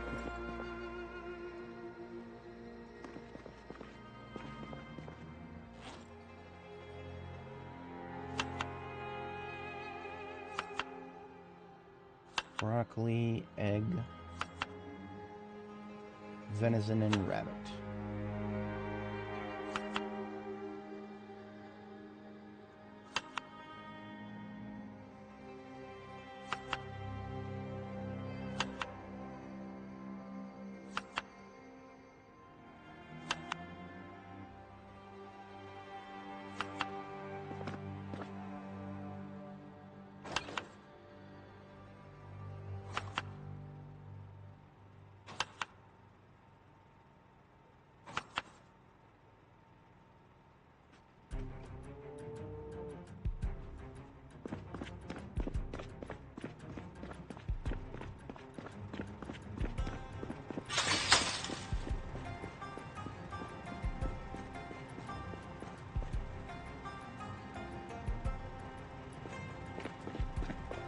Alright, it's a beautiful, bright day for some killing.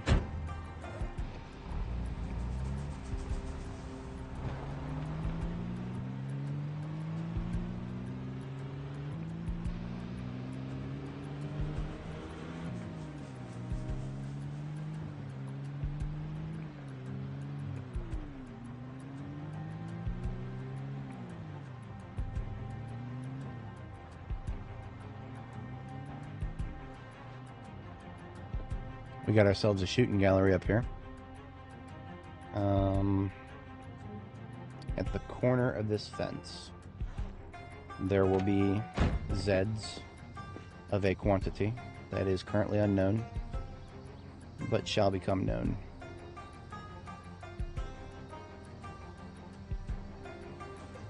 I'm going to start with just the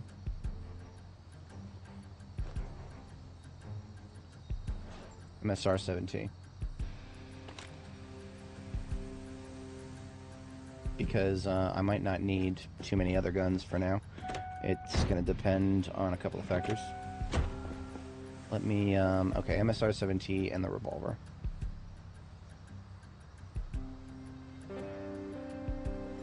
At that point, after that, if we need to fall back, then we fall back. We don't, we won't be standing our ground while we're this overloaded and underarmed. But I think this is going to be an okay combo for now. Honestly, MSR-7T and 9mm would be amazing, but those are both magazine fed.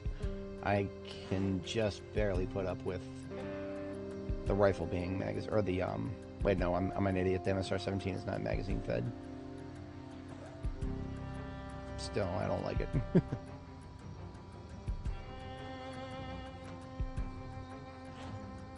Okay, that looks good.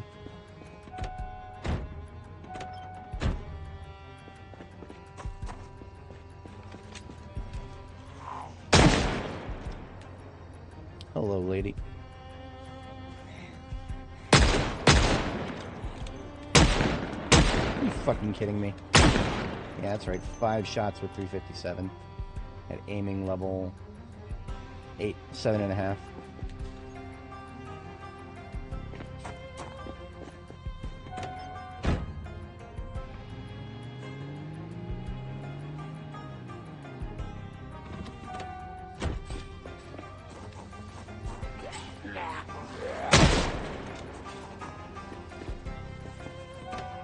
Good morning, Richard.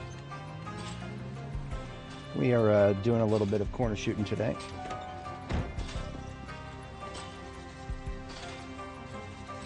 Keep a close eye on our surroundings, but otherwise we got a shooting gallery here.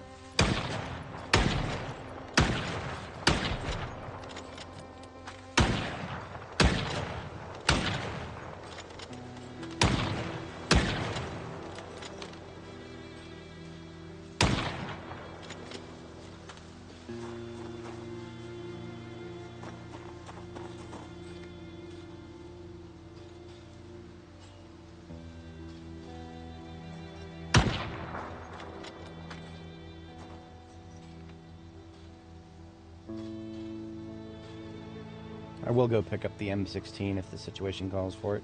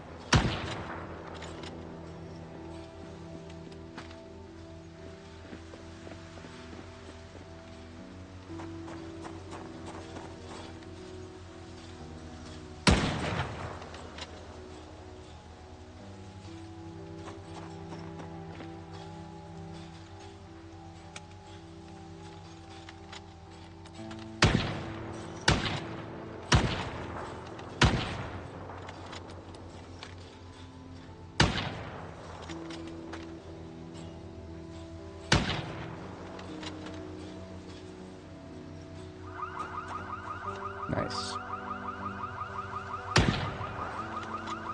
That'll do a pretty good job at pulling them from further into the parking lot. So what we just encountered there is a car that happened to both be preserved and happened to have a car alarm in it. So that was two somewhat rare circumstances stacked on top of each other there. But with a parking lot this big, it's actually Murphy's Law kicks in. There's enough chances it'll happen.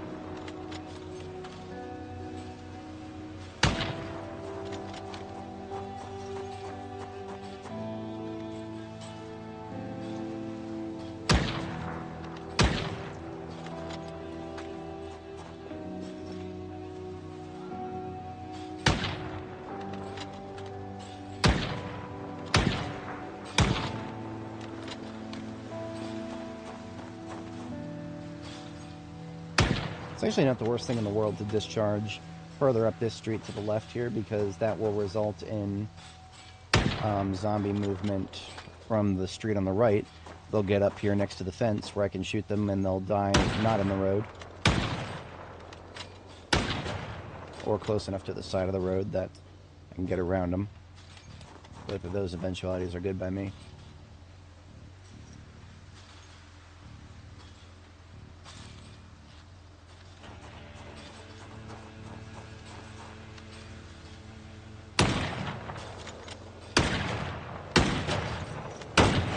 That was a car eating the bullet. So my theory that they won't, or that the targeting will prioritize them if they're upright over a car. Nope. Cars will just eat your bullets sometimes. And I guess it's a skill issue if you accidentally hit a car.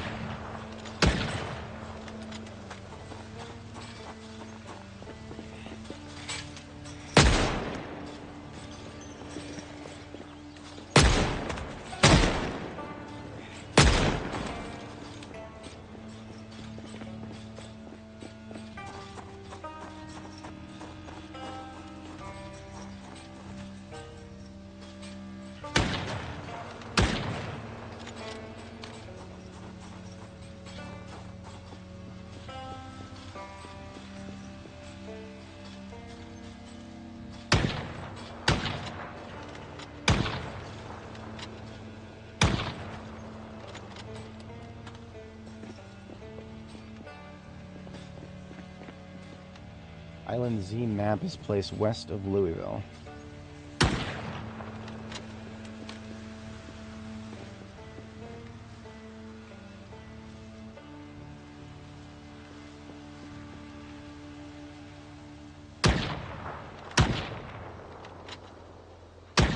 That's going to depend on how the mod settings are, Mario. I'm assuming 6 months later is a mod.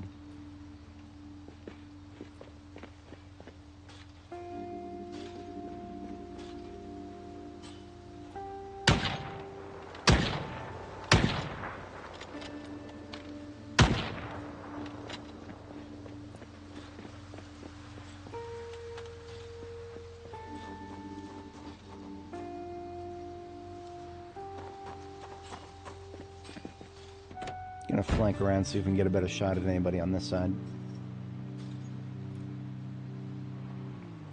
It's not a mod, then that's very unusual because we are 1 year, 1 month, 19 days in, and we're still getting preserved cars.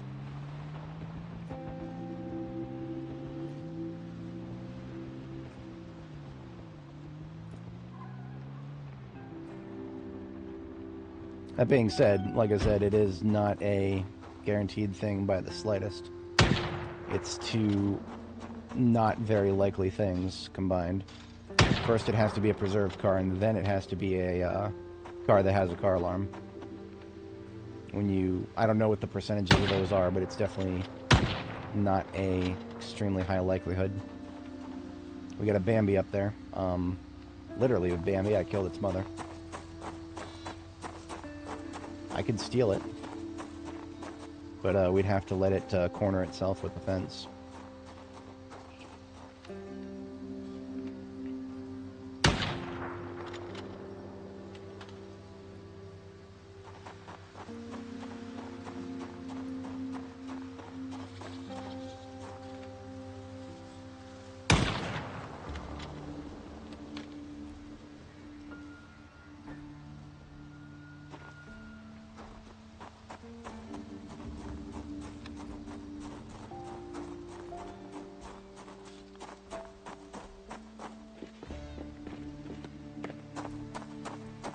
No, I'm not just going to chase it into Zed territory.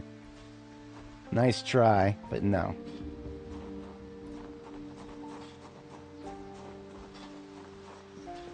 See, the Zeds will eventually scare it back my way, but the question is, how long will it go before it does that?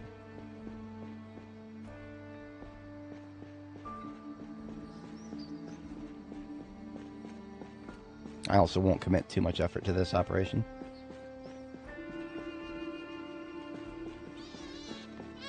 Gotcha, bitch.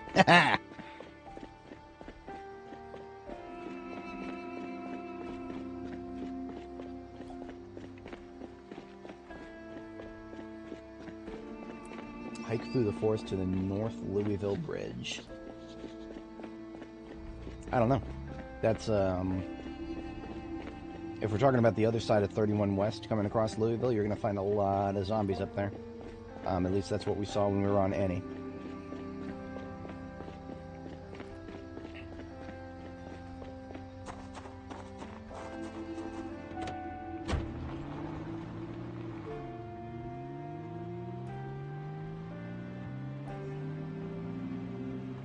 I think it's currently 200 days. So 200 days after the start of the game is when erosion hits max, I believe.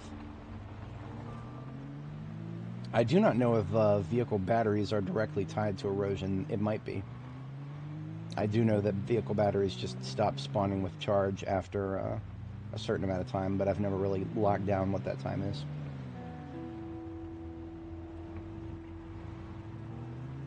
I predict that this thing is going to be a noisy one just like the others.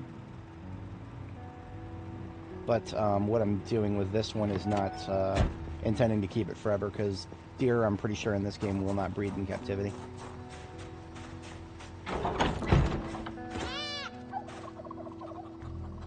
However, they will continue to exist in captivity, and I can therefore acquire meat from them at my leisure, as opposed to having to stick it in the freezer.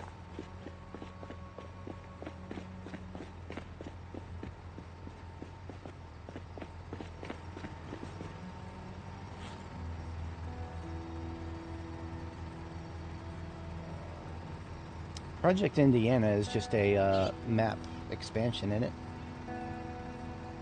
Does it add any new items to the game? That's always a question I ask when I look at mods. Anything that doesn't add new items to the game, but just takes the existing, structures and builds more stuff out of them, I feel like that would be more stable, relatively speaking, than a mod that also adds new items to the game. Because then you have to worry about if something about the item structuring breaks. There goes your save.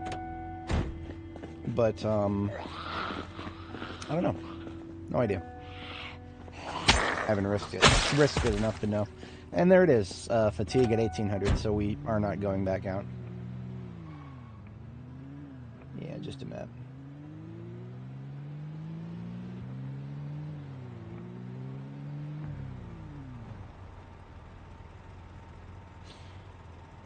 Let's evaluate the prospect of the water zone up there.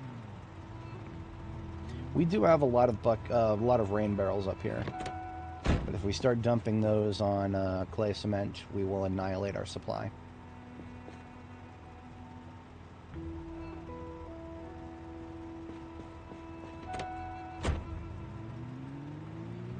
Nice.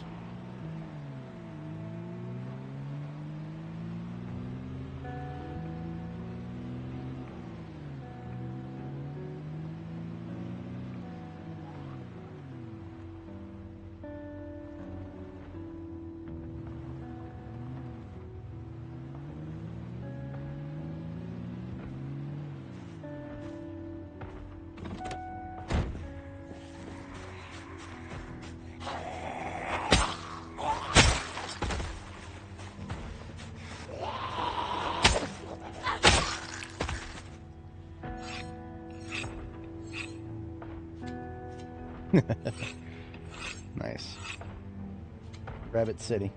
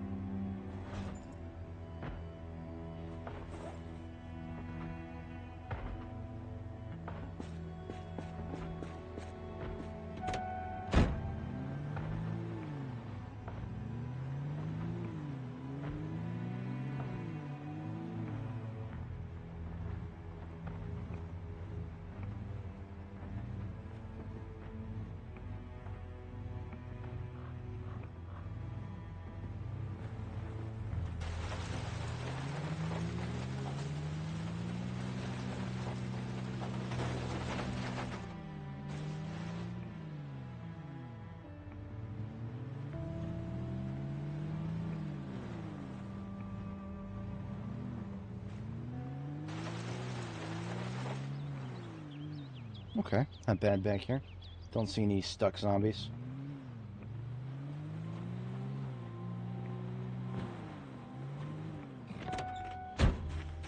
I won't do what I did before and actually make a road all the way through here. I will, however, go ahead and make a easy access to the water here. Aha, here we are. I knew we'd run into somebody.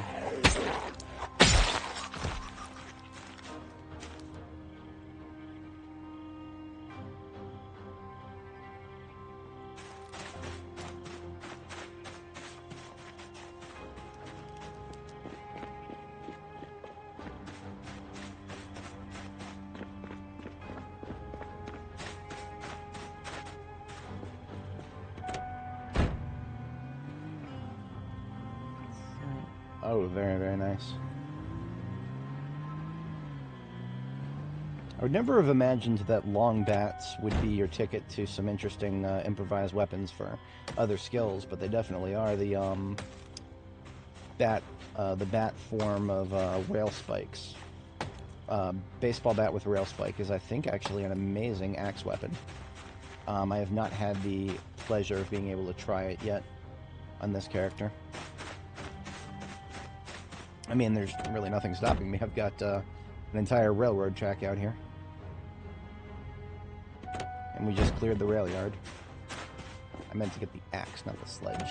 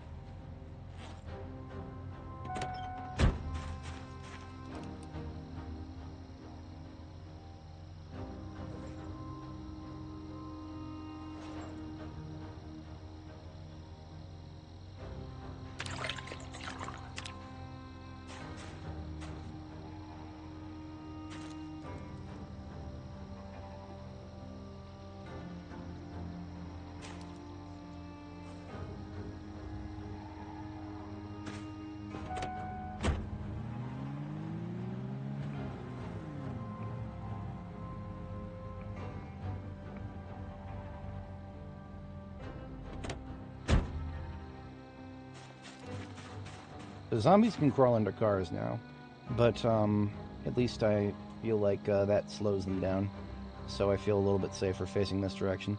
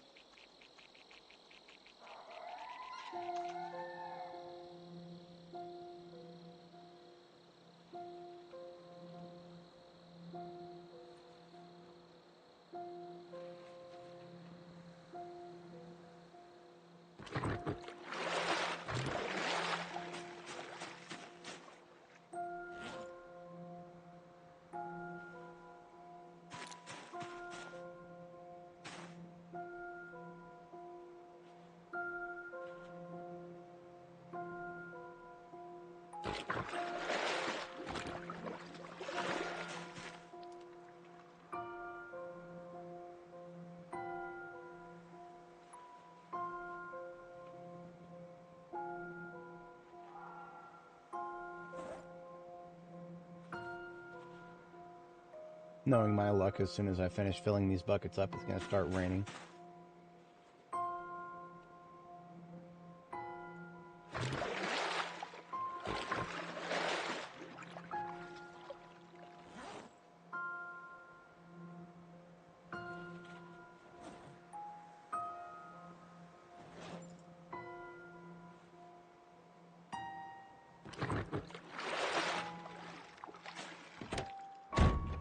But that is a full load of everything on my person cleaned up. And, what is that, 50 liters of water we're bringing home? It's good enough for me for now. I can already hear the people who enjoy their M4s typing very angrily in chat right now. Don't worry, I'm still aware that M4s exist. I just haven't made one yet because that's a lot of work. And, I don't feel like, doing it right now. Soon, TM.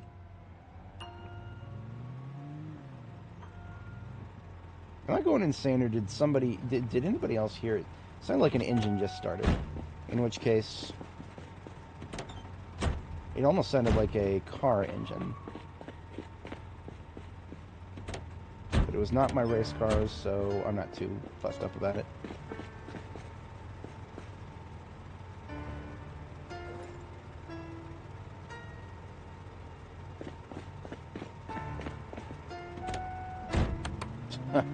Well, we already technically have hurricanes, but they don't damage buildings.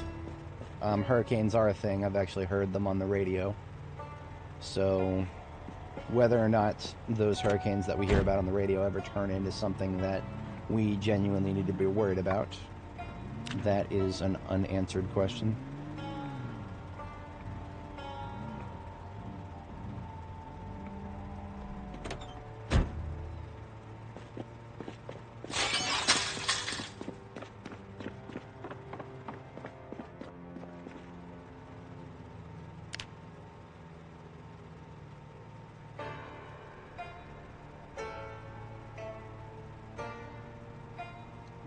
Might want to turn the truck off.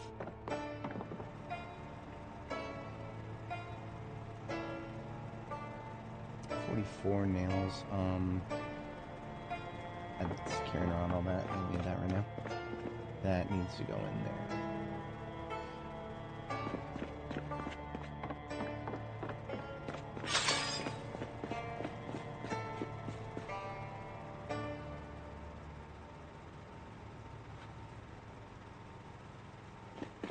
Oh, you're hearing the generator. Yeah. There's 3 of them. One here, and then there's one on the roof that we can also somehow hear. The audio updates, which happened with the latest one, 42.18, has made some sounds obnoxiously wider radius. All for the sake of PvP garbage.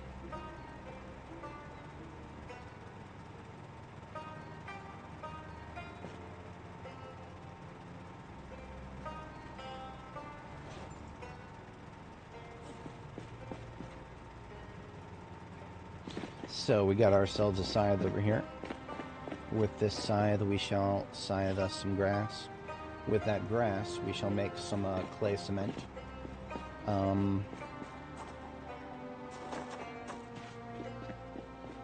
Let's scythe out this entire parking lot.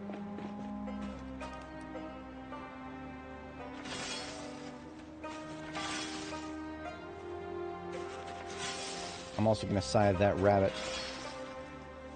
It's making the E's. It's about to E its last E.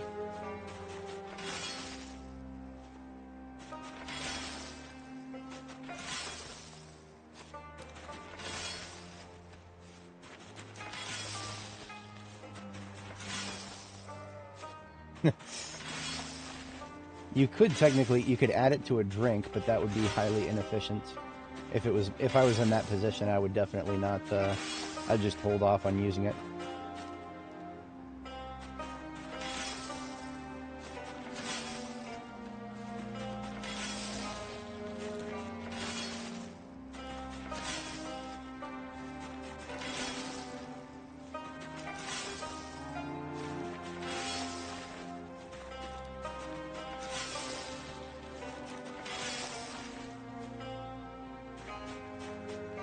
$1,053 grass cuttings.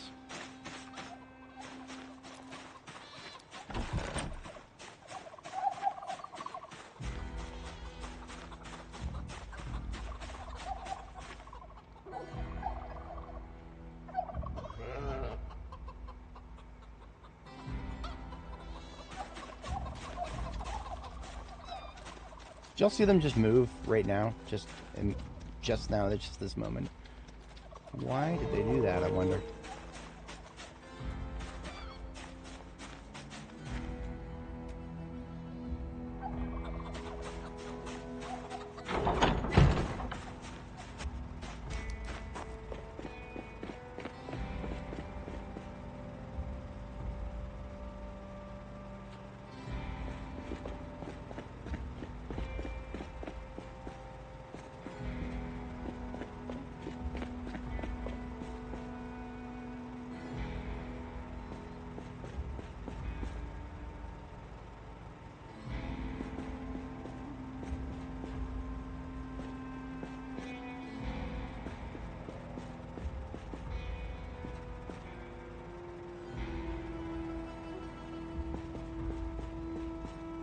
And now whenever I want to make clay cement, I just bring a little bit of clay and some buckets full of water to that corner there.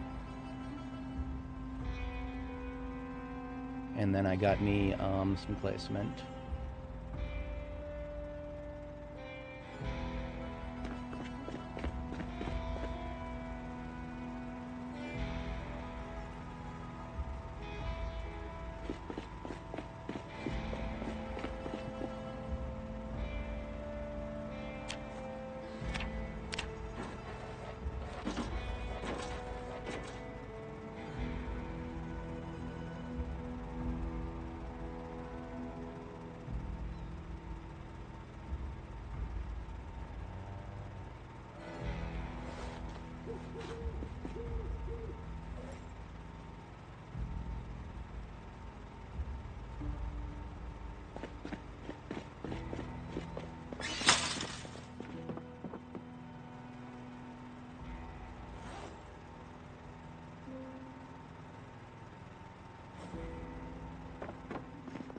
So we are about to cook through a lot of the clay we already have here.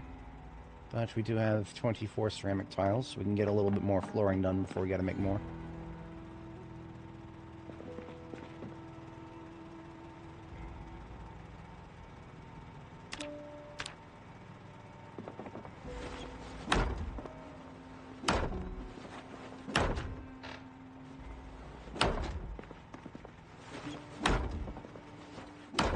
That is very, very, very beautiful.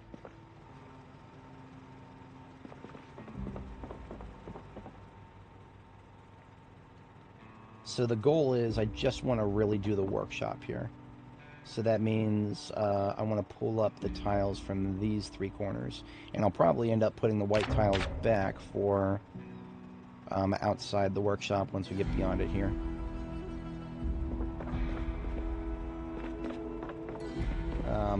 This side is, I don't know, maybe.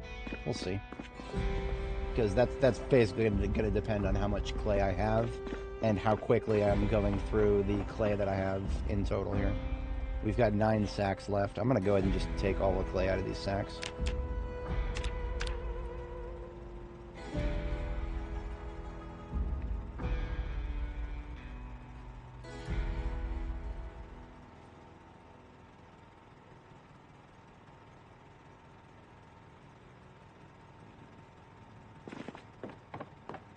Alright, second bedtime is a go. We'll have to make breakfast after we catch our sleep here. You forged the Generators magazine, nice.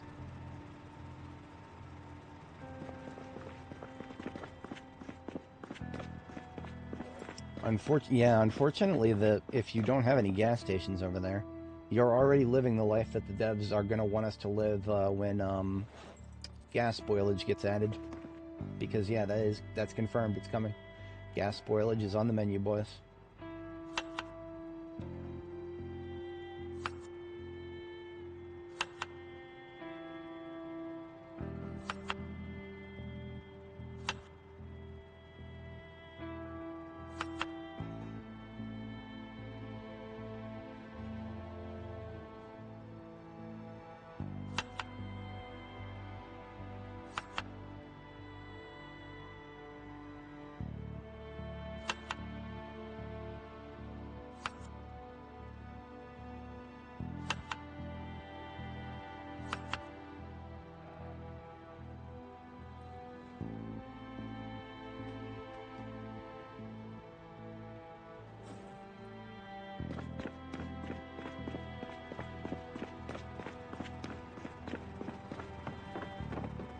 Yeah, I mean, honestly, there are just so many alternative forms of transportation out there.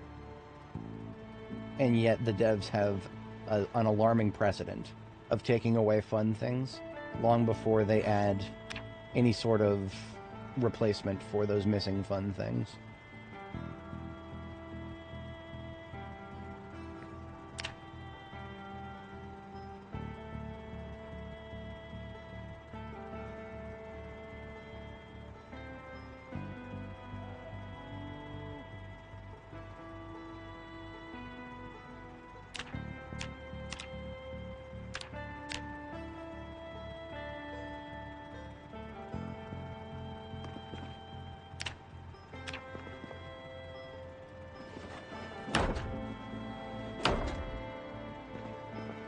Oh dear.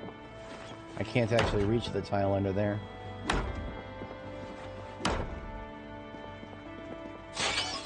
Nope. It's just not possible. I would have to move one of my... okay. I'll duly note that. So picking up those 3 tiles there, we'll need the crowbar out of here.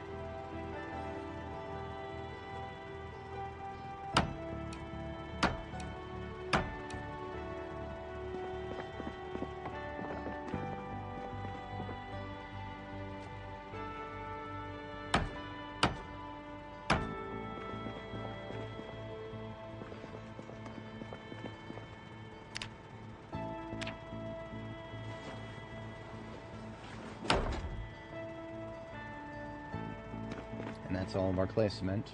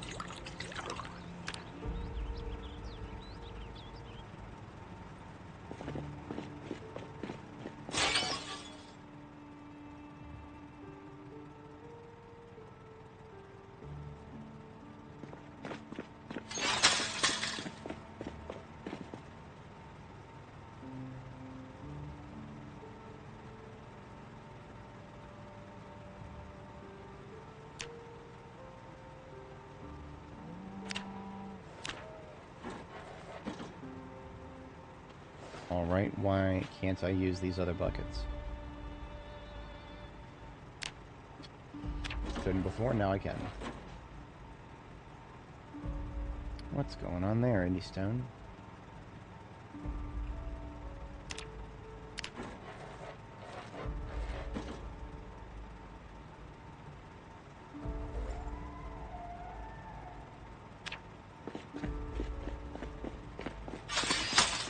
If it wasn't sufficiently obvious, we need the grass is a sand substitute for making these buckets of clay cement that we need to do what we're doing over here.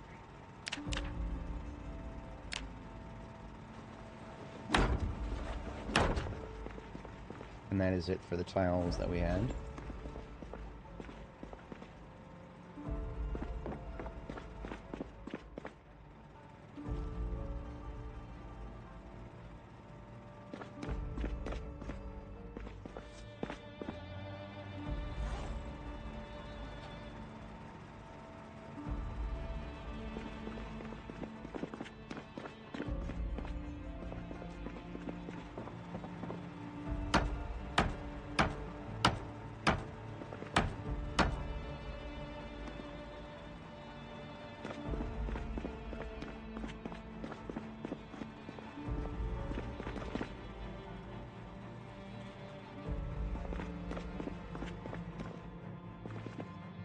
Alright, so if I wanted to do the furnace side as well, first we'll have to get the tiles out of the way.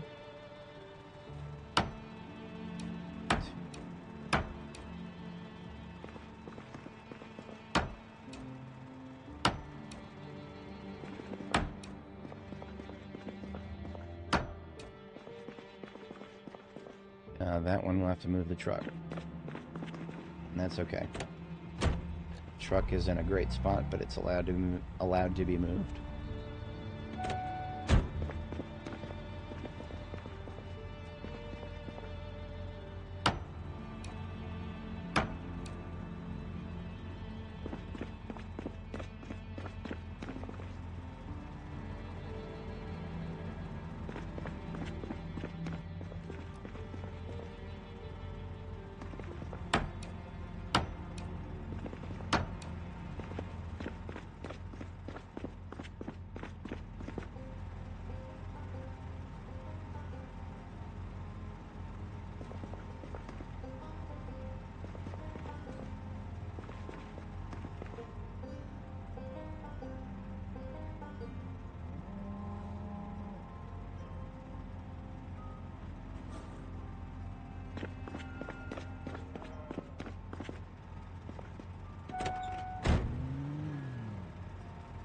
I will still need the truck out of the way for a few parts of that, so let's go ahead and leave it there. Let's have a bite of salad. Oops, and then let's eat, or let's finish the rest of the...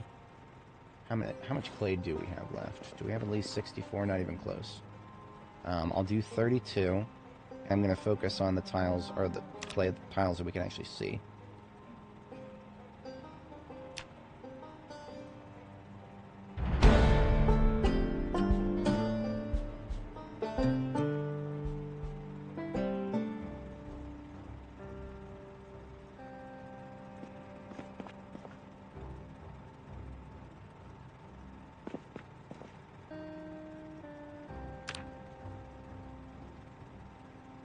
So that was a level of pottery that we just got.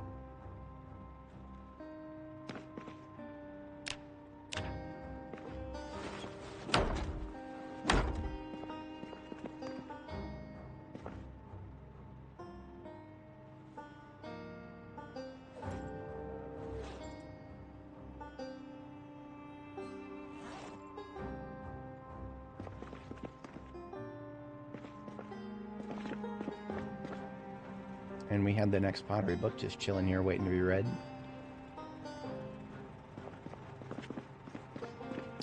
So we're closing in on 2 p.m. That was kind of the direction I was shooting for today's stream. It's not a hard and fast requirement, but there are a few things I wanted to nail before the kids get out of school and the school bus traffic starts filling up everywhere in my area. So I do want to make it within that target. That's always the best time to shop in my area, is before the kids get out of school, because then just everybody's out at that point and it doesn't die down until later on in the evening. There is nothing more annoying than getting stuck behind a school bus in my neighborhood, because there ain't no way around them. Not legally, at least. And I'm not that kind of guy to... I'll plead the fifth on some things I do when I'm on the road, but that's not one of them. I take school buses and that stuff pretty seriously. Regrettably, to my detriment. I have seen other people who live in my neighborhood literally just drive right past a school bus with its lights flashing, which is very illegal. Cops around, that will get you pulled over and ticketed. And it's not your ordinary speeding ticket, but I feel like some of the people who live in this area don't really give a shit.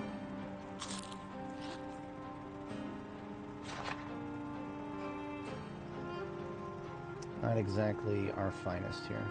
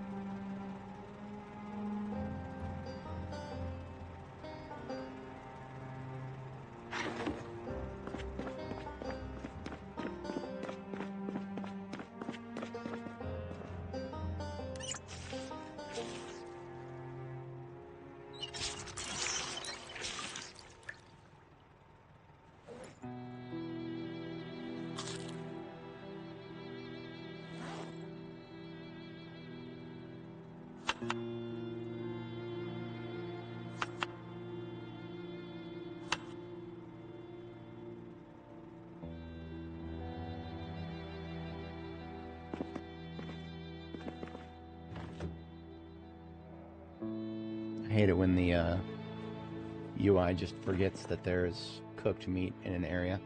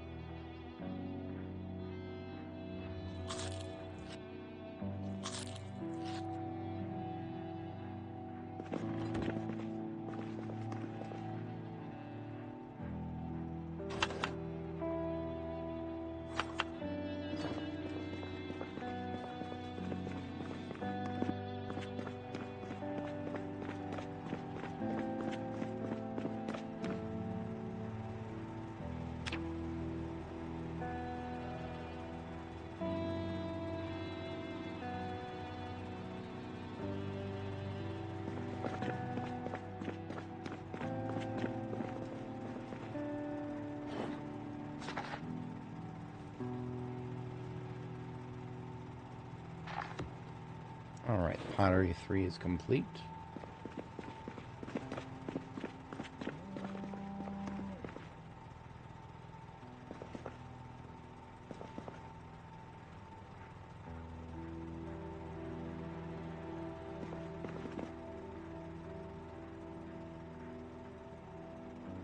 Still have about 30 clay on the floor. And we made 8 before. This time we're doing 24 clay tiles.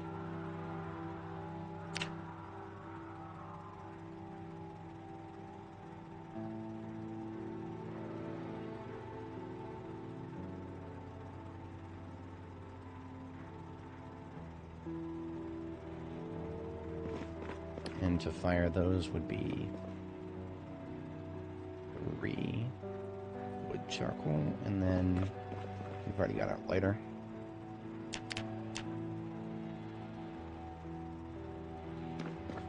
I don't know if that'll be enough to use up the rest of this clay cement, but it'll come close. We did leave ourselves a little bit of clay left over afterwards.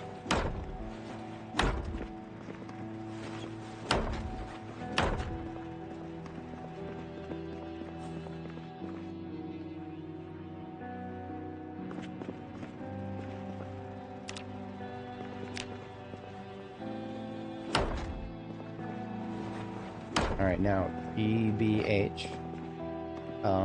Even though we didn't get all of the floors here, we got all the floors that are visible. Right, so these floors right here are not clay tiles. But who's going to know the difference, right? You can't see them. Well, we'll use the isometric bullshit to our advantage here.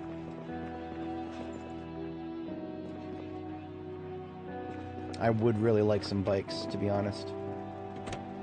I probably wouldn't use them very often as long as we had vehicles of some kind. But I can't exactly predict how I would behave in a paradigm where, let's just say that we had alcohol engines, or like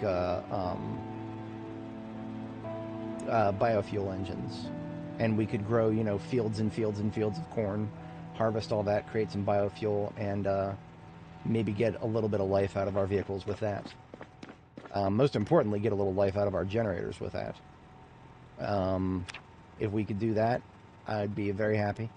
But the difficulty with which it would be to grow corn, to have a lot of fuel if you have to rely on corn for it, that's a paradigm that I don't find uninteresting. I definitely kind of prefer our current paradigm because it's very convenient, but you don't expect the end of the world to be convenient, so I'm kind of okay with that. As long as it's a sandbox setting, right? If it's a sandbox setting, nobody can complain.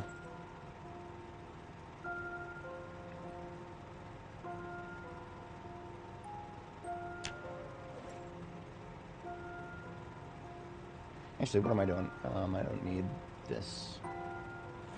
I don't need to refill this.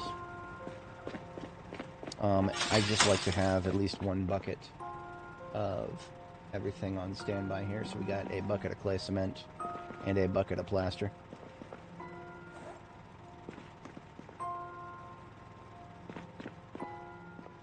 You know, having taken myself broke on clay, that is making me want to locate our most convenient access to the river. We could just go right through the boundary camp, but honestly, that is... I don't know if we're going to find any clay on the river here. Louisville has been at a dearth of clay. Like, forever now. See, when you're in Louisville, it's grass tiles all the way up to the edge of the... Yep, they still haven't done anything about this. There's bullshit right here.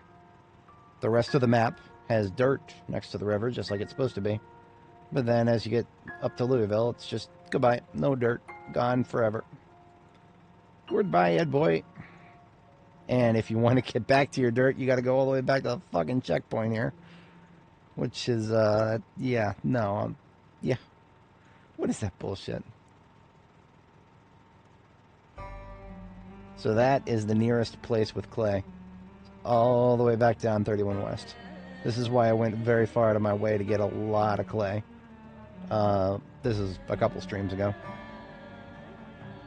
But we've also got fog today. And because we got fog today, I think we're going to do a shipment from West Point. Yeah.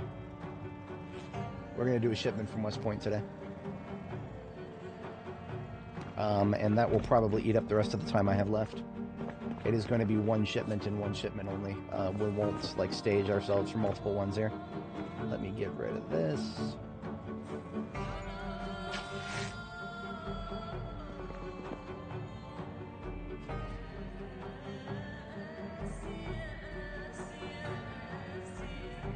Got all these leather strips that are dirty. We can poke a little bit of time off the clock if we use this water that is not clean. Maybe I will transfer this into a bucket after all.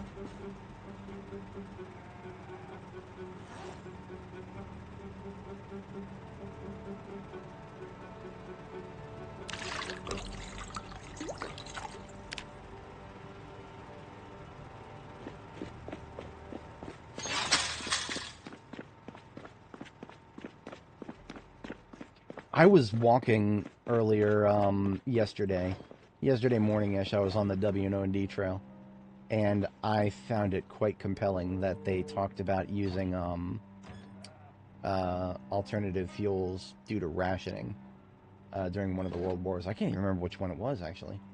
But at one point, the W&D Railroad was using alternative fuels because of the war. Alternative fuels that are easier to source domestically. Whoa, whoa, whoa, don't stack, please. I wanted you to clean. Clean bandage. Times 20.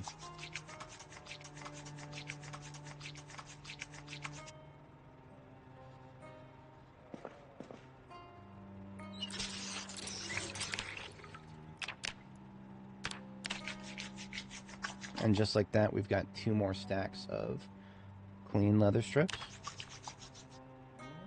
Now we do.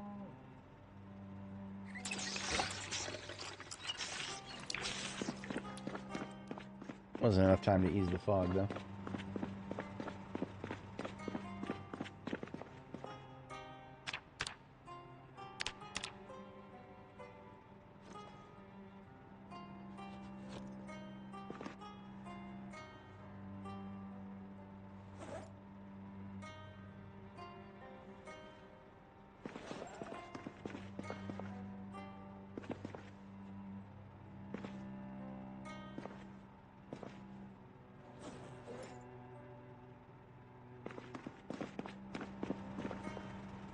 Now, of course, the question comes up of which vehicle to take to West Point. It's going to have to be a throwaway of some kind, because West Point has actually got cars waiting for us there. And the most important thing to the current situation is the cars that are waiting for us there are not loaded. I'm thinking of the police cars. The police cars are not loaded with anything. And because of that, we can load the seats as we please. I do not currently have any throwaway vehicles available to me, so we're going to take the race car out right now, tow one back to our lot, We've already got a heavy-duty and a standard battery charged and ready to go. So all we got to do is get one back here, toss a bit of gas in it, get the battery slotted in, bring it down to the gas station here, fill a little bit up, and we're on our way.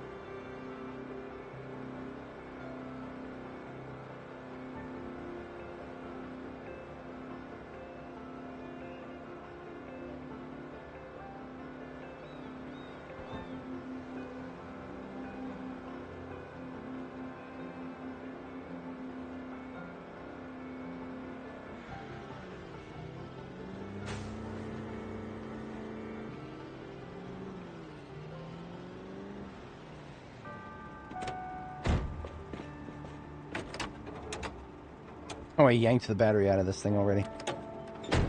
So that means that this battery here, that standard battery, is coming full circle. Its condition is shit, so it can definitely stay. I don't want to have a low condition on standby. Would prefer higher condition. But this will get the job done.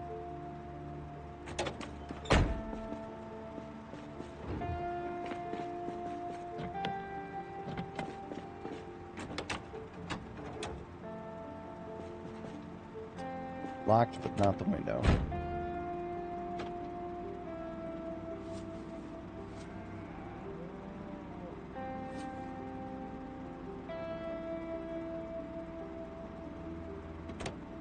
As fate would have it, the fog is starting to lift.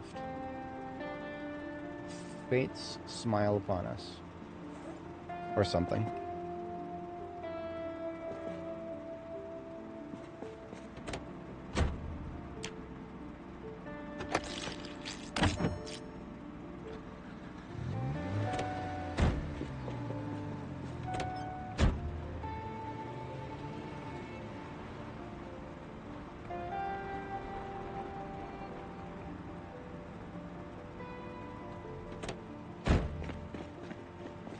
Target will be about a 6-hour stream today. That's not too bad. I usually shoot for a little longer than that, but today is an interesting exception.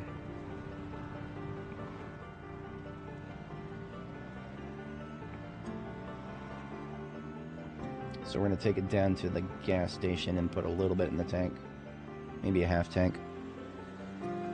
Hopefully by then the fog is lifted. Ooh, look at this. Zombos at my gas station. Hell, this might actually be enough to give the music a kick.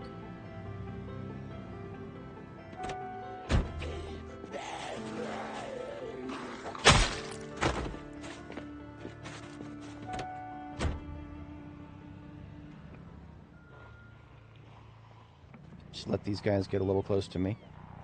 And strings. There it is. We got the music back.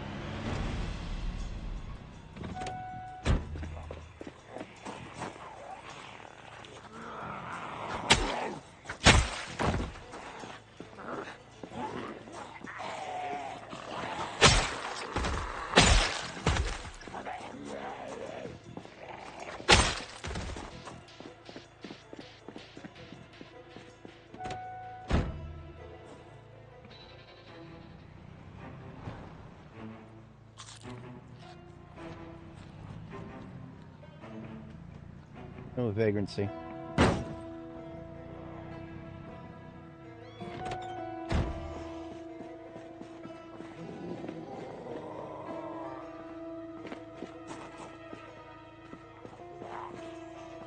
Come on, another pile. Good boy.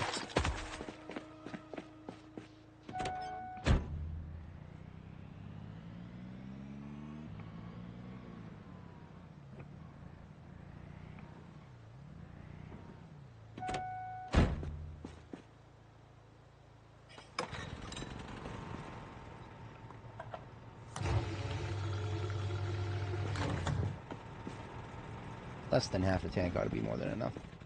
Just going back to West Point.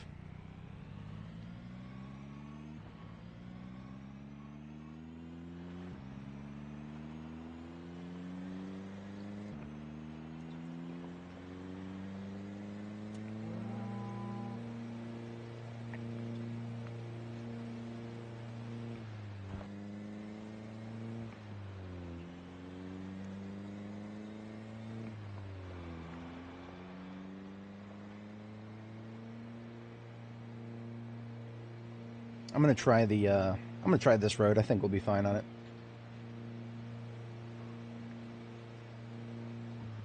We will have to take the railroad tracks on the way back, but that's okay.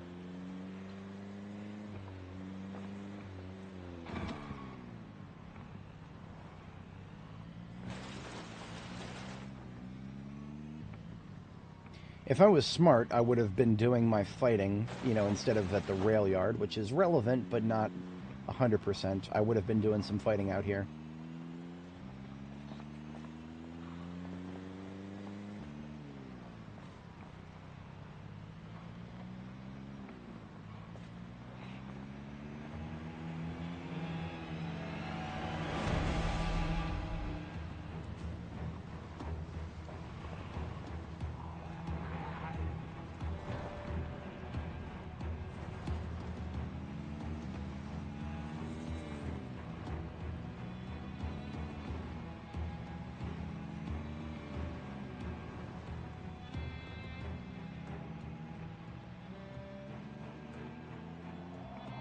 Alright, so I've got 31 sacks on my person and 2 large frame backs and all of my tools necessary.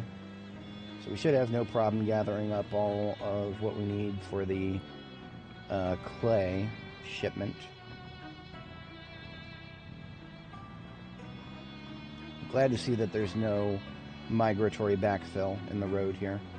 Can't guarantee it'll be that way forever. I predict that the zombies that are not killed in the area, however few and far between they might be, have a liking of big open spaces like this, and therefore are subject to mosey up here.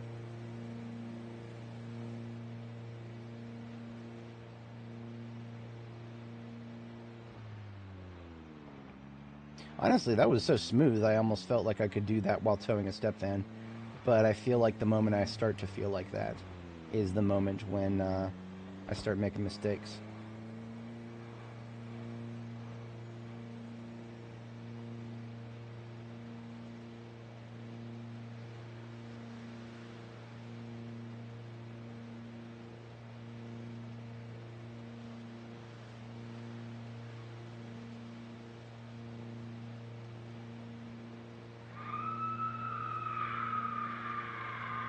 Oh no, somebody died.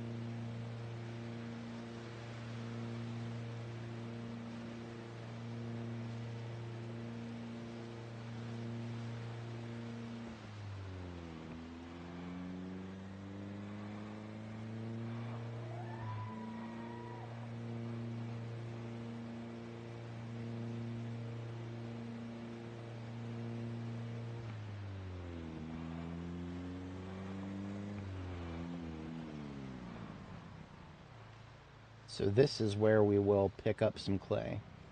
And in fact, what I'm going to do is just get started on that now. We're going to pick up some clay. We're not going to load it into any vehicles. We're just going to leave it by the side of the road for pickup. In increments of 26, because that is what we'll be dealing with. We'll be dealing with police cruisers. There's 2 of them. One of them's ready to go.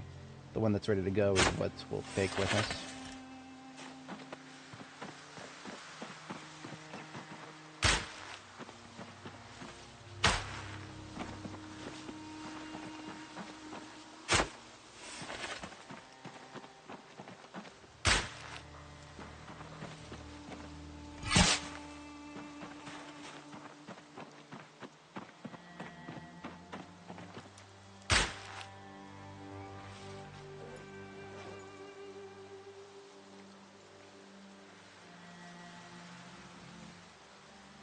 I have a feeling we will not be able to find enough clay to fill up all the seats of a cruiser. That's 3 seats right there. And there's room in the trunk for, the cruisers actually have enough room in the trunk for a generator. So I'll probably be putting one of the blues in there.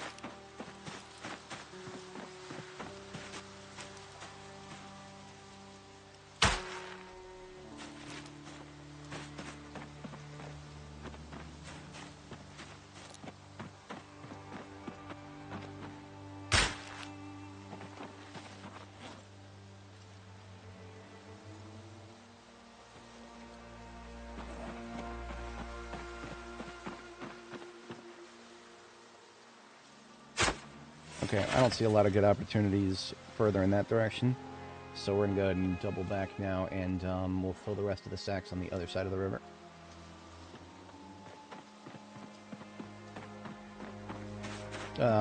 They will stop headbutting gates when they're no longer stressed. That is directly linked to stress. If you have a cow that is stressed, good luck. I hate cows that are stressed. It takes a long time for them to de-stress, and there's a lot of factors to getting them to de-stress.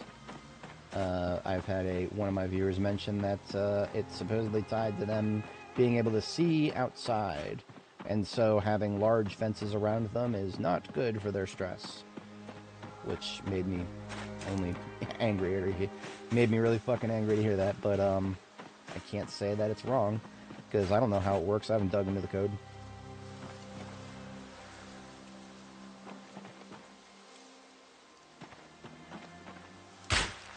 I shouldn't have to dig into the code to find out how it works. The game should explain itself.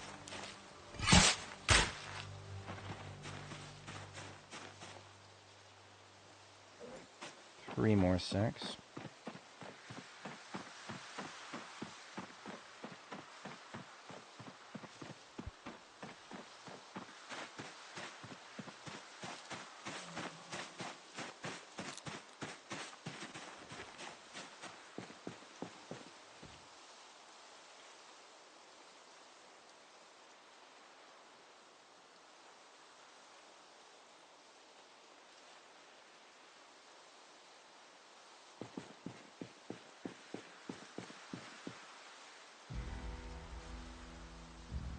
What I'm doing here is just putting 26 on each side, and that's perfect actually. So all I gotta do is drive up with the car, the police car, the cruiser that we're gonna use to tow, and load park it back here so that the passenger seats in the back can fit the contents of the floor on both sides there. Smarter thing would have been to put them in garbage bags, but oops.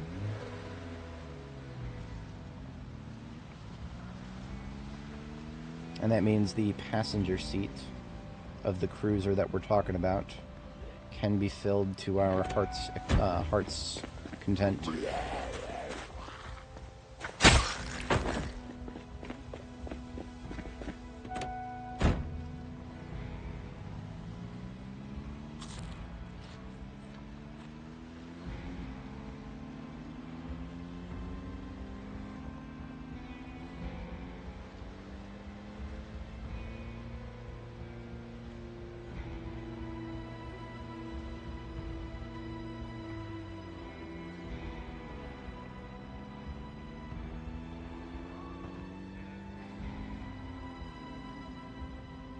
A zombie at my West Point base? Well, that's some migratory bullshit right there. Doesn't have to be a respawn to get you.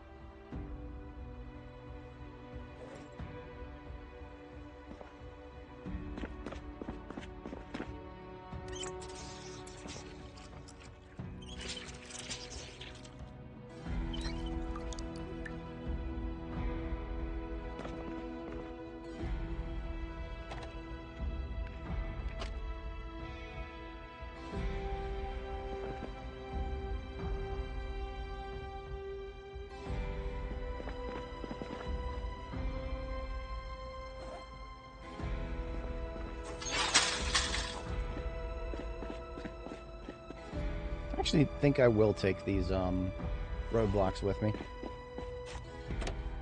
There's a niche use case for them, but more than anything, I just like the way they look. They're cool looking.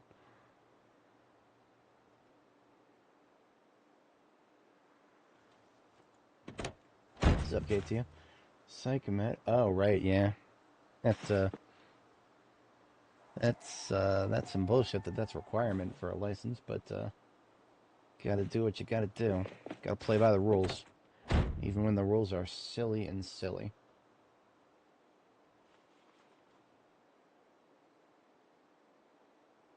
With a side of silly on top.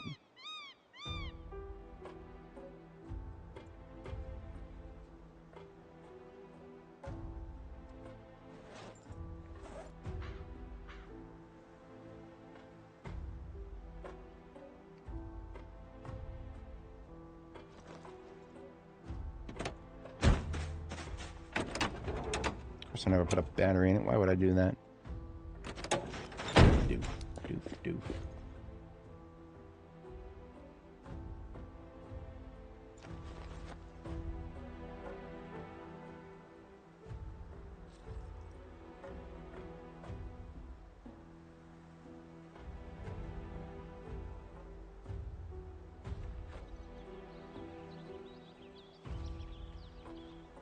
So actually, this one here could use some better parts if there are any on the line.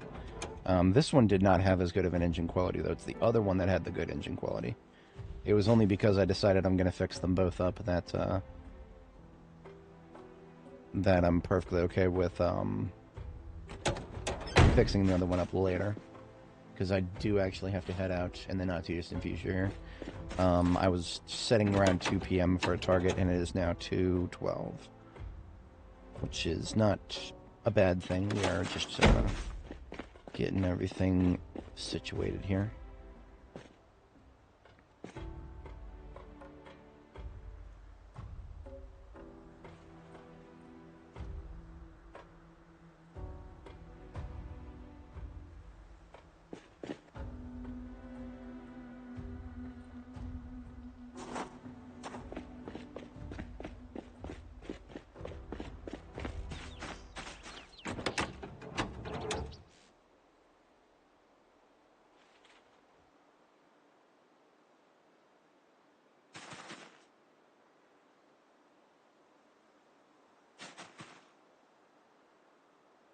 So, basically the stream is gonna wrap up, at the end, or rather, tomorrow morning in games, right? So, after we finish this operation, catch our 2 sleeps, we'll call it there for today. And we will have accomplished some good things today here.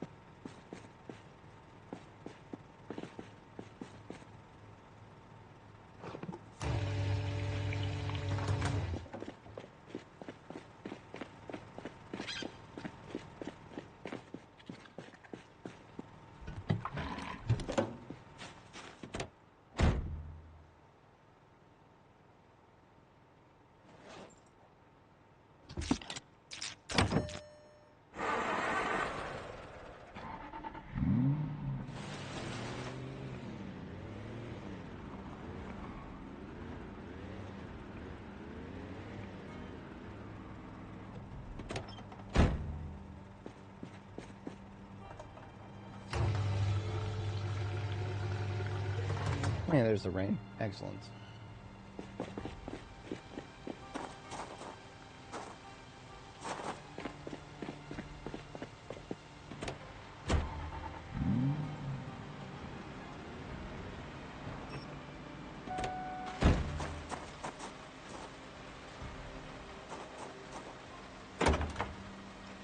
$58 is what we can fit back here. So we can put the generator and the roadblock, but we can't put any more.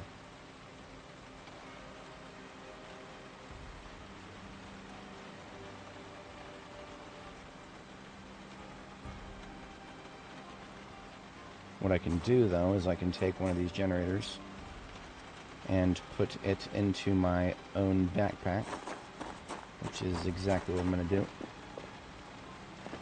Also, another one of these generators I'm going to leave next to the pumps in case we ever come by and we just need the pumps, which is, this is the case here.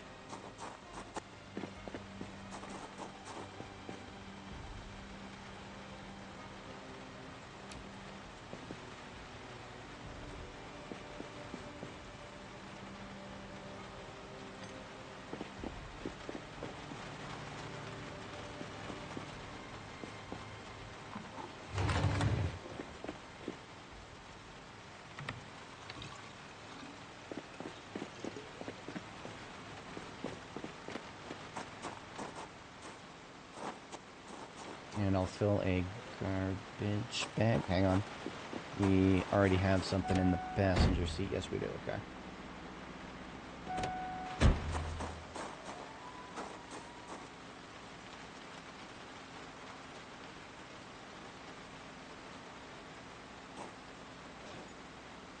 Generator straight from my hands into the backpack.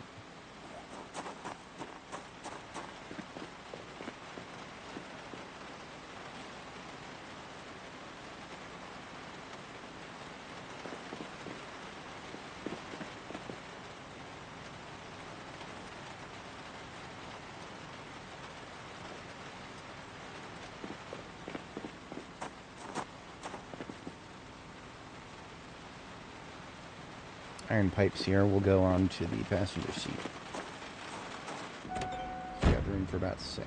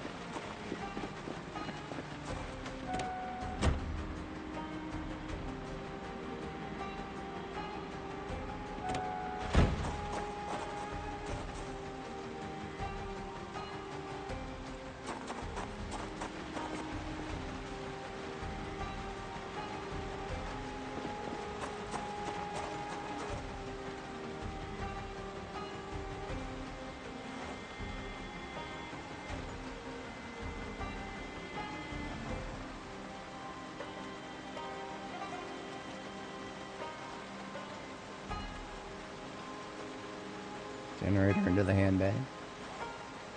I'm here for it.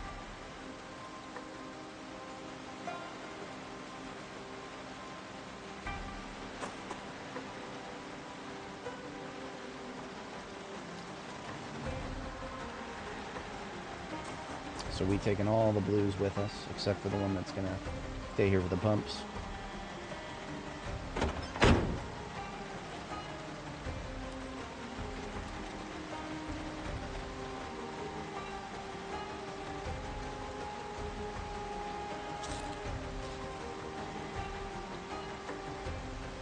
Alright, shutting down the generator here.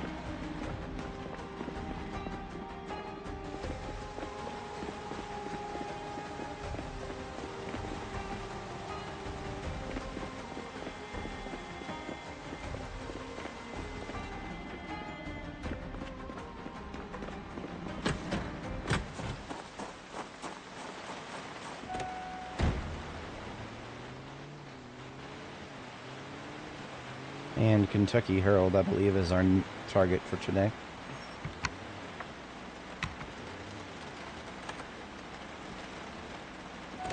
Let's double check that. I mean, I'm pretty sure at this point they're all basically the same. This one does have a lot more 762 in it, and that's important because we're shooting a lot of 762 with the MSR-7T right now. Oops. I'm not, no, I went through a lot of effort to put that together. I'm not moving it. I'll pick up another one. There's plenty of those.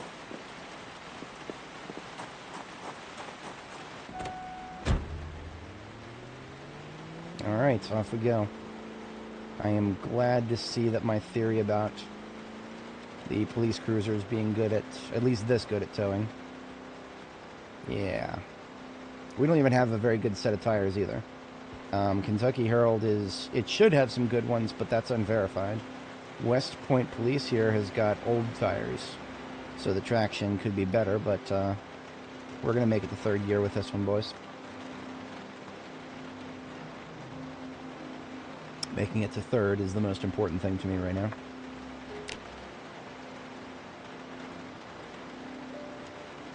Now, if anybody was not here earlier, you may have noticed that we didn't fill up the rear seats, and there's a specific reason for that. That reason is waiting for us on the road here. On guns and survivor's heads, okay. So, basically just guns on survivor's heads, or maybe in police duffels. I have not seen them anywhere else, though. And I'm pretty sure those police duffels that I found were on survivor's heads. There are police duffels you can find in loot containers, but maybe those won't have them. We left exactly 13 sacks of clay on both sides of the road here.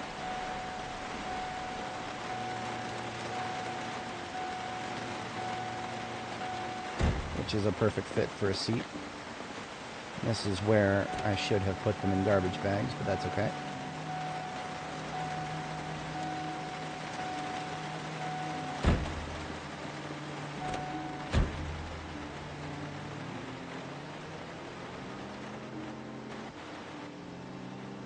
So I have 3 sacks left. It's too late now. I've already decided to go. I mean, at this rate, we'll make it back to Jericho probably right in time for bedtime, and I'm already pushing it with my IRL time constraint here. I may...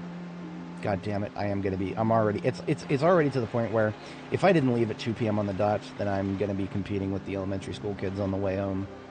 At this point, I might be competing with the middle school kids when they get home. Frickin' school buses stealing my roadway. Yeah, it's alright. See, if it was my neighborhood that I grew up in, it was a big loop. The road that we lived on was a big loop. So if I knew the bus was coming from one direction, I'd just go the other direction. Can't do that where I live. There's only one way in or out now. Friggin' death trap as far as roads go.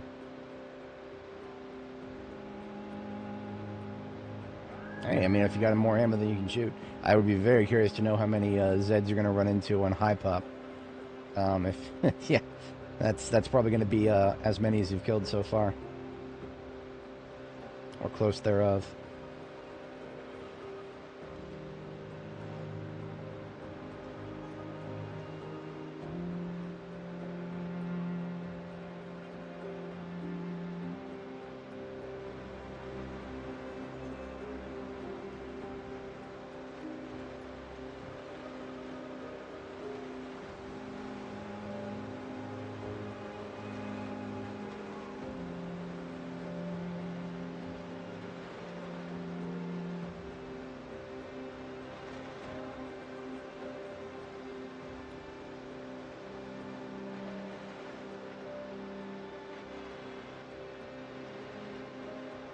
After we fix up the other sports car next time, and get it to tow one of the step vans back, after that it will only be race car towing. I won't be taking any more throwaways back. Limited in that pop. You're telling me there's only 1,000 in high pop? That okay. I guess high pop is, even with high pop, there's only so many places for them to spawn. High pop probably just means that if there's areas to spawn, then they will spawn. But once you get to max saturation in your POIs...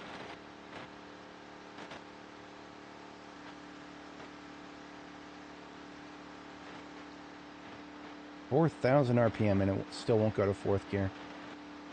This is embarrassing. For a 500 horsepower engine. This thing should be doing better than the ambulance, but that's the difference that we're running into with lower quality tires.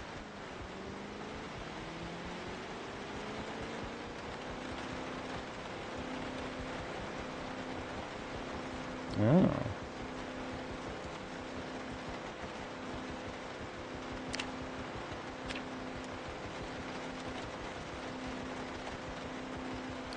For reference, 2K would be about 1/7 of what I've killed so far in this character.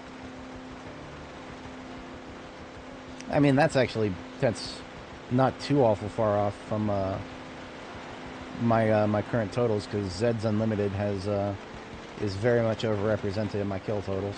It's one of the few major zombie-infested POIs that I've had to clear my way into.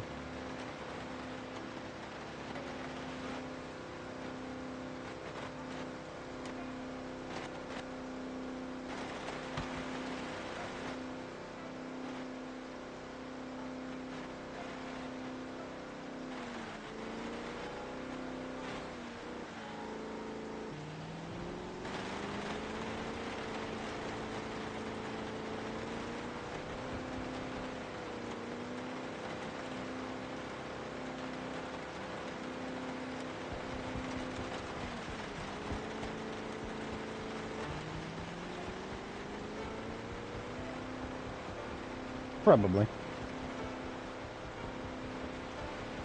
I didn't really count well. I should have All I had to do was take a quick peek at my totals before the checkpoint, before we got started. You see, none of that would be a problem if I could just split these fucking tabs over here. The fact that all these things are different tabs, but I can't make them into their own windows, has always been something I've hated about this game, the default game's UI. There's a lot of things about the UI that other people dislike that I don't mind, but that one right there, not being able to split them from tabs into windows, ugh. Ugh. I don't mind tab stuff for things like web browsers, but I can't even get into them with folders. I tried tabbed folders for a while. Maybe it was just the Win 11 aesthetic, but I couldn't get into it. I am running Windows 11 with Windows 10's UI right now, if anybody's not familiar. Explorer Patcher on GitHub. Very lovely program. You can even set it to... You can take Windows 11 and give it Windows 7's aesthetic if you really want it. If Windows 7 had a dark theme, I might even be amenable to that, but it never did.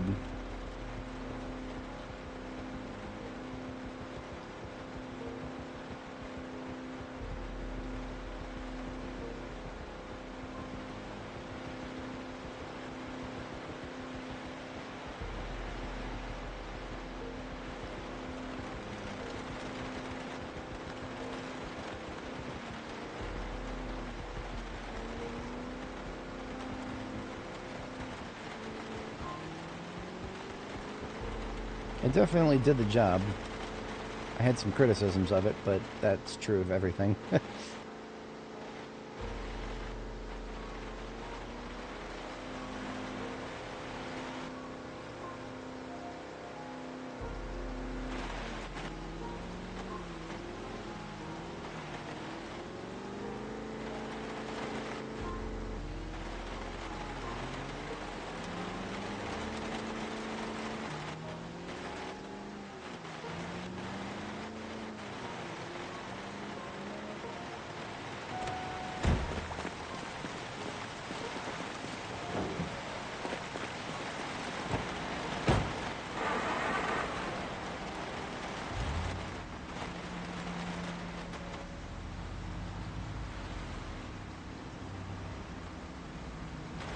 Yikes.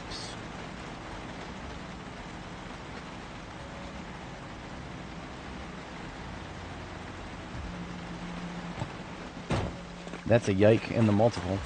A yikes, if you will.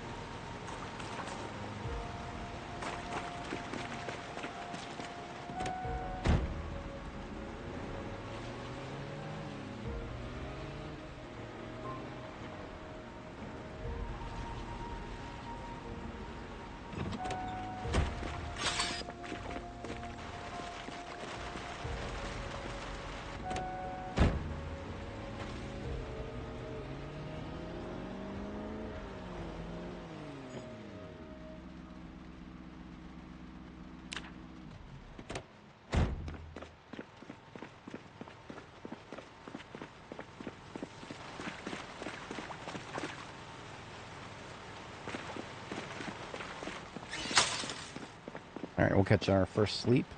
Get some stuff sorted real quick, and then I gotta go after that, folks. Yeah, no, 100%.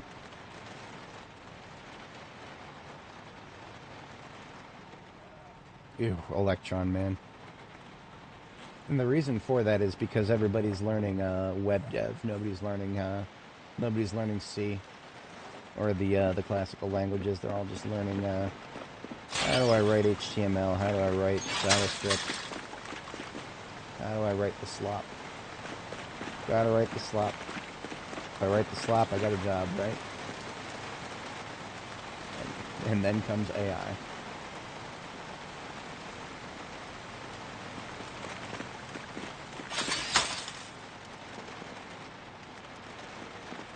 Small steel sheets are for KY Ranger here.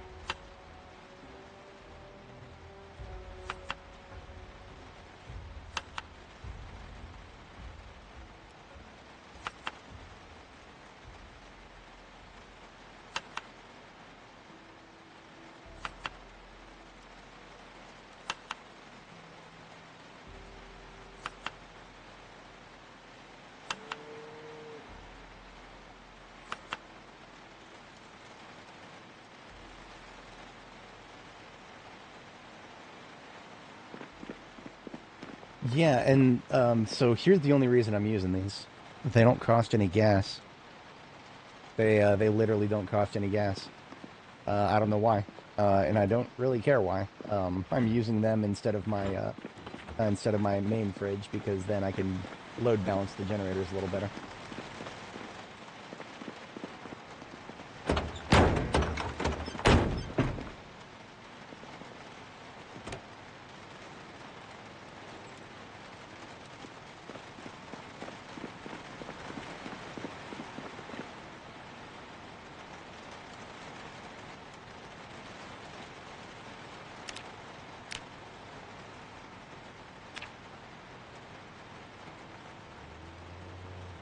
This should be more than enough clay to finish whatever objective we wanted.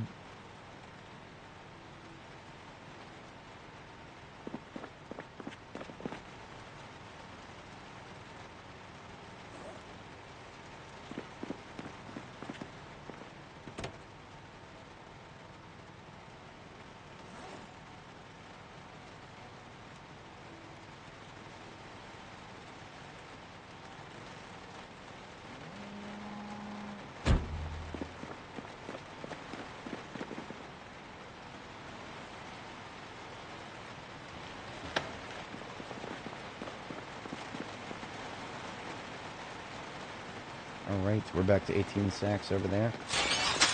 Get some of these buckets converted into clay cement. Using grass instead of sand, of course. Sand doesn't grow back after you cut it.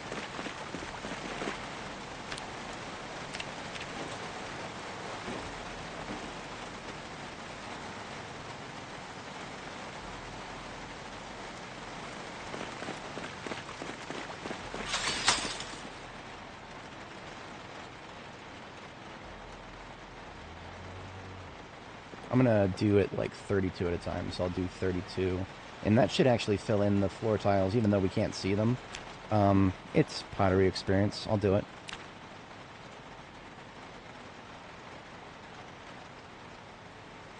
It's also something to fast forward.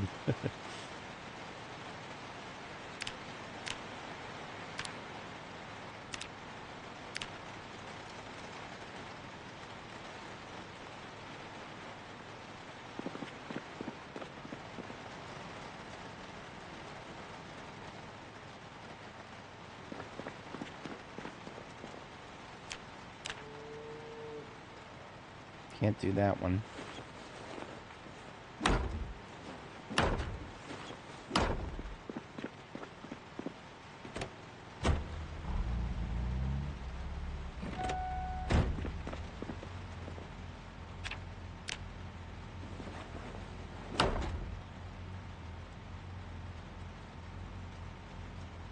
We can do 4 more. Well, I suppose I could even this up here. Here's my crowbar, so I can pick these up.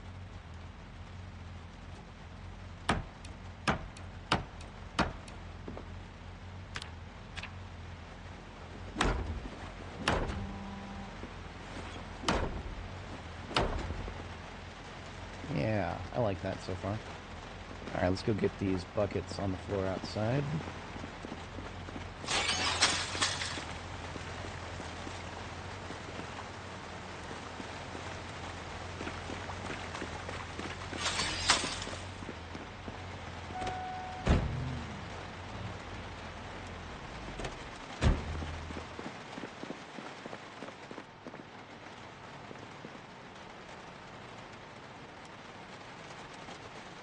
Second sleep, and then we are about to head out here. So I don't think I'll start it tomorrow, but in the not too distant future here, unless I get overwhelmingly negative feedback on this, I'm going to hold myself to account on my workout regimen by ensuring that every stream starts with a workout. I'm going to get in shape, and that was one of the reasons that I liked going to the gym back in the day. It wasn't necessarily that I ever really, I mean, there were only like 1 or 2 people I ever talked to there. One of them wasn't even somebody who went out on the gym floor. He was just he was a swimmer. And I didn't hit the pool very often. But we'd hang out in the locker room every once in a while and chat. And it just, having just a couple of people see what I'm doing made it feel more worth it, because then I could have a headcanon in the back of my head that they're going to tell me that I'm not doing very good if I don't do very good. It's some bullshit, and it's contrived bullshit, but it actually kind of helped. And sometimes when it comes to maintaining a workout regimen, you need all the help you can get. But now I got viewers, and regardless of whether y'all ever say anything about it, all I gotta do is tell myself that you guys will yell at me if I don't stay in shape. And sometimes that's enough for me, because I'm a weirdo. Alright, folks, we've done good things here today. We've got many more good things to do tomorrow. Mixture of killing and building, as we're known to do here. I'll have our girl bid farewell here. And as always, we've got to take some base screenshots so we don't miss out on documenting our progress.